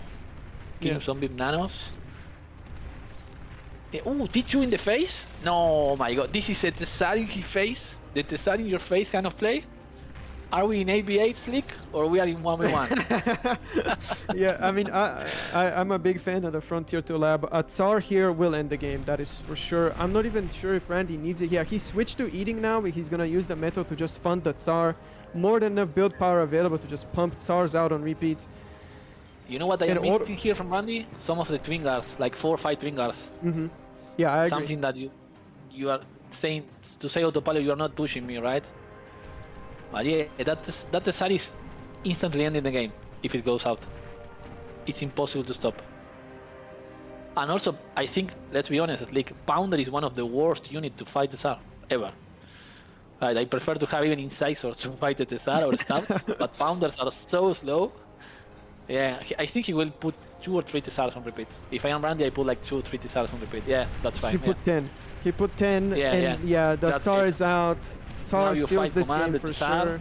And you just keep him alive, and let's see the reaction from Auto when he see the Tsar shooting his Pounders.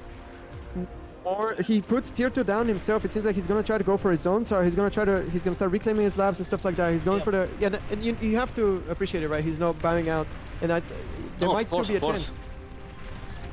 Yeah, but you are losing all your T1 units. That's the main issue you're going to have, right? And Randy securing the rest. I mean, we still have games, like, we still have, I think Randy has the upper hand on some numbers now, but Autopilot Tsar has the heal. Yeah, look at the damage. Those Tsars are actually farming. Yeah, there's more than enough AA available to make sure like no sneaky shuriken play can happen where you pick those up, right? Pick the Tsars up at heavy transports. Randy has I think here you don't want to shoot the Tsar. You want to shoot the Pounders. Because they are your flank, right? This is what Randy is doing. See? If you collapse in the Tsars, you have free aim with your own Tsars. Yeah, I think this is looking really dire for Stick. Now he doesn't have any Pounders. Randy's also resing. Stouts swarming everywhere. Yeah, he's running out of units. For Randy. Yeah, that's the point. You are doing Tsar, but you don't have any support. Randy's resing. I'm speechless in the takeover. I'm too emotional. I think this is actually really good game so far. I think have we seen any game with the T2 front like in AB8? No, I don't think we've seen many at all. Yeah, what a great performance from Randy, securing this giant metal field the entire game, reinforcing with fast brutes from the back, resurrecting everything, going for the tier 2 on the front. He has so many Tsars now shooting the lab. GG from Auto. Game 5 goes to Randy. 3-2 is the final score. And the finals are Blodir versus Randy. Same finals as last BPL 2 months ago. Can we say, Slick, that this is the best final day of a BPL ever? I think for sure. Like 2 semifinals, best of 5, going to the last game. We've seen a Comet snipe with mines. We've seen some cheeky plays. We've seen a T2 lab in the face of the enemy, doing the Tsars from Randy. Like, I'm speechless. I am 100% with you. This is so good. This tournament is actually delivering so hard. Yeah, this is cinematic. I remember last BPO, I felt like it was the best ever. This BPO, I feel like it's the best ever. I don't know, Barkas, what do you think? That's sick. That was insane. Like, I think the mines, like just the mine trap in Game 4, and then just going to Game 5 in the semifinals and ending like that was kind of wild. No, it was so back and forth. Like I was kind of worried for Autopilot there. I was worried for Andy, just like all up until the end. It was crazy. Yeah, that was a wild set. I don't know. I literally stood up in my chair and yelled when I saw that mine snipe. That was crazy. Yeah, I think Slick and I went speechless, LDM, when we saw the mines, the second wave of mines, and we were just, Auto is winning. We know Auto is winning. We were not casting everything. We were just seeing the commander Q. Because it was the only win condition for Randy, right? If It seemed Randy like, actually yeah. doesn't win with the mines, he loses the game. He was like half the metal health behind. I think it was huge. Yeah, that was crazy. Even the last game in the set, like it really could have gone either way. It was just who could control the Rex, and Yeah.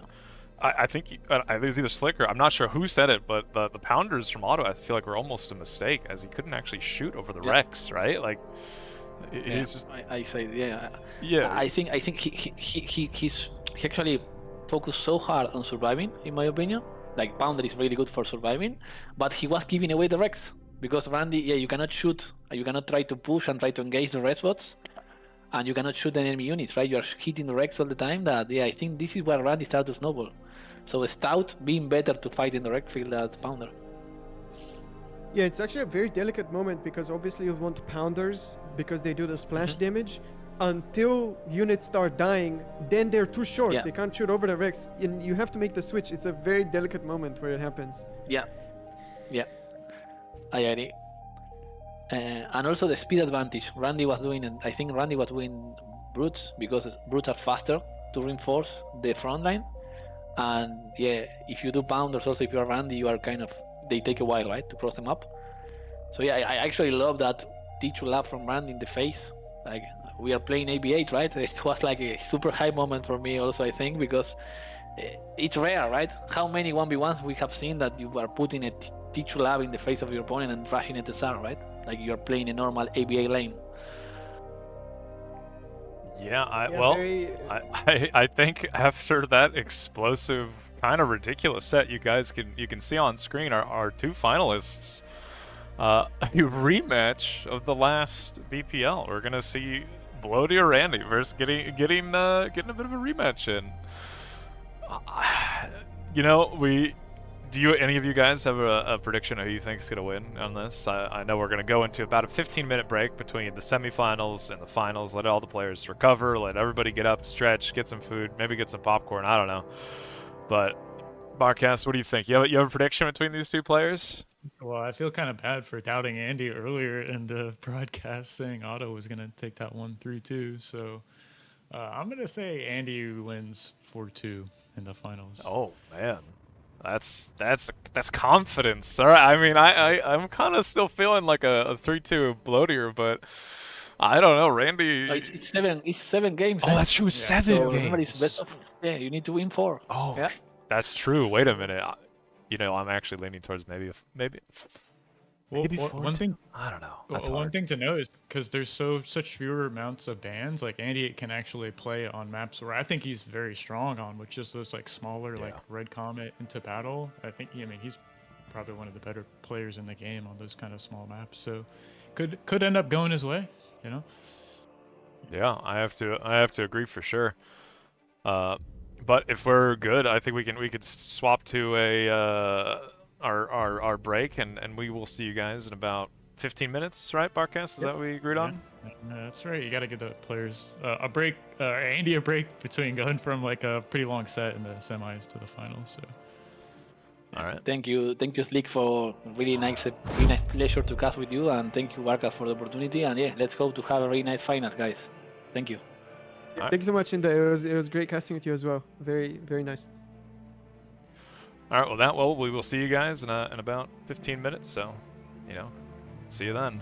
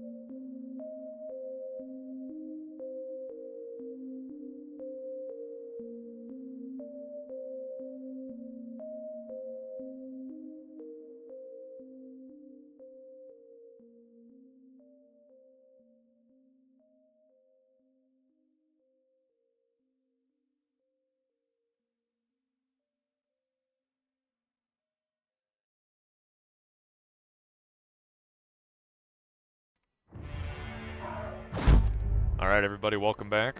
We got a nice little break. Hopefully, you've got your popcorn, you got your drinks, you got your feet up, and we can watch. Well, first, have a nice little finalist interview, but then we're gonna move into our best of 7 between Blodir and Randy. Yeah, both of them are in channel here with us, and we get to ask some questions. And I think for me, there's one question that comes to mind immediately, and that's, Blodir, are you now afraid of mine layers? Are you prepared for mine layers? That's actually so toxic. I can't believe it. Like, I didn't realize that there could be something more toxic than the com transport, you know, the tier 1 com transport. But yeah, this is maybe not worse, but it's pretty bad. Like, it's like completely RNG. There's nothing you can do other than see it, right? Yeah, exactly. Like when it's played, right? I mean, you could escort your commander with a mine layer. Does that even work? Isn't the mine layer going to be behind the commander? Does that even work? I don't know the range of the... Well, Auto used the mine layer to clear mines on the... Yeah, but I mean, like, behind a commander, right? Isn't the range going to be too big? Like, won't the commander step on the mines before the mine? I don't even know. Like, I've never seen, like, or thought about this in a competitive tournament format, right? Like, it's... I don't know. I bet it's something to worry about. Randy, you got to be feeling pretty good. Like probably... Oh, sorry. I was just going to say it's probably not going to be an issue because you just send one scout there, right? Like, to see it. Yeah. That's kind of what I was thinking. I think Sheep pointed that out in chat, and it was like, yeah, you know what? That does make sense. If you see the mine layer, okay, and, you know, Slick and I were talking about this between the game, Auto continuing to walk forward into the mines is kind of crazy. Like, shouldn't you just, like, freeze your commander? Like, you know, you see the heavy mines. Maybe he's hoping there's not more, but continuing to walk there is clearly just going to die. Well, nobody expects the double attempt. You know, everybody just thinks it's the one pair of mines and that's it. That's true. Yeah, so. Well, Randy, you gotta be feeling pretty good after that, huh? Like, I know if you saw the prediction video that Barkas Volshok and I did, a lot of us had you going out in the semis, right? Or no, the quarters even. But no, the semis. Yeah, I'm losing my mind. Wow, but you've got to be feeling pretty good going all the way to the finals now. Yeah. Just still coming down from that crazy series. Adrenaline was spiking very hard, but yeah, I'm happy. There was a few fist pumps after that 5th game. I don't doubt it, but yeah, man, Barkas, you got any questions for these guys? Maybe some predictions. That's like, I guess, the most generic one. On what you think the match score would be. I know it's a best of 7 this time. So Andy, you have any thoughts on the predictions for the series? I don't know, but all I can promise is a bit of chaos. Excellent answer. That's Blodir, a scary answer. Oh my god. Yeah. That's an absolutely brutal cop-out. I think I will win, but I don't know how many games it's gonna go at all. I think that's all the questions I had prepared. So. I mean, look, I I have a what question. you did. Can I get a question? Oh yeah, of course. Last time Randy challenged Blodir to do the first game in voice channels. Are we gonna see that around this time? You want to do it? I can't. What? Say that again. Sorry. It Last wouldn't make time any you- sense, right? Because you couldn't cast it then. Oh yeah, that's true. Well, you can still be in VC amongst yourselves. But then we don't get to hear the craft talk, man. That's not the same. Ugh. Don't want to risk the sound of mine layer leaking through my headset and giving me away. No, yeah, good point. What has been your favorite match or series of the tournament so far, Blodir? Like, well, I don't know, Raxel versus X Factor, because I was really hoping that Raxel would win, so it was like kind of edge of my seat. I thought that Raxel was gonna win after the first 2 games. Guys, you might want to boost Blodir a bit. He's very silent. Really quiet. Wait, hold on. No. You're actually perfect right now. You were quiet, like very quiet when you came in, but you are fine now, or at least you seem fine looking at OBS. Right. But We're good. Look. Interim is over now. Look, no. Everybody's forgetting. Look, we got a 3-minute delay. All right, I know you guys get to catch Alright. up to when the the changes happen. But yeah, I mean, I guess do we have any more questions for our two finalists, or do we want to let them get in there? Yeah, they can do the picks and bans on VC if that works for you. Cool. All right. Well, let's swap over to the best of 7 screen. Nobody saw that. Volshock, don't say it. So is it just ban then all picks? Or... Let me double check the Discord. Yeah, it's Yes, looks like it. 2 bans, all picks, yeah. And I guess you're the number 1 seed, so do you want to start off, Mr. Blodir? Wait, so 2 bans and the rest are picks? I mean, One ban. 1 ban each. Yeah, 1 ban. Yeah, One one ban each. Right, I ban Red Comet. I will ban I have Horus. Thank you. Horrible map. Yeah, actually, just complaining about how it was just like totally RNG. With both the wind and the rains. But anyway, Archsimkats Valley, Okay. a good friend.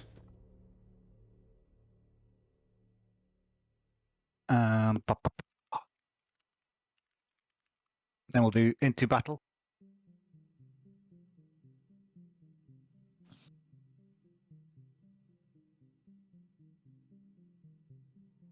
Hold up. Wait, what did you ban again? He banned I have Horus. Horus. Yeah. That's right. If you Getting a look bit at tired there, buddy. Yeah, I was falling asleep over here. It was so easy against X Factor. So, Oh my heck! Wow, gauntlet thrown. Postpiles. Okay.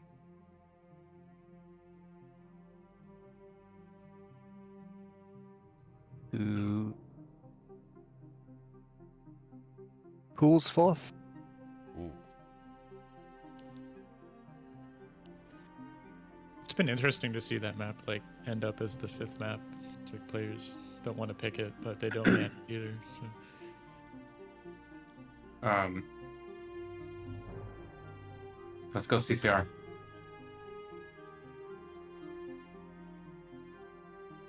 I'll do High Noon 6, and then leftover will be Canis. All right, we have our maps.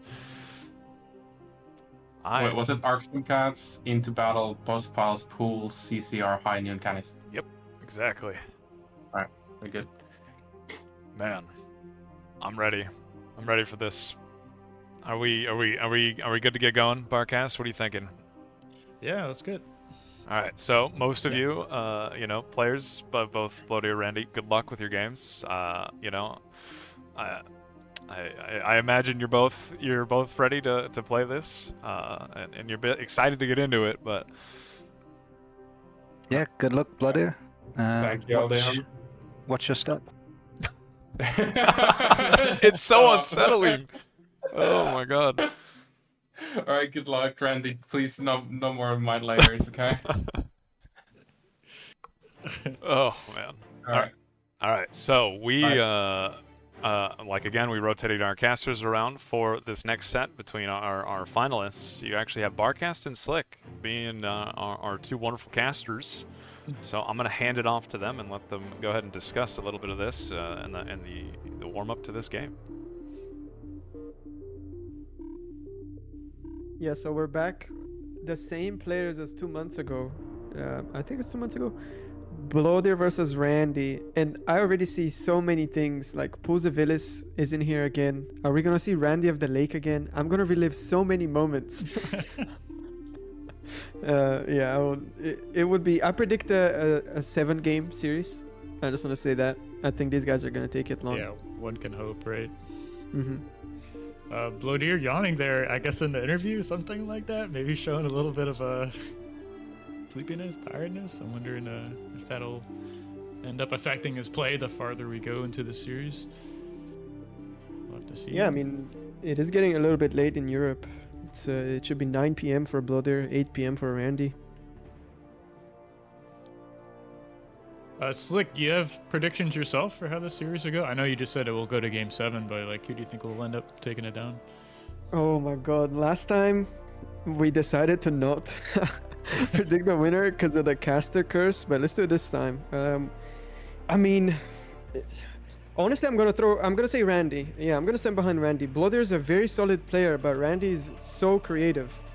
And I think it's really hard to react to creative plays you've never seen before, especially when you're under so much pressure. And I think Randy will utilize that for the win. Yeah, it's very hard to predict how he'll open in matches, like whether he's like aggressive or even where he spawns for that matter. So if you can catch Blodir off guard in a couple of games here and there, I could see him taking it down myself. Yeah.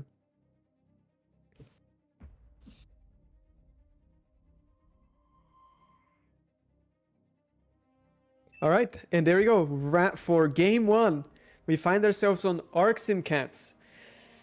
Now, last game on Archsimkats, we obviously saw the double heavy mine commander snipe for an otherwise completely disadvantageous game for Randy. He used that trick to win the game and save himself from a very, very losing position. What do you think is gonna happen in this game? Do you have predictions for how both players are gonna open? I would say Blodir is going to open Cortex bots here. He's been favoring that a lot recently. I've seen in his practice games. I'd imagine Andy will do something pretty similar to the last game, maybe with a slight adjustment. I noticed he was going like really con heavy at the very start of the game, and I think he took a little bit too much damage than he would have wanted to in the series versus Autopilot. Yeah. Yeah, Blodir loves that 2 max Cortex bot opener. We see him queue it up again, exactly queued up. Yeah, I personally not a fan of bots on this map. I think you get punished too much for having these slowly moving cons, but Blodir has been making it work, so. Yeah, it's got some advantages. I'd say defending your plateau against scouts is a little bit easier if you just park a couple of grunts on all the ramps. You can like easily kind of lock that down and get yourself set up. You also have access to the energy and rock reclaim. Not that you can't do that with vehicle cons, but of course you can just go res bot first and just run back to those trees and grab the energy. Yeah. Yeah, there's 230 metal in the starting area. It doesn't show up on the HUD. Right. But yeah. Which is a pretty decent amount. I mean, it more than pays for the res bot, and then you have, of course, the added utility of having it out in case you do lose one of those expanding cons. You can quickly pick it back up. If the mech goes down, you can resurrect that as well. So no surprise to see Blodir doing that here. Yeah, Randy on the other hand, opening Cortex vehicles on 3 mexes, the fully standard. Build expected 4 cons on the queue though. Very greedy. The same level of greed we saw in his series versus Autopilot very recently. This is really smart, and I think it's a nod to how Andy understands Blodir's approach to this map. I mean, those slow-moving grunts take a long time to get across the map, and he's just perfectly happy to, use this super greedy open, and I don't think he's going to get punished for it. Right, yeah. Like, against a vehicle player, 4 cons will most likely get you punished, but against grunts, you can probably get away with it. Yeah, we can see Blodir actually just opening 2 grunts after his first con even and playing defensive with them, so this is really playing into Andy's hands right now. Yeah, great read. I agree.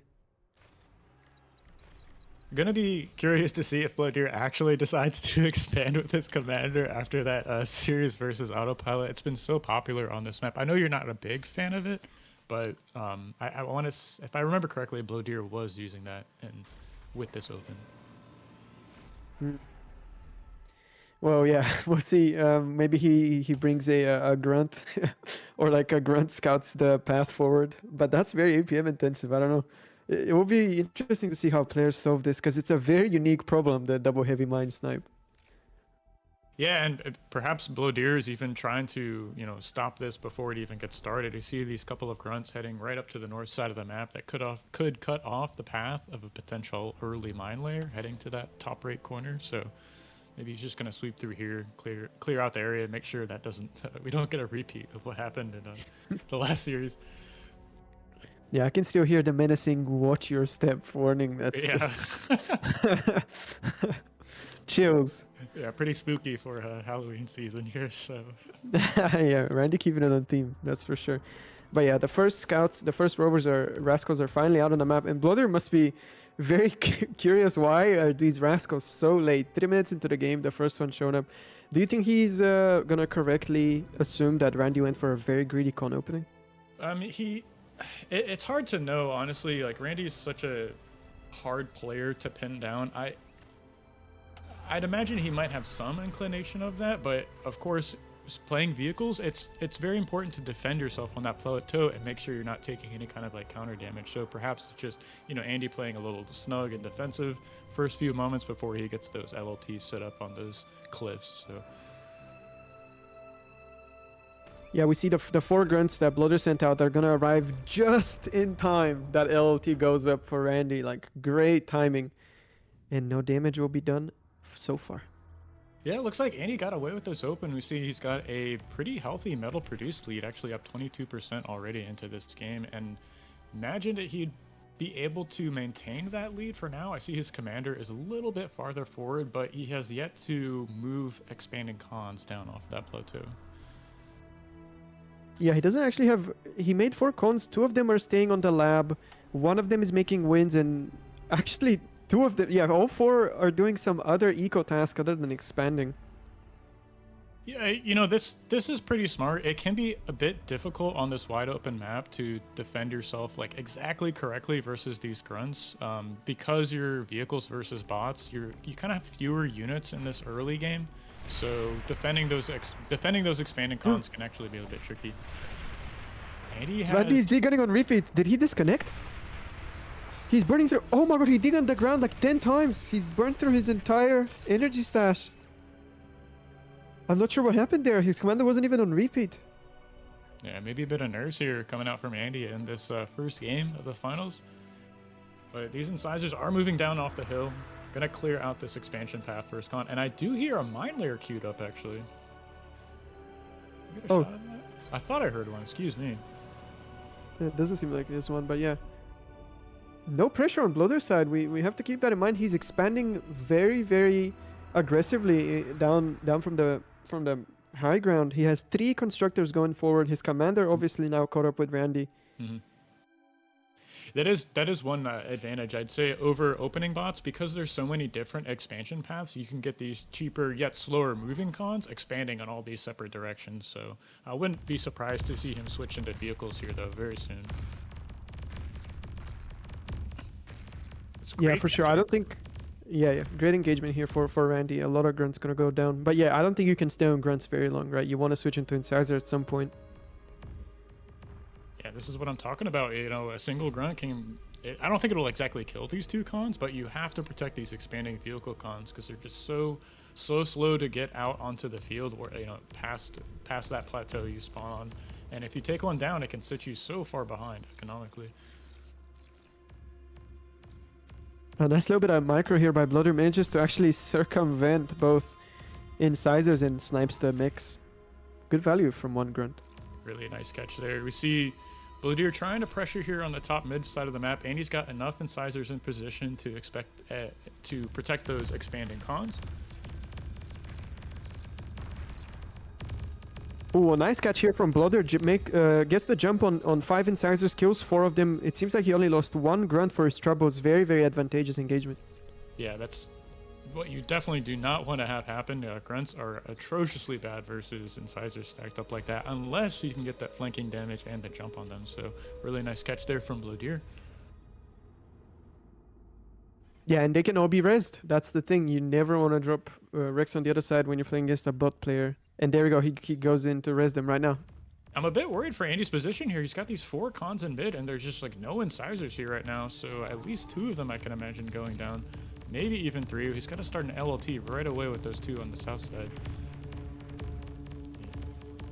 Yeah, very good damage. 2 cons go down. That's huge.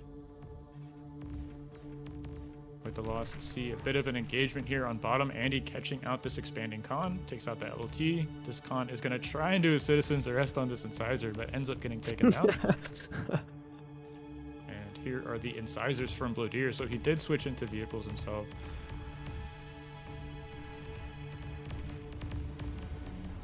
more mexes going down here from Blodir, so getting some nice value out of these grunts that have frankly kind of, you know, passed their utility in the game. I'd expect him to be just trying to, you know, throw these away, find any kind of damage he can get, and I don't think he's done finding it. I see a bunch of naked mexes here and radars behind his front line here to raid, so more damage coming out from Blodir. Yeah, it doesn't seem like there's any defending army in position. He's going to be able to kill all those mexes except for that one armed exploder. I suspect is going to survive, but that's huge damage, and it hurts so much because as the vehicle player, there's no fast option to re-get all these mexes back.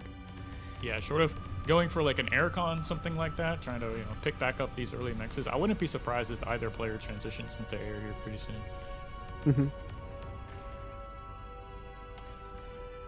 See Blodir expanding with a con to the top right side of the map, so definitely not risking putting his commander there where potentially he could have some heavy mines. Is Andy gonna lose these cons to an exploder? Okay. All right, calculated, not even close. Yeah, right. And there's enough incisors here to take this trade, so he's gonna shoo away the 2 expanding cons from Blodir. He's gonna get control of this middle mex here and start an armed exploder. Meanwhile, on the other side, more mechs is going down. Just a few grunts slipping through, grabbing this naked expansion from Andy. Yeah, Blodir doing a great job of sneaking grunts here and there and grabbing so many naked mixes, picking them off one by one. Yeah, armed exploiter here is going to end up go down along with the radar here. So pretty decent bit of harassment from Andy, sniping a resbot even, grabbing yet another armed exploiter. So definitely getting some nice counter damage here in mid. Yeah, we see a not so small reclaim field forming here in the middle. 1,000 metal on the ground. Both players have cons here already. Are gonna start putting down some static defenses, and I presume that a fight is gonna break out over here very, very soon. Yeah, that can be a tough part about this game is, you know, choosing when to really commit to an attack. It's like these reclaim fields can like get bigger, and like you're contesting the reclaim field, you're just adding more Rex to it. So you're kind of like forcing your hand in a way, like just having to fight over an area that, you know, frankly, if a big enough reclaim field goes to your opponent, I mean, they can make a T2 transition easily if they like. They can just bank that metal up, print more tanks. But oh, we see a huge flank here on the north from Blodir. He ran his units instead of contesting mid. He said, "I have enough LTs there. I'm just gonna run my units through the river," and he's gonna flank this entire expansion.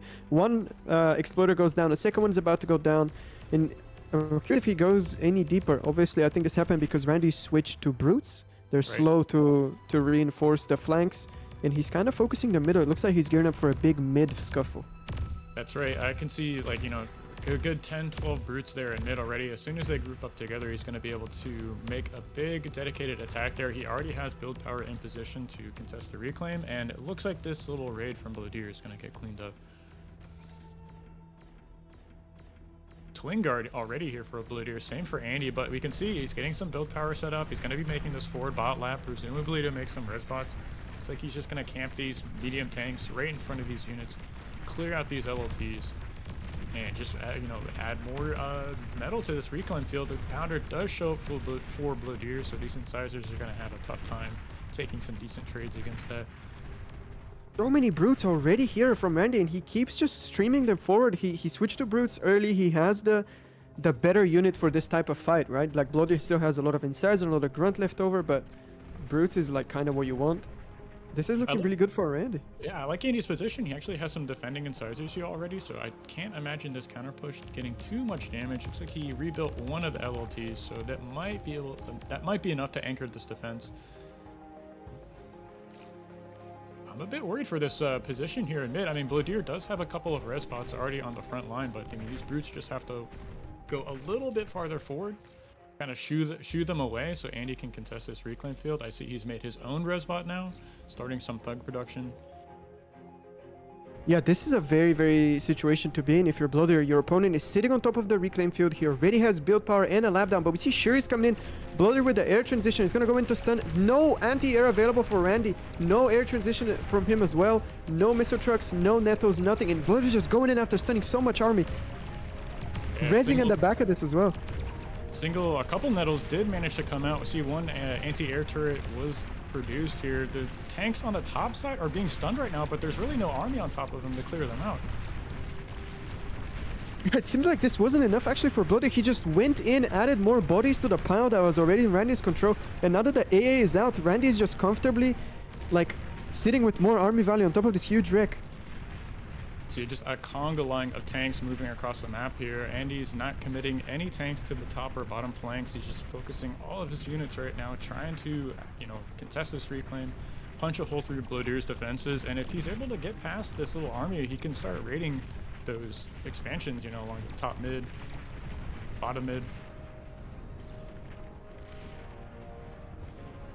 Yeah, both players just bringing all of the units to middle. That's the only fight that matters right now. 4,000 metal almost on the ground. We see Blodir walling off the flanks. Absolutely zero combat unit on any flanks. Just a few pounders parked here and there. Both players realizing this reclaim field is worth fighting over with everything you got.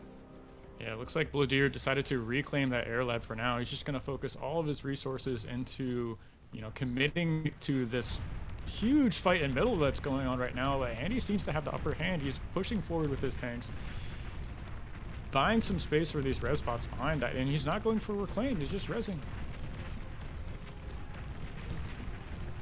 Yeah, I mean, Randy doesn't even need to push. He just needs to make sure he's still controlling the area and, you know, buys enough time for the res bots to get to work and start that snowball rolling. We see more shuriken come out now out of Blodir. I'm wondering if he's going to go for another shuriken play. Yeah, Andy's commander right now is a little bit exposed. I don't think Blodir can commit too much to maybe going after that position, considering he's also walling it off with his own con. But I mean, this push in mid is gonna decide the game. Honestly, now we're up to 5 res bots on the front line for Andy. He's still buying space, putting on so much pressure right now. Going after his wind farms, even somehow they ended up here below the plateau. Yeah. It's actually really interesting. Neither player going for pounders to fight this, and I think it's because of what happened on pools of Ilys, right? Like, they just saw the pounders not being very effective into these big wreck fights, but I think they're underdoing it. Yeah, just a few would be nice to kind of anchor your position. You can, you know, slowly start kiting backward, pushing forward with your own medium tanks. But it looks like Blodir ended up getting the numbers advantage here. He's gonna start pushing forward, but Andy shows up with some reinforcements, 12 more brutes, grabbing this flank. Yeah, and Randy drops a tier 2 Cortex bot lab on his front position where he has the build power already set up. That is a very interesting play. I don't know, would you do something like that? I don't know. I think you really just have to commit more to this reclaim field. Looks like he's switching to reclaiming here with the res bots instead of resing. Blodir, on the other hand, comfortably sitting behind that front line with about 10 or 12 res bots. Resing, I don't know if he's got the economy for this. Andy's doing a nice job trying to buy some time, you know, slipping through some medium tanks, grabbing a few mexes and LLTs, but if Andy can get away with this forward bot lab, what is going to be the unit what is this? Sumos. Sumos. Sumos Yeah, are Sumos very are really strong against in like a defensive position. But I don't know if I trust in the sumo play here. They're so slow and so low range, it just seems like you can kite them forever. At the same time, that little run by on the south from Randy gets shuriken and get taken away still. He got a nice distraction and 1 metal extractor for his troubles. But yeah, back to the sumos. They're extremely energy expensive. We can see even with good wind, Randy is struggling to produce them. They also take a lot of energy to fire. I would have expected maybe something like a bedbug here. Instead, he pivots now into spybot. Now that I like. Same energy issue. Spybot's very expensive right now. Enough, you know, looking at the main bases on the minimap, looks like Blodir's done a much better job scaling energy. He's got quite a few wind farms set up. I don't quite see that same thing from Andy, so it's down about 300 energy per second and hasn't even taken the geo yet. That has to be a mistake. Now we see 100 Sheldon on the queue. Honestly, it's so interesting for me to just look at the queue of this lab. Yeah, 100 Sheldon. That's I'm not sure how many of them will actually materialize, and I'm not sure how effective they will be. I'm actually really, really curious. I don't think we've seen this situation many times. Yeah, it's... I mean, the couple of sumos will like anchor this position for Andy. You can't quite push into them. They kind of remind me of like a welder or the pounder, right? You just never want to give them that good engagement that they want. Is like you pushing into them, right? So Andy's gonna walk these forward. He's gonna catch a couple of the res bots out. He's got a spy bot in the mix here. But I'm looking at Blodir's main base. Looks like he's building up a bombing run right now. So if Andy doesn't respond to this in time. Yeah, huge spybot explosion going off, but that's not enough. Just so many vehicles from Blodir. He's just going in, recognizes that there's a tier 2 right here on the front, most likely. Sheldon's not going to be very effective at stopping a mass brute attack. And Blodir's also exposing the flanks. Going in from both flanks, going to catch some res bots, going to kill some mexes. That's a very, very interesting fight we got going on right now.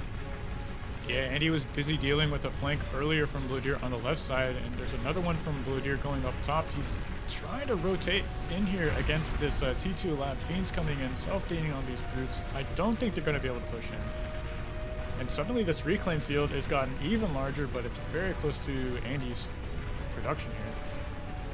Yeah, that's a lot of reclaim right next to the build power. That's usually never good, right? Randy will be able to comfortably take this, but I'm looking at this massive brute attack on the north. And we have to remember, when you make a front lab like this, it's really hard to protect your flanks. And I don't know how Randy's gonna protect this flank. It's 23 brutes, and he's panic making pounders in his main base. But is he gonna be able to make enough? Most likely, actually.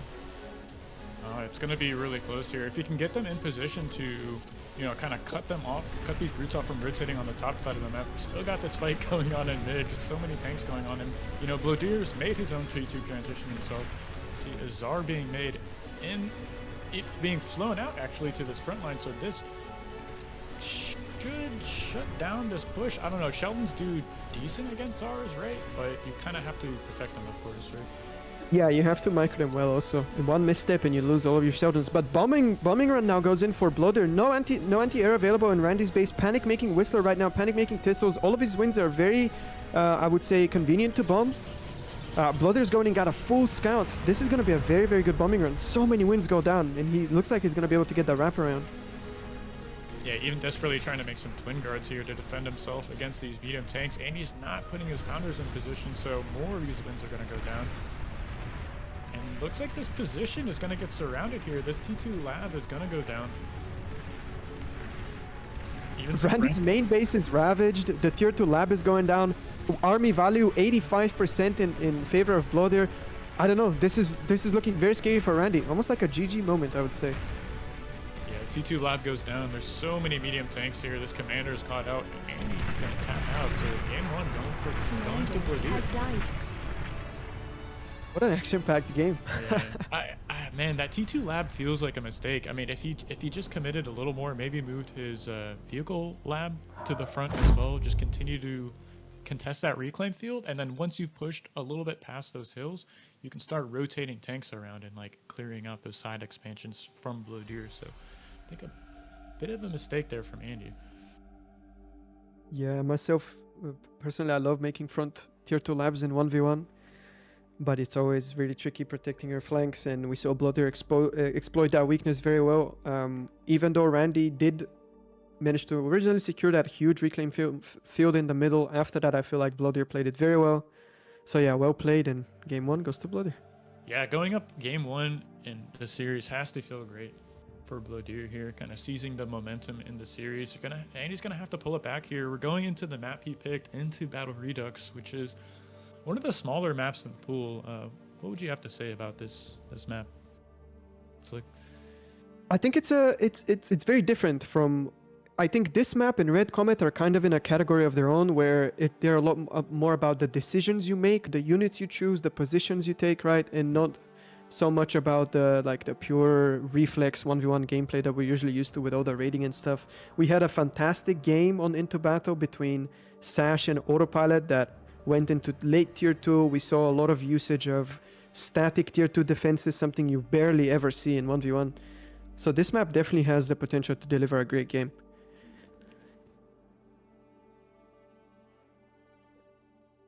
Yeah, I'd have to agree. That series, Sash versus Autopilot, was... I mean, the game's definitely delivered despite the score. And like you're referencing, the game they played on Into Battle, I mean, I didn't even know this map could go to T2, but somehow they showed us that. And like you're saying, yeah, T2 static defenses on those high grounds, kind of pressuring, I guess, both players' mains, frankly. I think we saw Artie go up on both sides of those two hills in the middle. It's like a very positional map, right? Like you're saying, like it's more about like the decision making and like where your army is in relation, because it's a lot different than a traditional 1v1 like macro map that we see and like players kind of leaning towards, where you know, you can get this huge economy, you get just tons and tons of win scaling, right? It's more about like getting into a solid position, right, and kind of building off of that from there.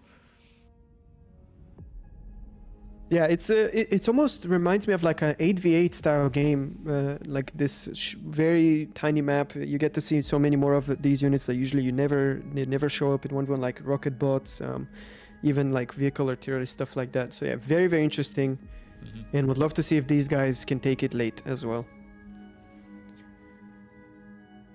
I'd imagine both players opting to spawn Cortex here. I guess, no, Andy, excuse me, still is rolling random throughout the tournament, so kind of crazy to see. I wonder how his game plan would change if he ends up rolling Arm here over Cortex.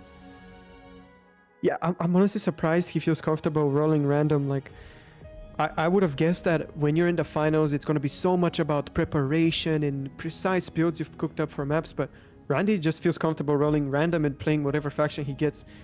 That's very surprising to me, and I respect it.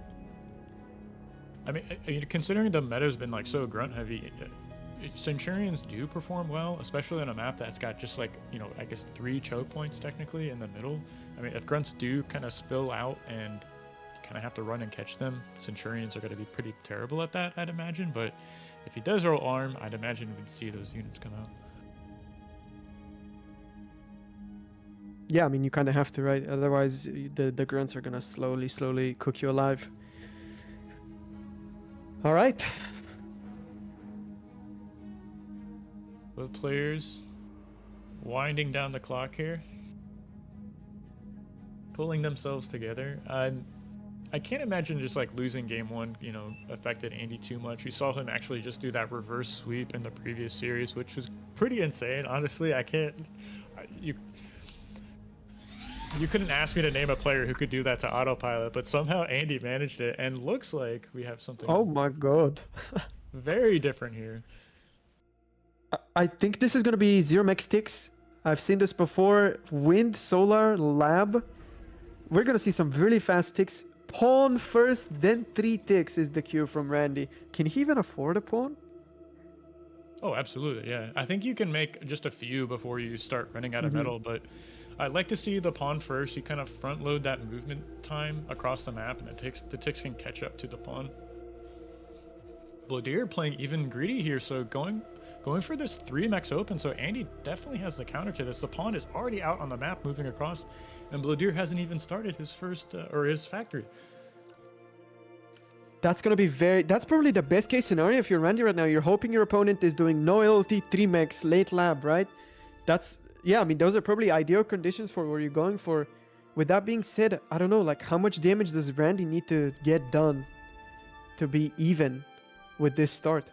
Well, we can see Blodir's already up about 200 metal right there. He's got double the metal income. Looks like Andy did move into capping his mechs as well. These units are heading across the map, and here comes the first couple of units, so we'll have to see what does Andy choose to prioritize here. Blodir chooses to stick with his con. Yeah, boosts his con out instead of switching to a grunt after seeing the ticks already in his base. Solar's turned off, so he actually doesn't have the energy to afford this con. I think the second solar is going to go down even. Yeah, so first, I mean, Blodir's desperately trying to repair it now. He's switching between repairing the mechs and the solar here. Randy keeps tapping the other solar with his stick to make sure it's turned off. First solar goes down. Now the con gets focused by the pawn. This pawn is so dangerous. The grunt comes out of the lab. Randy tried to focus it, couldn't actually get the hits while it was still walking out. And I think this is still pretty good damage. I don't know, would you say Randy managed to do enough damage to be ahead? Yeah, absolutely. I mean, he turned off the solars for so long. He's, okay, dancing between attacking the wind turbine and solar.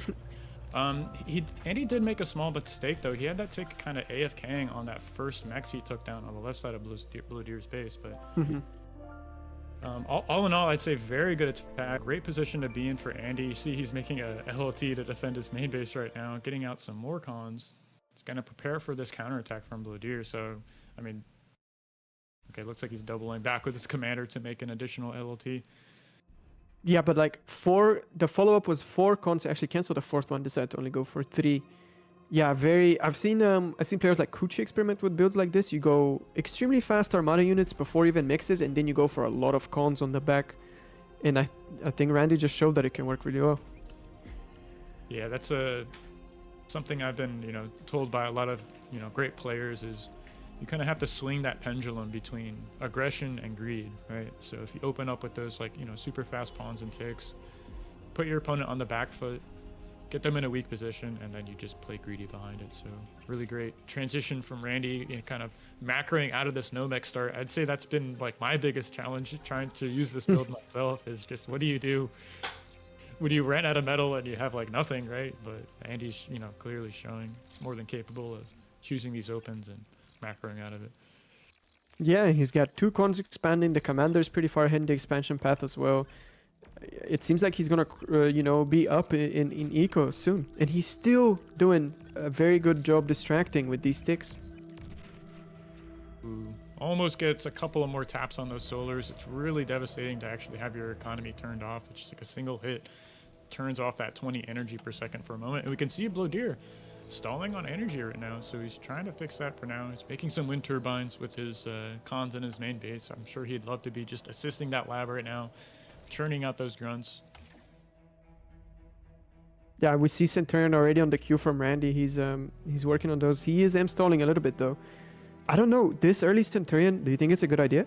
It looks really scary. Yeah, it has to be. I mean, we saw what happened in that series with Autopilot and playing ARM bots versus Cortex spots. You know, these high-level players, they know how to kite with the grunts, they know how to take engagements, and you will just never be able to take a proper engagement if they're, you know, on top of their micro. So getting out these early Centurions, I think it's a great idea. It's going to lock down his expansions. It's going to lock down these defending cons. This first Centurion is so slow. These 5 grunts managed to actually slip in. The LT not done yet. I think Blodir is on top of this LT way too fast. He's gonna kill it, especially because Randy wasn't actually repairing, but no cons will go down. Just the mechs and the LT. It looks like a little bit of an APM stall as well. Alright, I feel like this could have maybe been a little bit scarier. At the same time, an engagement on the top side, a few pawns run into the defending grunts of Blodir, but will end up going down without really doing any damage. Maybe just delaying the con a little bit. Great micro here out of Blodir. Really not losing too many grunts. I mean, the pawns got the best engagement they could, but you can just see like how oppressive it can be to fight against these grunts. Yeah, Randy loses 2 for free. The caster curse. Yeah. So strong. Yeah, but we're looking at 10 mil extractors for Blodir versus 9 mil extractors for Randy. So it seems like Blodir has caught up in expansion actually, and even though Randy did very well with the early damage, I feel like this game is still anybody's at this point. I do like Andy's position. He did this like little commander walk along the left side of the map, so he's buttoned up that, you know, choke point for now. I think there's just 1 LOT there, so that should be able to defend it against the couple of grunts we see Blodir heading along the left side of the map. But I mean, this Centurion is just anchoring this expanding cons, right? I mean, you can't really engage the Centurion with, you know, 4 or 5 grunts. Just not going to work out. They're too beefy. They outrange them. They out DPS them. They got so much health. Yeah, and everywhere else you have LTs, which are also great against grunts. And we actually see another transition from Randy. He's going into 100 maces right now. It seems like he's going to go for a big push through the middle, is what we often see on this map. As I'm saying that, Blodir manages to get a mix for himself on the south. Good yeah, pickup. really nice catch. It's going to force Andy to either, you know, double back and retake that, or produce a res bot, which I'd imagine he'd eventually want some of those out. So not the worst loss in the world. But, you know, trading a grunt for a mex, I'd take that trade any day. Yeah. Damn good deal. We see Randy actually struggling on the macro a little bit. It seems like he maybe didn't practice this build too much or something like that. He's up to 1,000 metal in the bank and doesn't have much energy production at all. He's still banking up that metal as we speak. So while Blodir, on the other hand, is spending very well, already has contours in his base, has a lot of wind, and is going into that thug transition as well. Right, and he's already secured like Andy's side of the map, so he's got these thugs on the high ground. They benefit from that increased range, having that plasma shot. Blodir's commander's already here with an LLT set up, so it's going to force Andy's commander back, and I'm sure he would have loved to secure that position right there. He does have his maces of his own here, so, and it looks like we actually got 4-3. So, you know, if Blodir's not careful, he could end up getting caught out here. So maces do, what is it, they outspeed commanders and have better range? So you can kind of run them down if you get, if you get on top of them and on top of your micro. In true Halloween fashion, both players playing so scary with their commanders fully on the front, the win condition just dangling right there. One misstep, well, literally. Yeah, and the game can be over just like that. Very scary and spooky. I see a pack of grunts heading on both sides of the map, right? So top left, bottom right, we see Blodir have these raiding grunts. I can't say one LLT is going to stop these, right? 5 grunts microed properly can definitely take down an LLT. So if Andy isn't on top of this, I mean, he does have radar coverage, so he should know these raids are coming and, can get units in position. But while he's, busy with this fight in mid, is he going to have the time to react? Yeah, I mean, when you make that transition to maces, it becomes difficult to control your flanks. You have to switch back into fast units, and we already see like 5 grunts from Blodir from the middle managed to sneak past this LLT, gonna take a mix, and there's no response. Like there's no defending units that can answer this. They can keep walking. At the same time, the thugs versus maces have finally started trading in the middle. Randy is on the way healthier mace count, or even has a Centurion there in the front challenging the light laser tower. And Blodir's going to be forced to kind of back up from this position, but he's stuck in a corner, right? It almost looks like Randy's trying to close up the escape, but backs up now. They'll see these macro issues from Andy, right? He's got like, what is that, 1.2k metal in the bank. He does have a full energy bar, but he desperately needs to spend this metal right now. I mean, Blodir has a metal advantage. He has more metal produced, or actually that's actually dead even right now, but Andy needs to spend this metal right now if he's going to field the same number of thugs that Blodir has. He's just streaming them across the map right now, reinforcing this position. Yeah, but I think it's Randy's on a clock here. Like, he's not spending, and he's also down in mexes, right? Blodir has the top left corner. Randy doesn't have a corner for himself. He also gets raided here and there by grunts, and the army value is growing more and more apart in Blodir's favor. He needs to get something done, I feel like, right now, or this game's gonna slowly slip away. Yeah, Blodir's doing a great job repairing these damaged thugs. He's just pulling the damaged ones back behind his front line, continuing to buy space against this commander. Andy already down to about 50% HP right now. Yeah, the thug count from Blodir is just growing and growing. Randy's on 11 maces, but more and more thugs coming to the front. 20 thugs right now on the front from Blodir, and Randy can't really even get comfortably reinforcements in this area. You see the reinforcements kind of get cut off. He's the one stuck now in the corner. Yeah, and I think I see some rocket bots even making their way across the map from Blodir, so he should be able to clear out these defensive LLTs. Use that overshot on the rockets to continue to damage these thugs that are battling back and forth. And he's got to be very careful with this commander then here. You can set target on that and just walk your thugs forward. If you have enough of them, you can just trade HP for the game essentially. Yeah, I mean, and now this looks like a classic 8v8 game fight, right? There's the thugs versus the thugs, the commanders on the front repairing them, with micro. Very close resemblance. Rocket bots do show up to the front line, so that's going to add a lot more DPS to this army. Those rockets do hit pretty hard. See both main bases. Players are just macroing as best they can. Blodir doing a really good job. It looks like Andy did eventually spend his bank right now, but he's getting pushed off of this high ground plateau, and as soon as he drops down below this high ground, these thugs are going to have a really nice range advantage against the maces of Andy.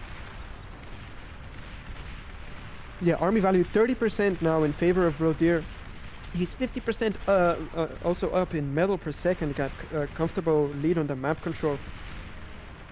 But at the same time, he's getting pressured here. It looks like Randy's actually going to commit on the commander or on the resbots. He's running in with pawns. Pawns did a great job flanking those rocket bots. So I think most of them went down. I think there's like 2 left. Centurion still anchoring this defense right now. Blodir did set target on the commander, and he's just walking forward right now.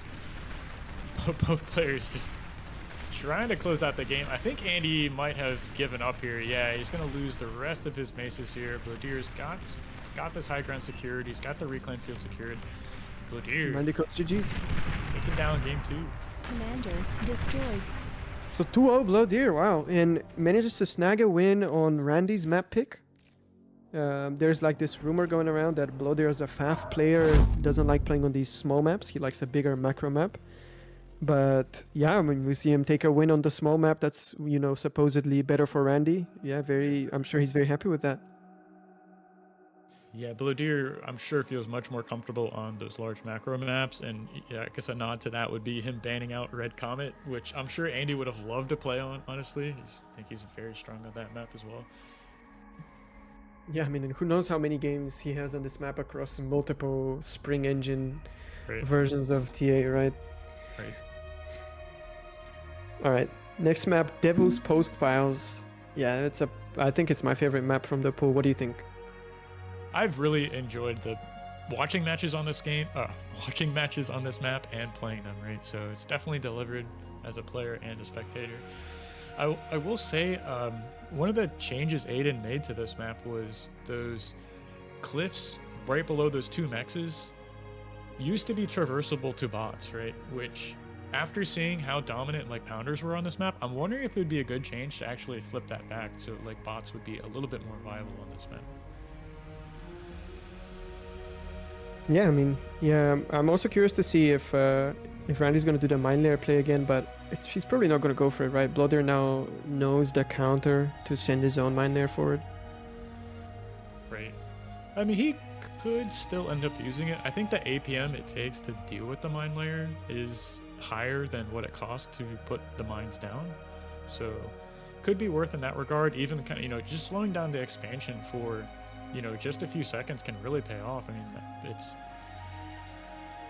it's so important to secure either, like, you know, bottom right or top left, depending on where you spawn at, right? So if you can slow down your opponent's expansions, you can get ahead, and then you can, you know, leverage that metal income advantage for more units, quicker transitions, faster geos, stuff like that. So I wouldn't be surprised if Andy uses it again. I mean, yeah, it worked a treat the first time he tried it. It bought him so much time. Yeah, it was kind of incredible, honestly, and I was really surprised to see Autopilot like really hanging on to the metal produce tab. I think it was just the quicker air transition from Autopilot, and he must have been on top of reclaiming those Postpiles too, because it seemed like Andy had secured that top left. All those mexes for himself were like, Autopilot didn't have any of those, and somehow it was just hanging on to that metal produced and metal income lead. Or Yeah. That's why I like that map so much. There's so many different ways you can eke out a lead, and you can choose so many different, like, there's so many different mini games you can play to get ahead. And yeah, I'm not sure if it's balanced or all the different strats you can do, if it's perfectly balanced map or whatever, but it's definitely very interesting. Looks like Blodir is calling for a few minutes here just to collect himself, perhaps. Some banter going on in the lobby. Sorry, it's kind of funny. Yeah.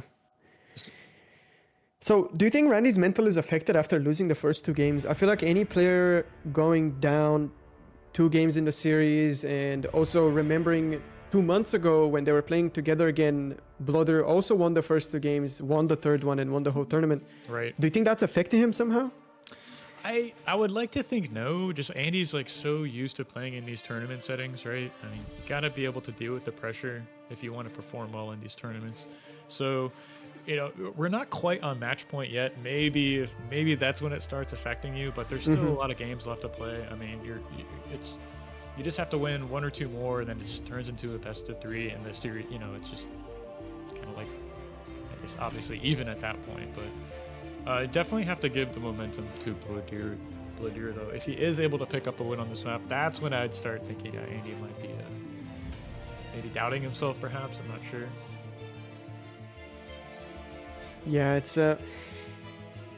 it's cool though. I really like how we're having a complete rematch of what happened last time. You know, now Blodir, the reigning champ, Randy again, the challenger, now trying to snatch the crown of the King of the North.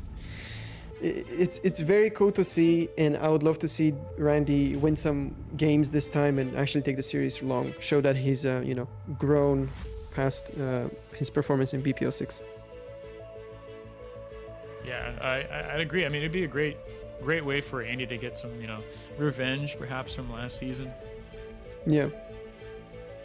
Pretty incredible. At the start of this tournament, I wouldn't expect to see a rematch from last season. So pretty incredible to see both players' tournament runs so far. Blodir looking a little bit more solid, I'd say, going through the groups, of course. Both players had undefeated scores going through groups, right? But that quarterfinal and semifinal match definitely was pretty dominant for Blodir, I'd say.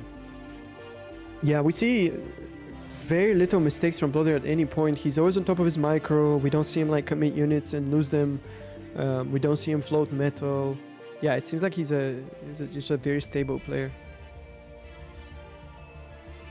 So while we're waiting for these players to get back to the match, I'm going to bring in APM's Zeeberg here, who's going to tell us about an upcoming tournament. So just give me a moment. I'll bring him in here, and he'll give you guys the scoop on some upcoming tournaments that are going to be, I think, later this month. So if you guys love watching competitive bar, you can stay with us, jump back on Bar Official here towards the end of November and watch a 4v4 tournament. So just waiting on him to jump in here and give us the scoop on that. Oh, hell yeah. Are you going to be participating in that tournament, Barcast? I believe so, yeah. I got a great team to play with. Always fun. I'd say, despite being like a 1v1 player, air quotes like that, the most fun I've had in bar really, truly has been like the Omega series, just like prepping builds, getting in VC with your team. It's just so much fun to play. Yeah, cooking. Cooking, yeah. Yeah, I think it's going to be a very nice tournament. All right, there he is. Hey, Zeeberg, how's it going?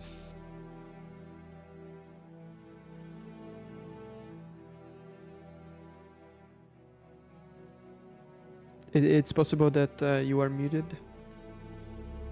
Can you hear me? Yes. Yes, sir. Hey, how are you doing? Good. Would you mind just going over that 4v4 tournament real fast? Oh, yeah, sure. At the end of the month, we're going to have a 4v4 open tournament hosted by DME. It's a continuation of the tournament we had last year under the DME name. Yeah, so it's going to be high level. We want lots of teams to sign up, and let's have a good time. Is there like a Discord you're going to be running that through? How would players sign up for that? Yeah, we have a Discord, and we also have been developing a own tournament site that we want to team for bar. Flying Duck has been developing that. So come onto the Discord and sign up via the site that we have linked there. Is that the BCCL? I think I've sent you the Discord link. Sorry? Is that the BCCL Discord, or is that a second one you sent me? No, the BCCL is another tournament that we're doing. I can also talk about that one if you want. The BCCL is the Bar Clan Conquest League. Mm-hmm. We're going to be announcing that this week. That's where the top clans are going to be duking it out against each other in 1v1s, 3v3s, 2v2s, and a 5v5. But more information about that is going to be coming this week. That's different tournaments for the 4v4 ATM tournament. Well, that's great to hear. More competitive bar, just more tournaments for these players and spectators to get into. So appreciate you organizing that. Yeah, great. Yeah, I'm looking forward to it. And I've been really enjoying the casts and the games of the BPL. So continue doing the good work. Yeah, thank you. I think we got our players ready to go into this next match. So thanks, Zeeberg, for popping on and giving us the scoop on that tourney. Yeah, no problem. Good luck. Bye-bye. Yeah. Yes, yeah. Excellent. More exciting stuff, right? So get a couple more tournaments to close out the year.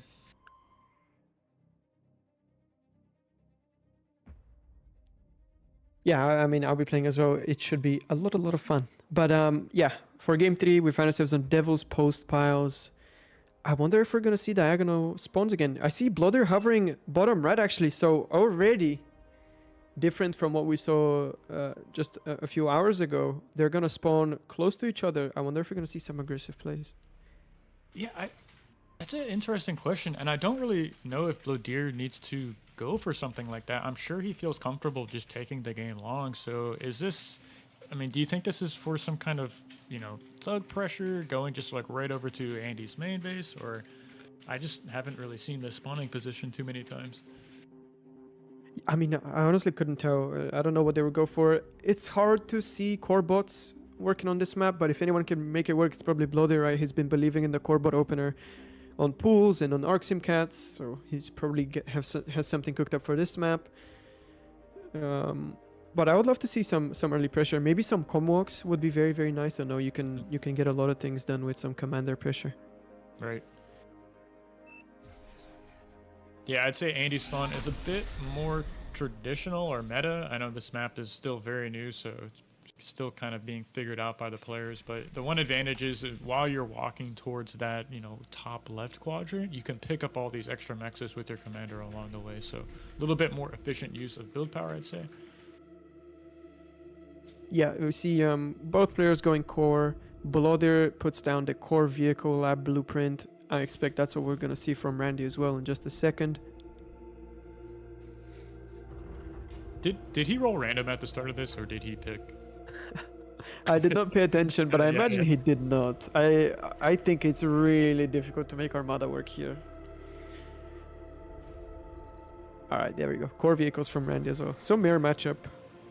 Yeah, 2 cons first. Pretty standard, I'd say. The map is rather large, so can definitely get out like these, greedy opens. Get these expanding cons out. Get the commander expanding off the lab as quickly as possible. And then we go into that, scout versus scout phase of the game, which has been, I'd say, a pretty enjoyable shift in the metagame. Can you speak to that, Slick? I mean, have you noticed any other changes in 1v1s over the course of this BPL tourney? Oh, the big two meta shifts, I guess if you could call them, is the increased scout play. We see a lot more scouts in the early game, and the pounder on repeat. I don't think it's something we've seen before. Those are the two developments that I think have started happening in the preparation for BPL 7. I think on this map, we're not going to see much scout play. It's just so easy to lock down the chokes with incisors. There's really no point to go for mini scouts. And the pounders we're definitely going to see on this map, I imagine. I mean, Randy has been not really doing pounder on repeat in his games. He's been going heavier into brute, but Blodir, I am certain, will do a lot of pounders. It's been so interesting to see that change. I mean, the unit hasn't been balanced at all recently, and suddenly players are just making, 20, 30 of them in a match is like completely different than what we've normally been seeing. So I guess they've always been good, just players didn't realize how good they were. So yeah, it's so refreshing to see that we're still finding hidden treasures just through playing. You would think that 1v1 with one lab being the predominant choice would already be figured out, but no, we keep getting new developments. Right. Alright, first scouts started making it in. Blodir now aware where Randy spawned. Randy does not know yet, but he probably has a good idea, judging by how fast these scouts are coming in the direction. No damage done so far for either player. Yeah, doing a great job deflecting these scouts. One of them might sneak through, but Blodir backs it up. Doesn't want to lose that scout for free. And he's just going to try and, contain, pressure, poke and prod, and find some damage. But, Andy is very strong with the scout micro, so I don't think he'll take too much damage at this point in the game.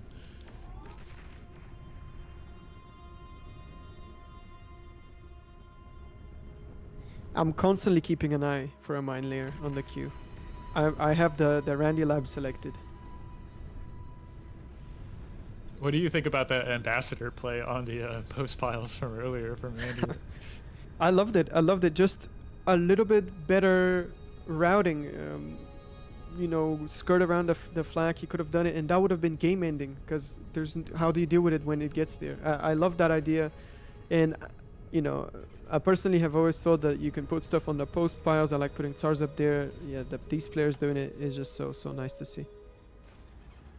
Ooh, Andy kind of stepping out of position there for a moment. If this incisor does show up, he's going to take out a few of these scouts and force them away. So really nice catch there. That could have been close. Can't let that many scouts slip into your main base. Yeah, very, very defendable map. Yeah. Yeah, and to your point, I think as we see more and more games on this map, players will start abusing the Postpiles more than they already have. I know we've seen a lot of early AA turrets or, you know, lashers being dropped on them, and I'd imagine just T2 plays a much more difficult things can be done, or difficult to deal with things can be done on those Postpiles than in the T1 stage. Yeah, so many possibilities, yeah. 100% agree. Just waiting for Kuchi to drop a tremor on top of whatever main base. Yeah, that definitely seems something like he would do. So both players choosing to go for this, you know, pretty standard commander explam. Blodir capping these Surmexes, adding some additional LLTs. Andy just now traversing across the water, getting to that top left quadrant. So do you think we'll see forward labs on those from both players, or? Well, Randy has been in his game before. He was doing a front lab. We can see from Blodir he already has it queued up. I was actually going to comment on that. His commander queue has been set from the start. Just like all the expansions, and even like putting another lab down.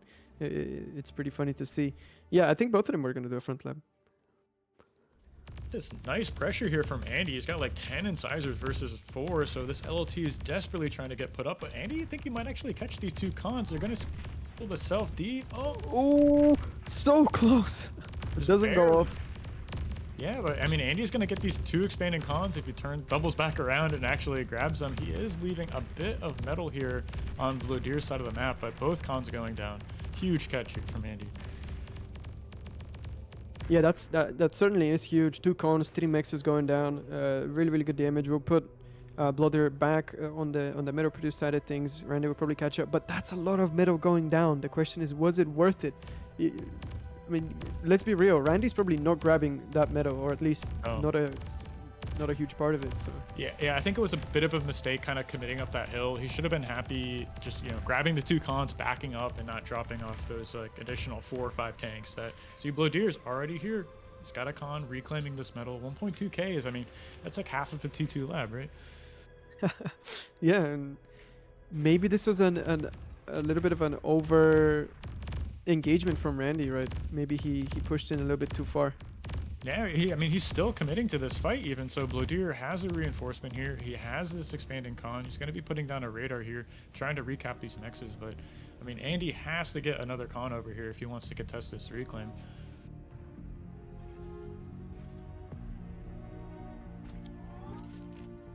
Going to be grouping up his incisors here. But really, the more you commit to, you know, taking this out, just the more you're contributing to this reclaim field. I see a pounder showing up at the front line that's totally going to shut down this pressure from Andy. Might even end up losing, you know, 4 or 5 more incisors because they really just can't run away. Okay, did a nice job microing there. Just loses 2 to that pounder. Maybe another one will go down. Just brutal, honestly. Oh, maybe the pounder's actually over. No, it's. I thought maybe Randy could jump on it, but no, he chooses to move back ultimately. And yeah, with the pounder on top of this reclaim field, the deal is sealed. No point fighting over this area anymore. I think Randy knows it. Instead chooses to reroute all of his forces to the north side of the map. And actually, he might get a lot of expansion damage with this incisor run by, because the pounders are there to defend, but they're so slow. Will they be able to cut off the point in time? It seems like just in time we'll get there. And right. And those impulse shots do so much damage, slowing down these incisors, letting those pounders catch just more of those incisors. And he did tech into air. See an aircon, a few aircons actually expanding to these Postpiles, trying to get those AA turrets set up. Yeah, very early air transition from Randy. I think he likes doing it. There's definitely very good value to be found in it, but damn, like so much army value and so much reclaim already won for Blodir. I'm not sure that this is a very huge advantage. Yeah, still more damage coming out, and we see a big group of medium tanks and pounders heading up to the top side of the map where Blodir's commander is trying to cut off these incisors. If Andy can get into that top right quadrant, I mean, he can get a lot of damage done. There's just nothing to protect that opening. Blodir's commander desperately trying to run to that choke point right now. But again, like I don't know, the incisors, they're just kind of getting pushed around by the pounders. That's just another wreck field that's going to be in Blodir's control. with the pounders already sitting on top of it as it's developing. Ooh, what I said now, a raid on the top left. Self-D gonna go off on the LLT. No, it doesn't. And Randy's gonna be able to pick up this con and is gonna do so much damage to this fully naked expansion in the top left sector. Yeah, he's got to get some furries up here to lock that down. Looks like these air cons gonna get shot down. One of them goes down. He does get the AA set up on that high ground though, so that is going to screen these, provide some cover for these fighters. Okay, yeah, these two anti-air turrets are gonna be so oppressive. The one way to get rid of them is to bomb them. You would think Wolverines can also kill them, but they actually can't shoot up the Postpiles. They're too tall.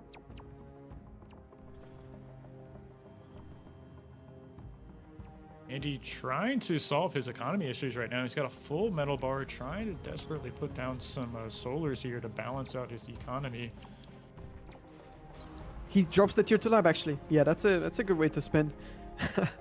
Drop the tier 2 lab and hopefully wind stays decent and he can make that work as well. But we see bombers actually here from Blodir. 5 bombers on the queue. I wonder if that's to just shoot these nettles or to actually bomb the base. As we know from previous games, Randy likes to always put his winds into this very close formation that's sort of susceptible to bombing, right? Yeah, it's a bit more efficient, like build power wise, constructing them, but they definitely are much more vulnerable to bombing, so. Yeah. And here we go, yeah, bombers out, trying to clear out these couple of nettles here, even an LLT being put on this post pile here. Yeah, good play from Blodir, permanently stunning the Thistles with the Shuriken and the Aircon making an LT, but the first bombers are hitting the base of Randy. No anti-air available. Now the first missile truck gets boosted out of the lab. No fighters, and Randy's just gonna freely bomb the entire base. What is he targeting? Also, the BP is very stacked. If Blodir chooses to bomb these 4 construction turrets, the game is probably over. Yeah, hasn't targeted them quite yet. We see one bomb does go off. There's enough fighter support here to actually cover these bombers, but one does go down. I think there's, what, 2 more left? Trying to make some additional passes. Getting so many of these wins, right? Andy's down to, what, a quarter of Blodir's energy production? Yeah, that's right. Yeah, he's very, very low. Yeah, it's such an awkward position to have that almost boosted out tier 2 lab get scouted. And you take so much damage in return. Luckily for Randy, the build power does not go down, which would have been disastrous, I'm sure. So there is I still believe there's a way he can crawl back into the game. But yeah, it's definitely not looking advantageous. No, and, you know, having this 90% finished T2 lab is just the worst possible case scenario. It finally ends up finishing here, but you really need to have clean transitions to kind of leverage the metal you put into them, getting those units out, getting those T2 cons out. Yeah, we see a tier 2 lab from Blodir as well. 315 stars on the queue. Andy does have enough of a T1 army right now in position, but with these Shuris showing up, no air, figs to cover these. I think these pounders are going to go down, and how do you stop these brutes from leaking into the main base? Yeah, I don't know. Randy made 1 tiger from the tier 2 lab, is now making a con, probably wants to make more tigers. But he can't really sure this, right? He's lost air control, so much army right on his doorstep. This is not looking good for our man Andy. Trying to put up a defense here. This army gets cleared out in mid. His commander is walking to the choke point right now to try and prevent these units from leaking in. But, I mean, there's 8 medium tanks right here on his doorstep. Tiger does show up. Maybe 1 or 2 more can clear this out or, protect himself. But the 2 pounders on the high ground actually are going to make this an easy defense. Yeah, okay. Manages to lock it down. Is safe for now. But yeah, Blodir is on 2000 energy per second, already upgrading metal extractors, producing a Tsar, while Randy's trying to drop a fusion actually. I'm not sure. What do you think about the fusion? Yeah, it's, not ideal. See most players prioritize getting that AGO straight away out of the T2 lab. It's just such an efficient economy structure, but, being down on energy, you got to get this You gotta get this situation sorted out, right? And he has the metal to pay for it, so that should end up going down pretty quickly. Do you think he's purposefully avoiding making the AGO at this point just because he's afraid of it going down? Yeah, you have to think that if you finish the AGO and your opponent, you know, slides in with a bombing run, you can just, like you said, it's just like game-ending damage. It blows up all your build power, most of your economy.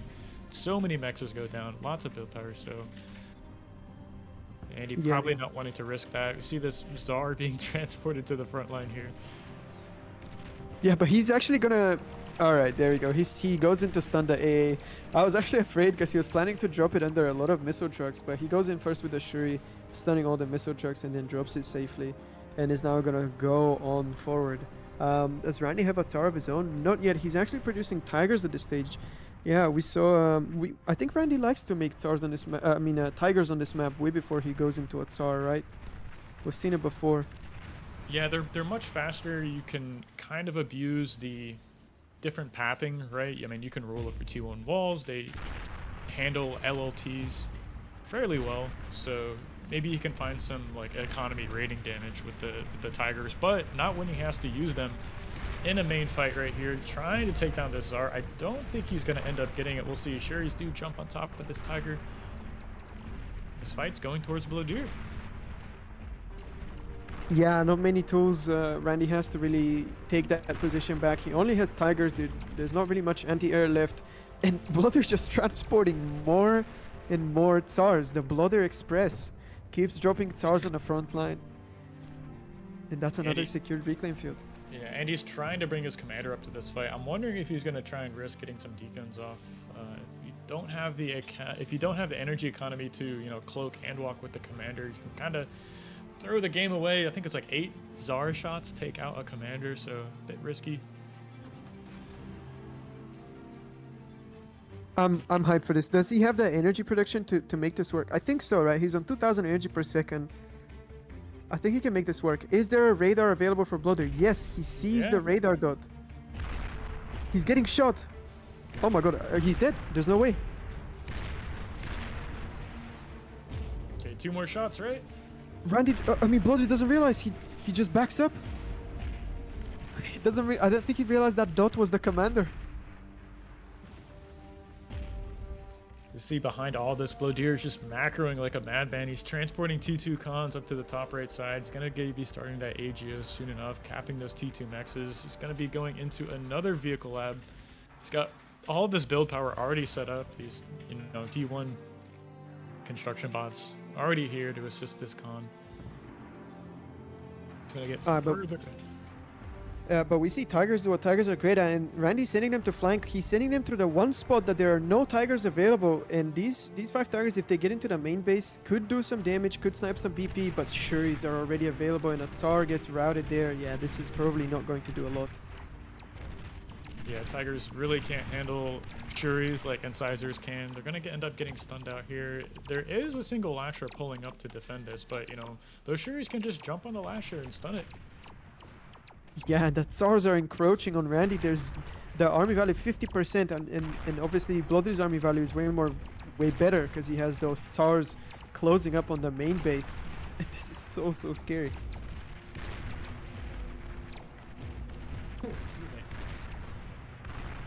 Yeah, 3 Tsars right outside the front door of Andy's base. 4 Tsars even. Not sure how he's going to be able to defend this. He's trying to get some Tigers in position, but these Tsars can just roll over this one. Yeah, I mean, maybe if the Tigers get close enough to the Tsars and force a lot of friendly fire, I think that's exactly what Randy's trying to go for. He's trying to flank, he's trying to get close and personal. 1 Tsar is going to go down. The Tsar shooting, yeah, there is indeed a lot of friendly fire. 2nd Tsar, half HP. Keeps getting peppered. Blodir's puts set target on the BP. He's not shooting at the enemy units anymore. Tsar's now getting flanked from behind by Tigers. The BP goes down. Is Blodir gonna shoot down the fusion? Another Tsar goes down. The lab is on 1 HP. Gets killed. The tier 2 lab goes down. But that is so many dead Tsars for Randy. Is he going to resurrect this? He needs those. Yeah. See a bit of an engagement on the top right side. A single pounder slips through, but they're sure he's here to defend this. No way this does any extra damage. And You know, if Randy can secure that reclaim and get those unit threads, maybe he's got a fighting chance in this. But there's, you know, a stream of rovers heading across the map to get, you know, give vision for these Zars. There's already 3 on the front door, and Randy is gonna tap out. Gamekeeper goes to Blodir and Self-destructed. 3-0 for Blodir. What a commanding lead.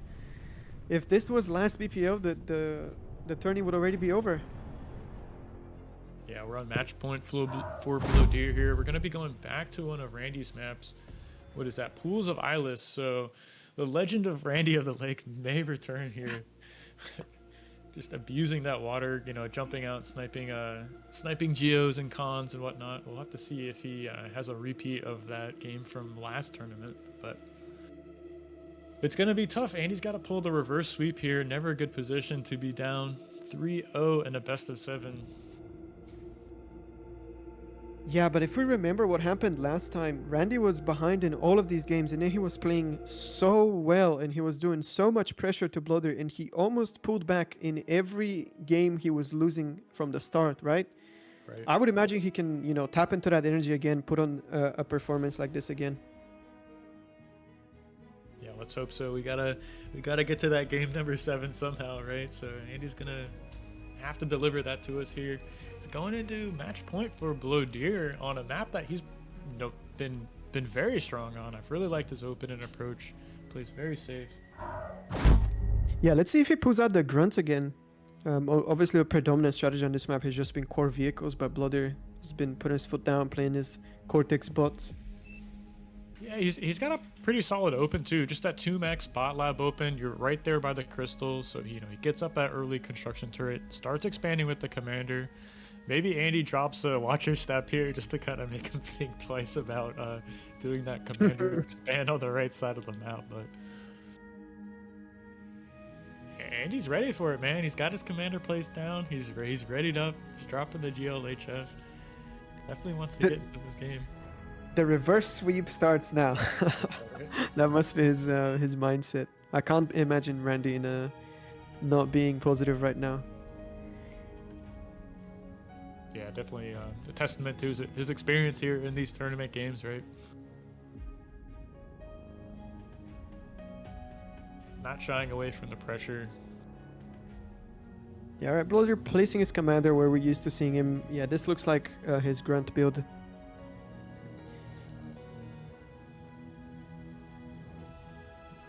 I know there's a few different options for spawning positions. I think Blodir is kind of showing something a little bit. I mean, frankly, pretty smart here. I like how this, you know, 2max is kind of tucked away. It's a little bit farther away from your opponent. I'd say an early radar gives you a lot better coverage there from that position as well. So, really well thought out spawning position and build order from our blue player. Yeah, there we go. Cortex bots gets put down. I don't know. Are we gonna see Randy pull out a really fast incisor again, or something like that, just like he did in the high noon game? Yeah. Oh, actually, now that you say that, maybe. I think it's a bit of a different kind of map, right? I can't imagine you can hide the incisor as well without sacrificing a lot of travel distance, right? I mean, you could go down like on the left side, right, and you know show up at an angle that you might really not see, but you know, grunts do a much better job defending against scouts than we saw in that previous game, where it was, you know, scouts versus scouts, where you know, I'd say Andy has got a bit of an advantage. I'd say he's probably one of the better scout micro players in the game.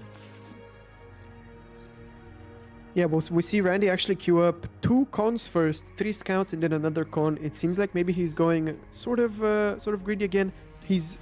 Maybe we'll see him do the X-Factor walk again, just like he did in that game of Pools versus Autopilot. But yeah, maybe he's gonna do something similar to that Archsimkats game where he knows Blodir is starting grunt, so he goes for a little bit of a greedier open, I guess. Yeah, we'll have to see. Andy's trying to fix his E issues right now. We see wind ended up dropping there quite a bit, forcing him to stop and make that solar. He would have loved to kind of continue walking forward, just capping these maxes. But, you know, Blodir just doing the same thing here. Resbot first, con second, goes right into this construction turret. He's trying to get his energy set up to be able to assist that with his commander. The good old reliable. He's gonna burn through that energy fairly quickly. It looks like he's just not gonna finish it. He's gonna just get into his expansions right away here. He's like gonna let that con finish the construction turret. And pretty mirror builds from what we saw in our last series, right? Andy going for this X Factor build, capping these 3 mexes, should be walking back to the lab here, and then he'll be expanding with those 2 cons. Yeah, looking kind of similar. Yeah, making a final con, and I assume after it he's going for a explosion of incisors. Yeah, there we go. Shows up on the queue. I do like how Andy is reading these kind of early games from Blodir, and he knows he likes to play a little bit passive in the early game, nothing too aggressive. He just wants to get into the mid game and let his macro skills shine. So Andy is abusing that just a bit, playing pretty greedy, honestly, like 3 scouts and 4 cons. Okay, maybe not the 4th con quite yet, but very, very greedy open so far. He's had this lab unassisted for quite a bit of time. He's already going out expanding with these 2 vehicle cons. Yeah, I mean, sorry. I mean, pretty optimal, I'd say, from Randy, abusing the greed, knowing that you're not going to be under pressure. I really, really like it. Blodir probably knows exactly what's going on. The scouts being very, very late once again. Yeah, but I mean, very, very good open from Blodir. He's macroing really well here. He's perfectly buttoned up with his grunts in all these positions, right? Just shutting down each of these lanes. No scouts can get through now without running past a grunt. So he's perfectly content to just continue making construction bots, continue macroing up. I'm sure he'll get that wind scaling set up here soon enough. And Andy going for a mine layer again. Yes. Yes, indeed.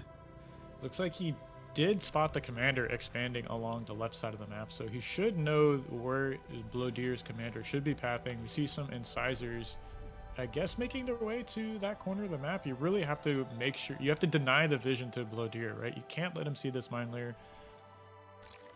And there we go. Over here is where we have a heavy mine and a medium mine queued up. Wow, is that going to be enough? I think so. But basically, Randy is gambling that Blodir's commander walk will end up with him trying to pick up this mex over here. But yeah, the mine layer has to go back, actually. Blodir has grunts in position, would have spotted the mine layer going to its quest, so Randy pulls it back. I think this incisor is going to get caught out actually by these 5 grunts here, so it's going to get taken down pretty quickly there. Really nice trade. Loses 1 grunt for an incisor. And this mine layer is just not being, it can't get in position right now. Yeah, grunts are swarming the entire map. It's very tough, and obviously the entire strat falls apart if you get scouted, right? That's the thing. You want your mine layer to have an uninterrupted 1 minute to put down all the stuff and get away from the scene of the crime. So it's very, very tricky to pull it off, and with so many grunts around on the map, it's probably easier to do this against a vehicle player, honestly. It's just amazing to see how Blodir is able to use these grunts against incisors. Like, historically, it's been just such a tough situation to be in, right? Incisors, once they get into decent enough numbers, they get balled up. They trade so well against grunts, but somehow he's making it work. And it looks like Andy denying the vision here from the grunts, so he is escorting this mine layer to where Blodir is going to be. He's going to get these mines set up. Andy doing a nice job defending there, protecting this expanding con on the top side of the map. Looks like on the left side. He's getting an exploiter set up as well, so that con should be defended. And Blodir moving into vehicles.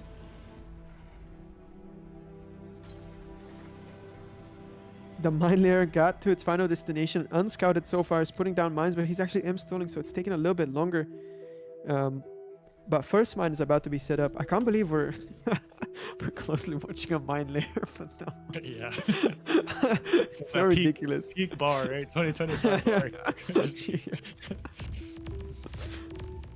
Huge wall of grunts here. It's going to shoo away these incisors from Andy, but this is, he doesn't have to commit to the attack. He's just kind of posturing and pressuring. It looks like he got a big group of incisors heading down the left side of the map, but I see there's an exploiter already set up. No, but this con is going to go down for sure. It's walking away from the exploiter. There's no radar vision to spot these incisors, and they're going to jump on it, and yeah, that con is dead. Oh my god. I just looked back at Blodir's con. He's trying to pick up that mex now. but he can't reach it from there. He's gonna have to wrap around. And he's gonna step on the mines exactly if he does that.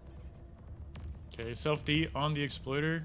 Does get a really nice connection there. Big fight in mid. Looks like Blodir's going to back up. Andy, I think, could have pressed the issue there, but decides to just, posture back. Doesn't want to commit to an attack. And the mine layer got out of there. It did its job. It's got the 2 heavy mines down. It's got the camera there. And Blodir's commander is still stuck on this high ground trying to take this next, but he's just going to opt for the radar instead. Yeah, and he's gonna have to do the walk around. All right, let's see. The trap is laying in place now. We just wait for the time to expire. At the same time, the 22 grunts are finally moving up the mountain. There are incisors in position, but if Randy's not careful, he is in a bad formation currently. They could get the jump on him. One incisor goes down.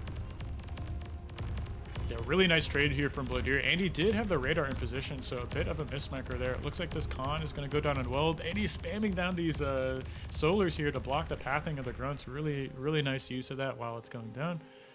And yes, so many incisors went down during that. Yeah, Blodir really, really good engagement here, catching Randy when it's not the correct formation. And now with the reinforcing blue incisors, this is going to be a very cool fight for this reclaim field. Blodir already has a res bot there. Randy doesn't have anything that can reclaim close. Self-D on that exploiter takes out 2 of those incisors. Looks like the con is already there to kind of replace it. But this fight in mid, I'm a little bit worried for Andy here. He can't quite get on top of this reclaim field. He's just sitting right down below this hill, and there's 800 metal here and a resbot already on top of it, grabbing this metal for Blodir. Yeah, that's the power of opening bots. You always have a resbot lying around for when you really need it. You don't have to slowly waddle a con up there. And yeah, that's like what, 800, 900 metal into Blodir's bank. And he's gonna pull back when he recognizes he's outmatched, not gonna feed any more Vero plate. Yeah, medium tanks do show up, shoos away this army. Medium tanks very strong against incisors. They've got that splash damage. Much tankier, better range, more HP, so it's gonna push Blodir back for now. I'd imagine he'll be switching into medium tanks of his own or pounders. See one on the front line here already. Yeah, I would say this is a comfortable slight lead for Blodir when we're going into this mid game. Oh, but this is a huge engagement. Yeah, it gets right on top of the army. There's a couple medium tanks in the back not firing as they're retreating, so this whole army's gonna get taken out. 2,000 reclaims sitting here. Yeah, I think we just went from a slight advantage to Blodir to a massive advantage to Blodir, as it seems like he's gonna be able to secure that entire reclaim field, or at least most of it right here. Already has a resbot on top, has his army nicely positioned. Pounders now moving on top of the resbot. Randy has no pounders on the front. It's going to be very tough to claim this reclaim field back. Right, we see Andy is moving his commander forward. He has to contest this position somehow. Can't let Blodir get both of these hills. Vehicle con making its way up onto this high ground here, looking a little bit vulnerable, but Blodir's, moving back his army now. He's bringing up some more medium tanks. And as soon as this commander shows up, this position should be one for Andy, but he can't take a bad trade while this commander is moving up, right? He's got to hold on to this position, using that repair from that con. Really underutilized the mechanic in the game, I'd say. Or repairing is completely free, doesn't cost you anything to do. Yeah, only costs the constructor, and if they're already made, why not? But yeah, we see Randy, 2,000 metal in the bank. It seems like he walked away from his lab to contest that reclaim field, but didn't have sufficient BP to spend that metal. I also want to pull attention to another matter. I just clicked on Blodir's comm, and I see that his queue exactly walks on top of the mines, actually. Oh my, are you kidding me? No, I'm not. This is 100% possible. This will happen again, I think, unless this Randy commander goes down in the middle. This will most likely happen. It will be such a shame if Randy misses it or something, but yeah, Blodir's commander is walking right now. Andy trying to spend that metal in the bank. Are these incisors going to path over that? Well, they're on hold fire anyways, but do you reveal the mines by bumping into them, or is that... No, you do not, no. Okay, so, Andy has to protect his commander here. I'm a little bit worried. He's kind of in front of his army right now. Blodir has got a huge amount of medium tanks just right there waiting to take that commander out, but Andy, yeah, rightly so, backing up. Could easily climb up one of these hills. Randy sees it. No way. Andy, he sees it.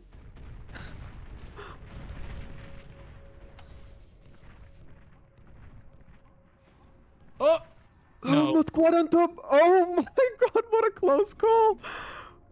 What a close call. He's gonna move his tanks over there. Can he get some splash damage on the commander? Take out his HP? Oh. Okay, Blodir is trying to... Is he gonna walk past it again? Andy. Oh my god, now's the time. I think this is as good as the explosion is gonna get. He has to blow them. Andy, what are you doing? Why didn't he detonate them? Oh I mean, my gosh. I'm not sure actually. I think that was the shot to take a game. That was the opening. I think Andy missed it. Yeah, commander's retreating back away from that position, so the mines aren't going to be of any use here. Yeah, bombers going in now for Blodir. We have 5 bombers going in. The scout emergency missile tracks being set up for Randy. Has a few thistles already in the base. Again, the target is the winds. They're very, very stacked. Yeah, 2 wind clusters go down. Are we going to see more? Oh my god, a little bit of a miss micro on the bomber actually doesn't drop. Right, I would say, yeah, it was pretty good.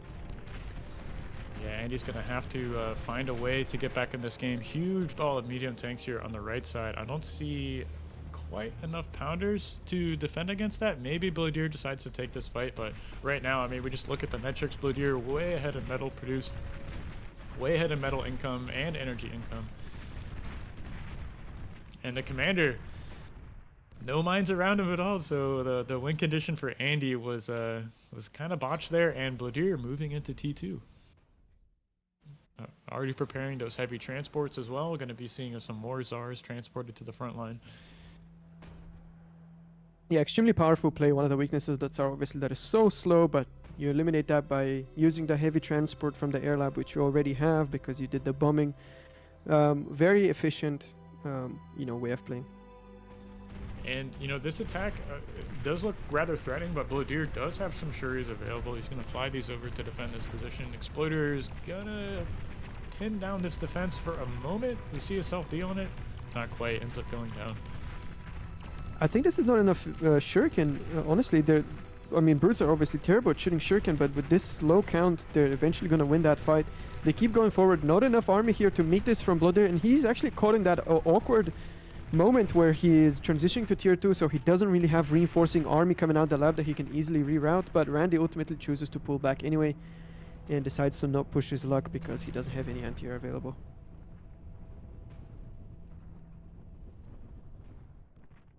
Like the position in mid has been stabilized for Andy here. Does he have a forward lab set up? I can't quite tell. No, he's just making some wins with his commander. He's kind of comfortably camping this high ground with his pounders, but okay, makes a transition himself, immediately going into a fusion here. I really like that play. Hasn't decided to make any kind of units just yet. He's just trying to get this economy set up, moving back into capping some mexes. Blodir reclaimed the air lab. He's got the heavy transport out as well, so as soon as this R is finished, it's going to be flown right to the front line here. And it's going to be very tough for Andy to deal with this. Yeah, with half of the map walled off, we're going into a slow macro tier 2 stage. It's going to come down to whoever is better at upgrading the mixes and whoever can better defend the Tsars that are coming, right? We see the first Tsar, I'm pretty sure this is the first one, right? Getting dropped off a middle slowly, and he's even transporting the scout vehicle as well, the radar vehicle. Yeah, really nice play here. Such a cool mechanic we see in Bar. It's like, these slow moving units can be instantly brought to the front line here, kind of abusing their weaknesses, right, with these air transports. So here we go. Zar's going to be dropped right off on the front line here. He's going to self-D his walls and start his attack.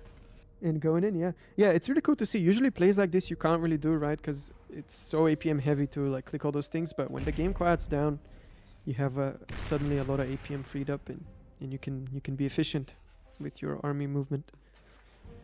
So Andy's commander is here on the front line. He should be finishing his fusion soon enough. I was wondering if he was going to try and cloak and dig on the Tsar, but it looks like he's backing up.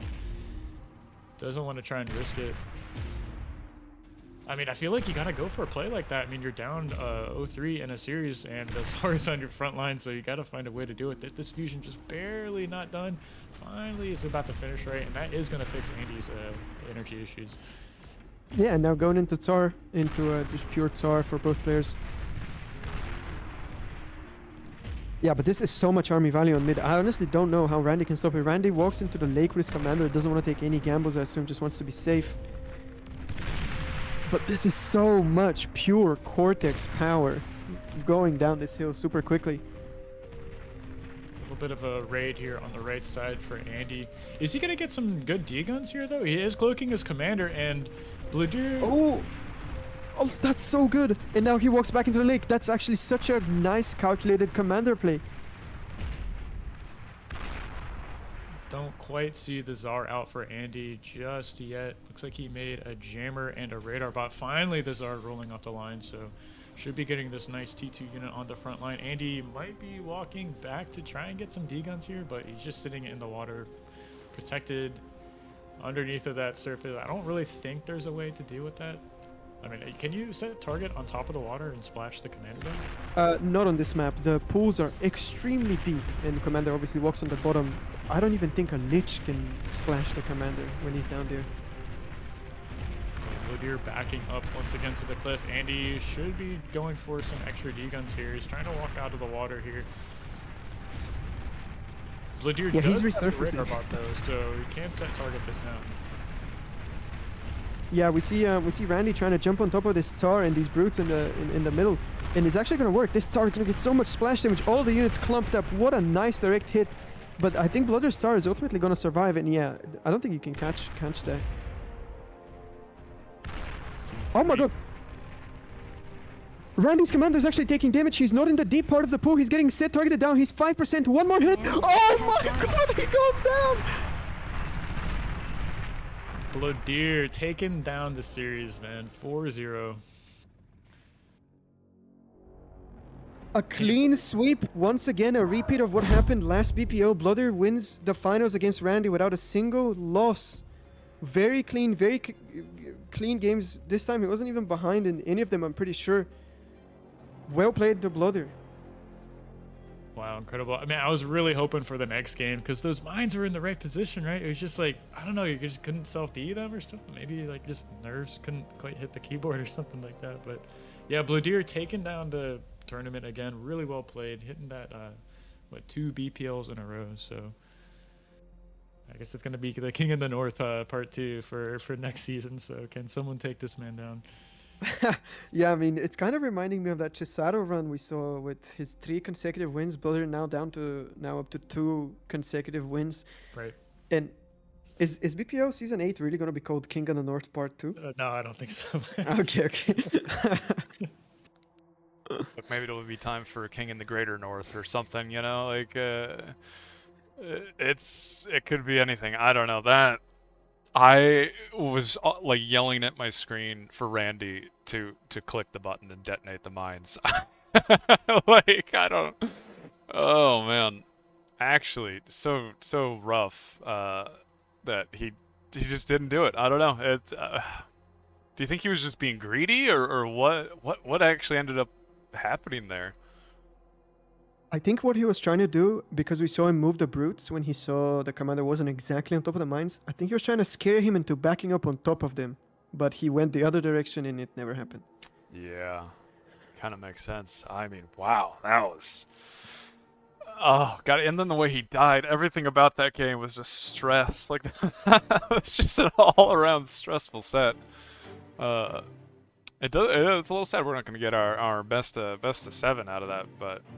Blodir just kind of looking too good. Oh man, it's mines, man. I can't believe it. Here's the man himself, Blodir. Congrats. 2 in a row. Hello. I didn't even see any mines. You gotta go back and look how close that was. Like, you were seconds from death. Like, not even seconds, like pixels from death. I sent grunts there and everything. Yeah. Randy was really smart with shooing away the grunts just in time to get the mine layer in and to get the mine layer out. Like, it was some like 007 like spy activities. I don't know. That was crazy. Nice. So another BPL in a row. How you feeling? Another win. It's great. I was a bit worried when I almost lost to X Factor, but Yeah, I mean. Also, I think. No, go ahead. Yeah, I was a bit more worried about Autopilot as well. If he had made through, but Randy crushed him, so yeah, mine's too good. I mean, yeah, it has to be said that I think for a lot of people is going to be the highlight of the series, right? That snipe on auto that Randy pulled off, despite Randy, ended up not actually winning overall. But I don't know. I think a lot of people are kind of thinking the Blodir at this point. You're just unfair. You're looking too good. It's just kind of just too clean. Oh, Barkas, you got any questions for the man himself? Oh, I can see the watch your step. Mind Layer himself is also in here. Oh, maybe Randy. I don't know. We'll see. Hey, how played, Blood? How you feeling? Thank you. You too. Randy. Oh, is who feeling? Me or Randy? Oh, Randy, I think at this point, right? Because I'm curious. He's got to be crushed after watching you slowly inch your way towards those mines and just holding off. We have to know what was the reasoning, Randy? Why not detonate it and go for like maybe the splash damage and try and snipe for the tanks or something? You just I didn't think he was close enough to do the enough damage. Yeah. So I was trying to use the tanks to kind of make him run away that direction, but he went south instead of north. Yeah. At what time was that? It was when like you got right, the high ground mechs with your commander. right. Wait. Oh, wait. So right at the end. Like right before the tier 2, basically. I think, right? Roughly. Okay. Right. Okay. That's why I didn't see it then, I guess. I didn't think you would walk back like that. You wanted to walk all the way around and then back to start building the high mechs. Wow. Yeah, I'd seen he'd done that in his previous rounds, so. I thought you could build it from the other side, but I guess not. No, you Pretty cannot. upset when I saw you trying to build it from the other side, because I'm like, for God's sake, Bloody, you've done it the other side every game so far. Come round. He actually planned out his assassinations. That's kind of crazy. That's wild. Yeah, it's like a hitman. Well, so can you build it on the other side on the other side of the map, or what? Because I feel like I've seen it, but maybe not. Not sure. Look. I'm pretty confident you can only build it from the middle side. Yeah. Yeah, because your commander was like dancing around on the right side for like half a minute trying to make the mech. Oh, it wasn't half a minute. Come on. Yeah. It was a bit. We were watching you dancing a little bit because we were looking at the mines on the other side and we were hoping. You were hoping? Oh, we were absolutely hoping. Don't even act surprised. Nah,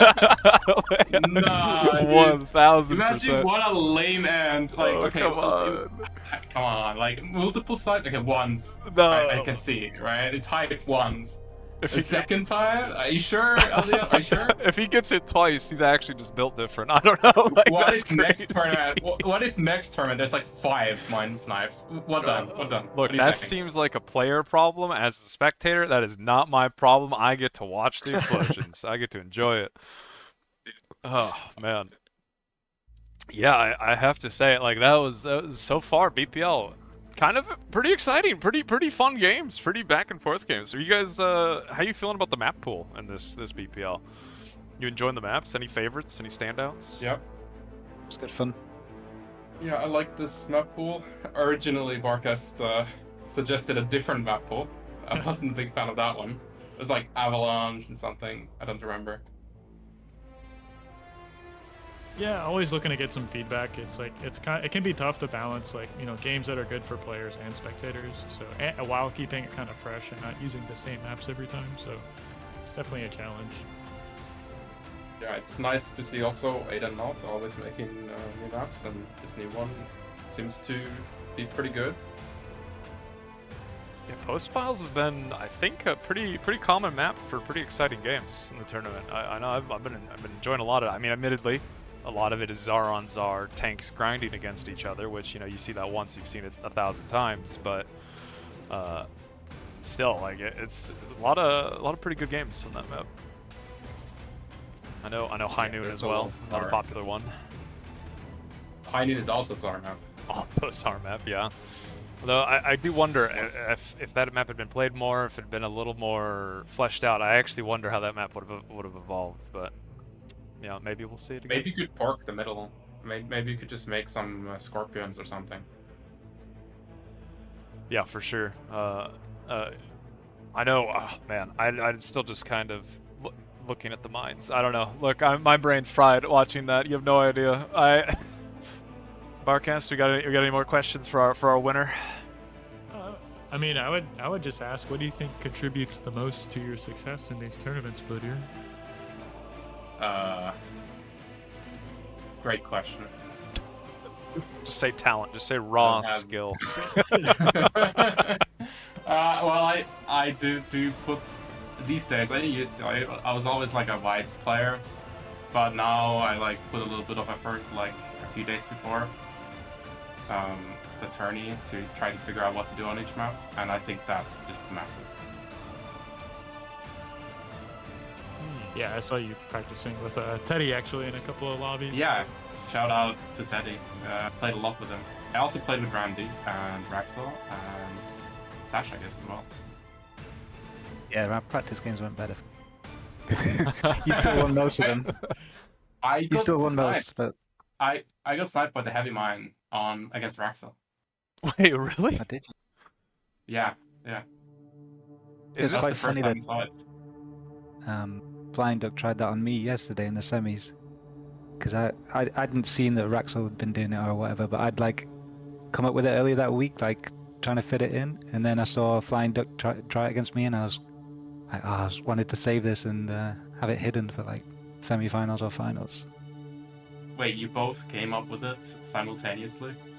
Independently, yeah. Oh, you guys. Because earlier this week I was trying it against Barcast in private games. You guys are for some fun games next BPL, I think. All right, watch your step. Watch your step. Might be time to skip the next one, I think.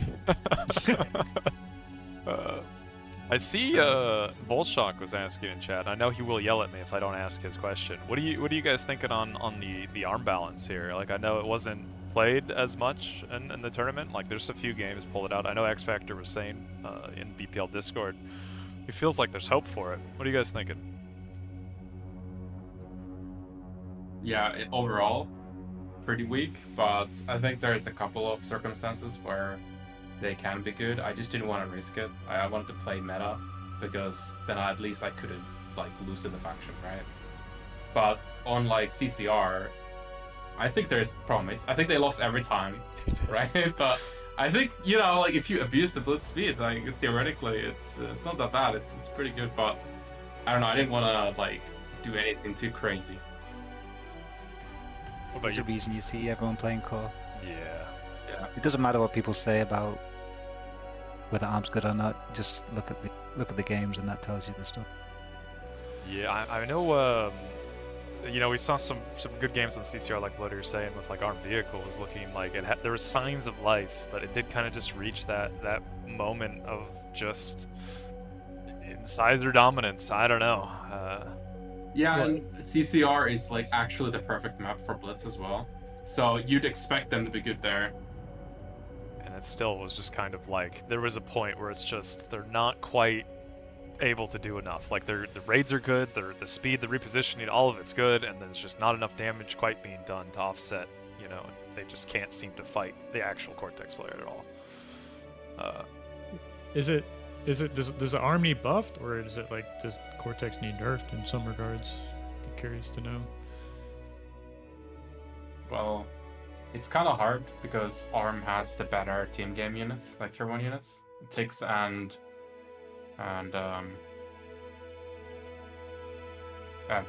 pawns are better, obviously. And pawns are just in general, like in FFAs and so on, right? They just have way more DPS. They're tankier, faster, tank rounds. They're like just way more useful everywhere else except in that specific matchup. So you can't really buff them really easily. And also you can't nerf grunts because they get shredded by incisors. So yeah, it's a bit more complicated, I think. Yeah, we kind of saw that during like the last Alpha Cup, right? Like, you know, there was like a brand new patch, nerfing grunts, buffing pawns, and it was almost like a little too much. Like, the meta was still stabilizing a bit, And you know, there was still some hope for Cortex there, but it kind of was just 20 minutes of pawn spam every game, which was a little, you know, maybe not. APM wise, it was fun to watch, but everything else was a little. It was fun to watch, yeah, for sure. Yeah, it's very for exciting. For the specific matchups, you could come up with something like making grunts really good against. I mean, making Centurions really good against grunts.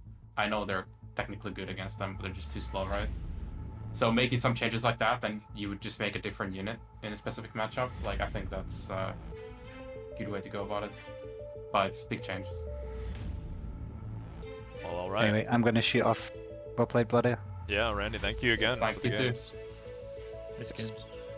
Hopefully we can have maybe Blodir will send this info to maybe some balance consultants, you know, maybe to some balance individuals, and they could work on maybe maybe giving Arm a little signs of life in 1v1. Good luck. I don't envy you that job, you people, whoever you are. There are already talks. Oh yeah, I imagine there are. Well, Barcast, is that all we got? We looking good? Yeah, I just want to say thanks to all the casters, all the players, people who've contributed to the prize pool, all that. So I mean, it's not just one person putting together the tournament. It's just about the players, the spectators, everyone who gets involved. It just makes the league what it is. So just want to give a really special thanks to everyone who helped out and participated. Well, I mean, I totally agree. Like it's been a bit of a group effort, right? But with that, I think we will call it for the day and call it for the tournament. Pretty good tournament, all things considered, and there's even more coming up. So I guess we will see you guys in the next one.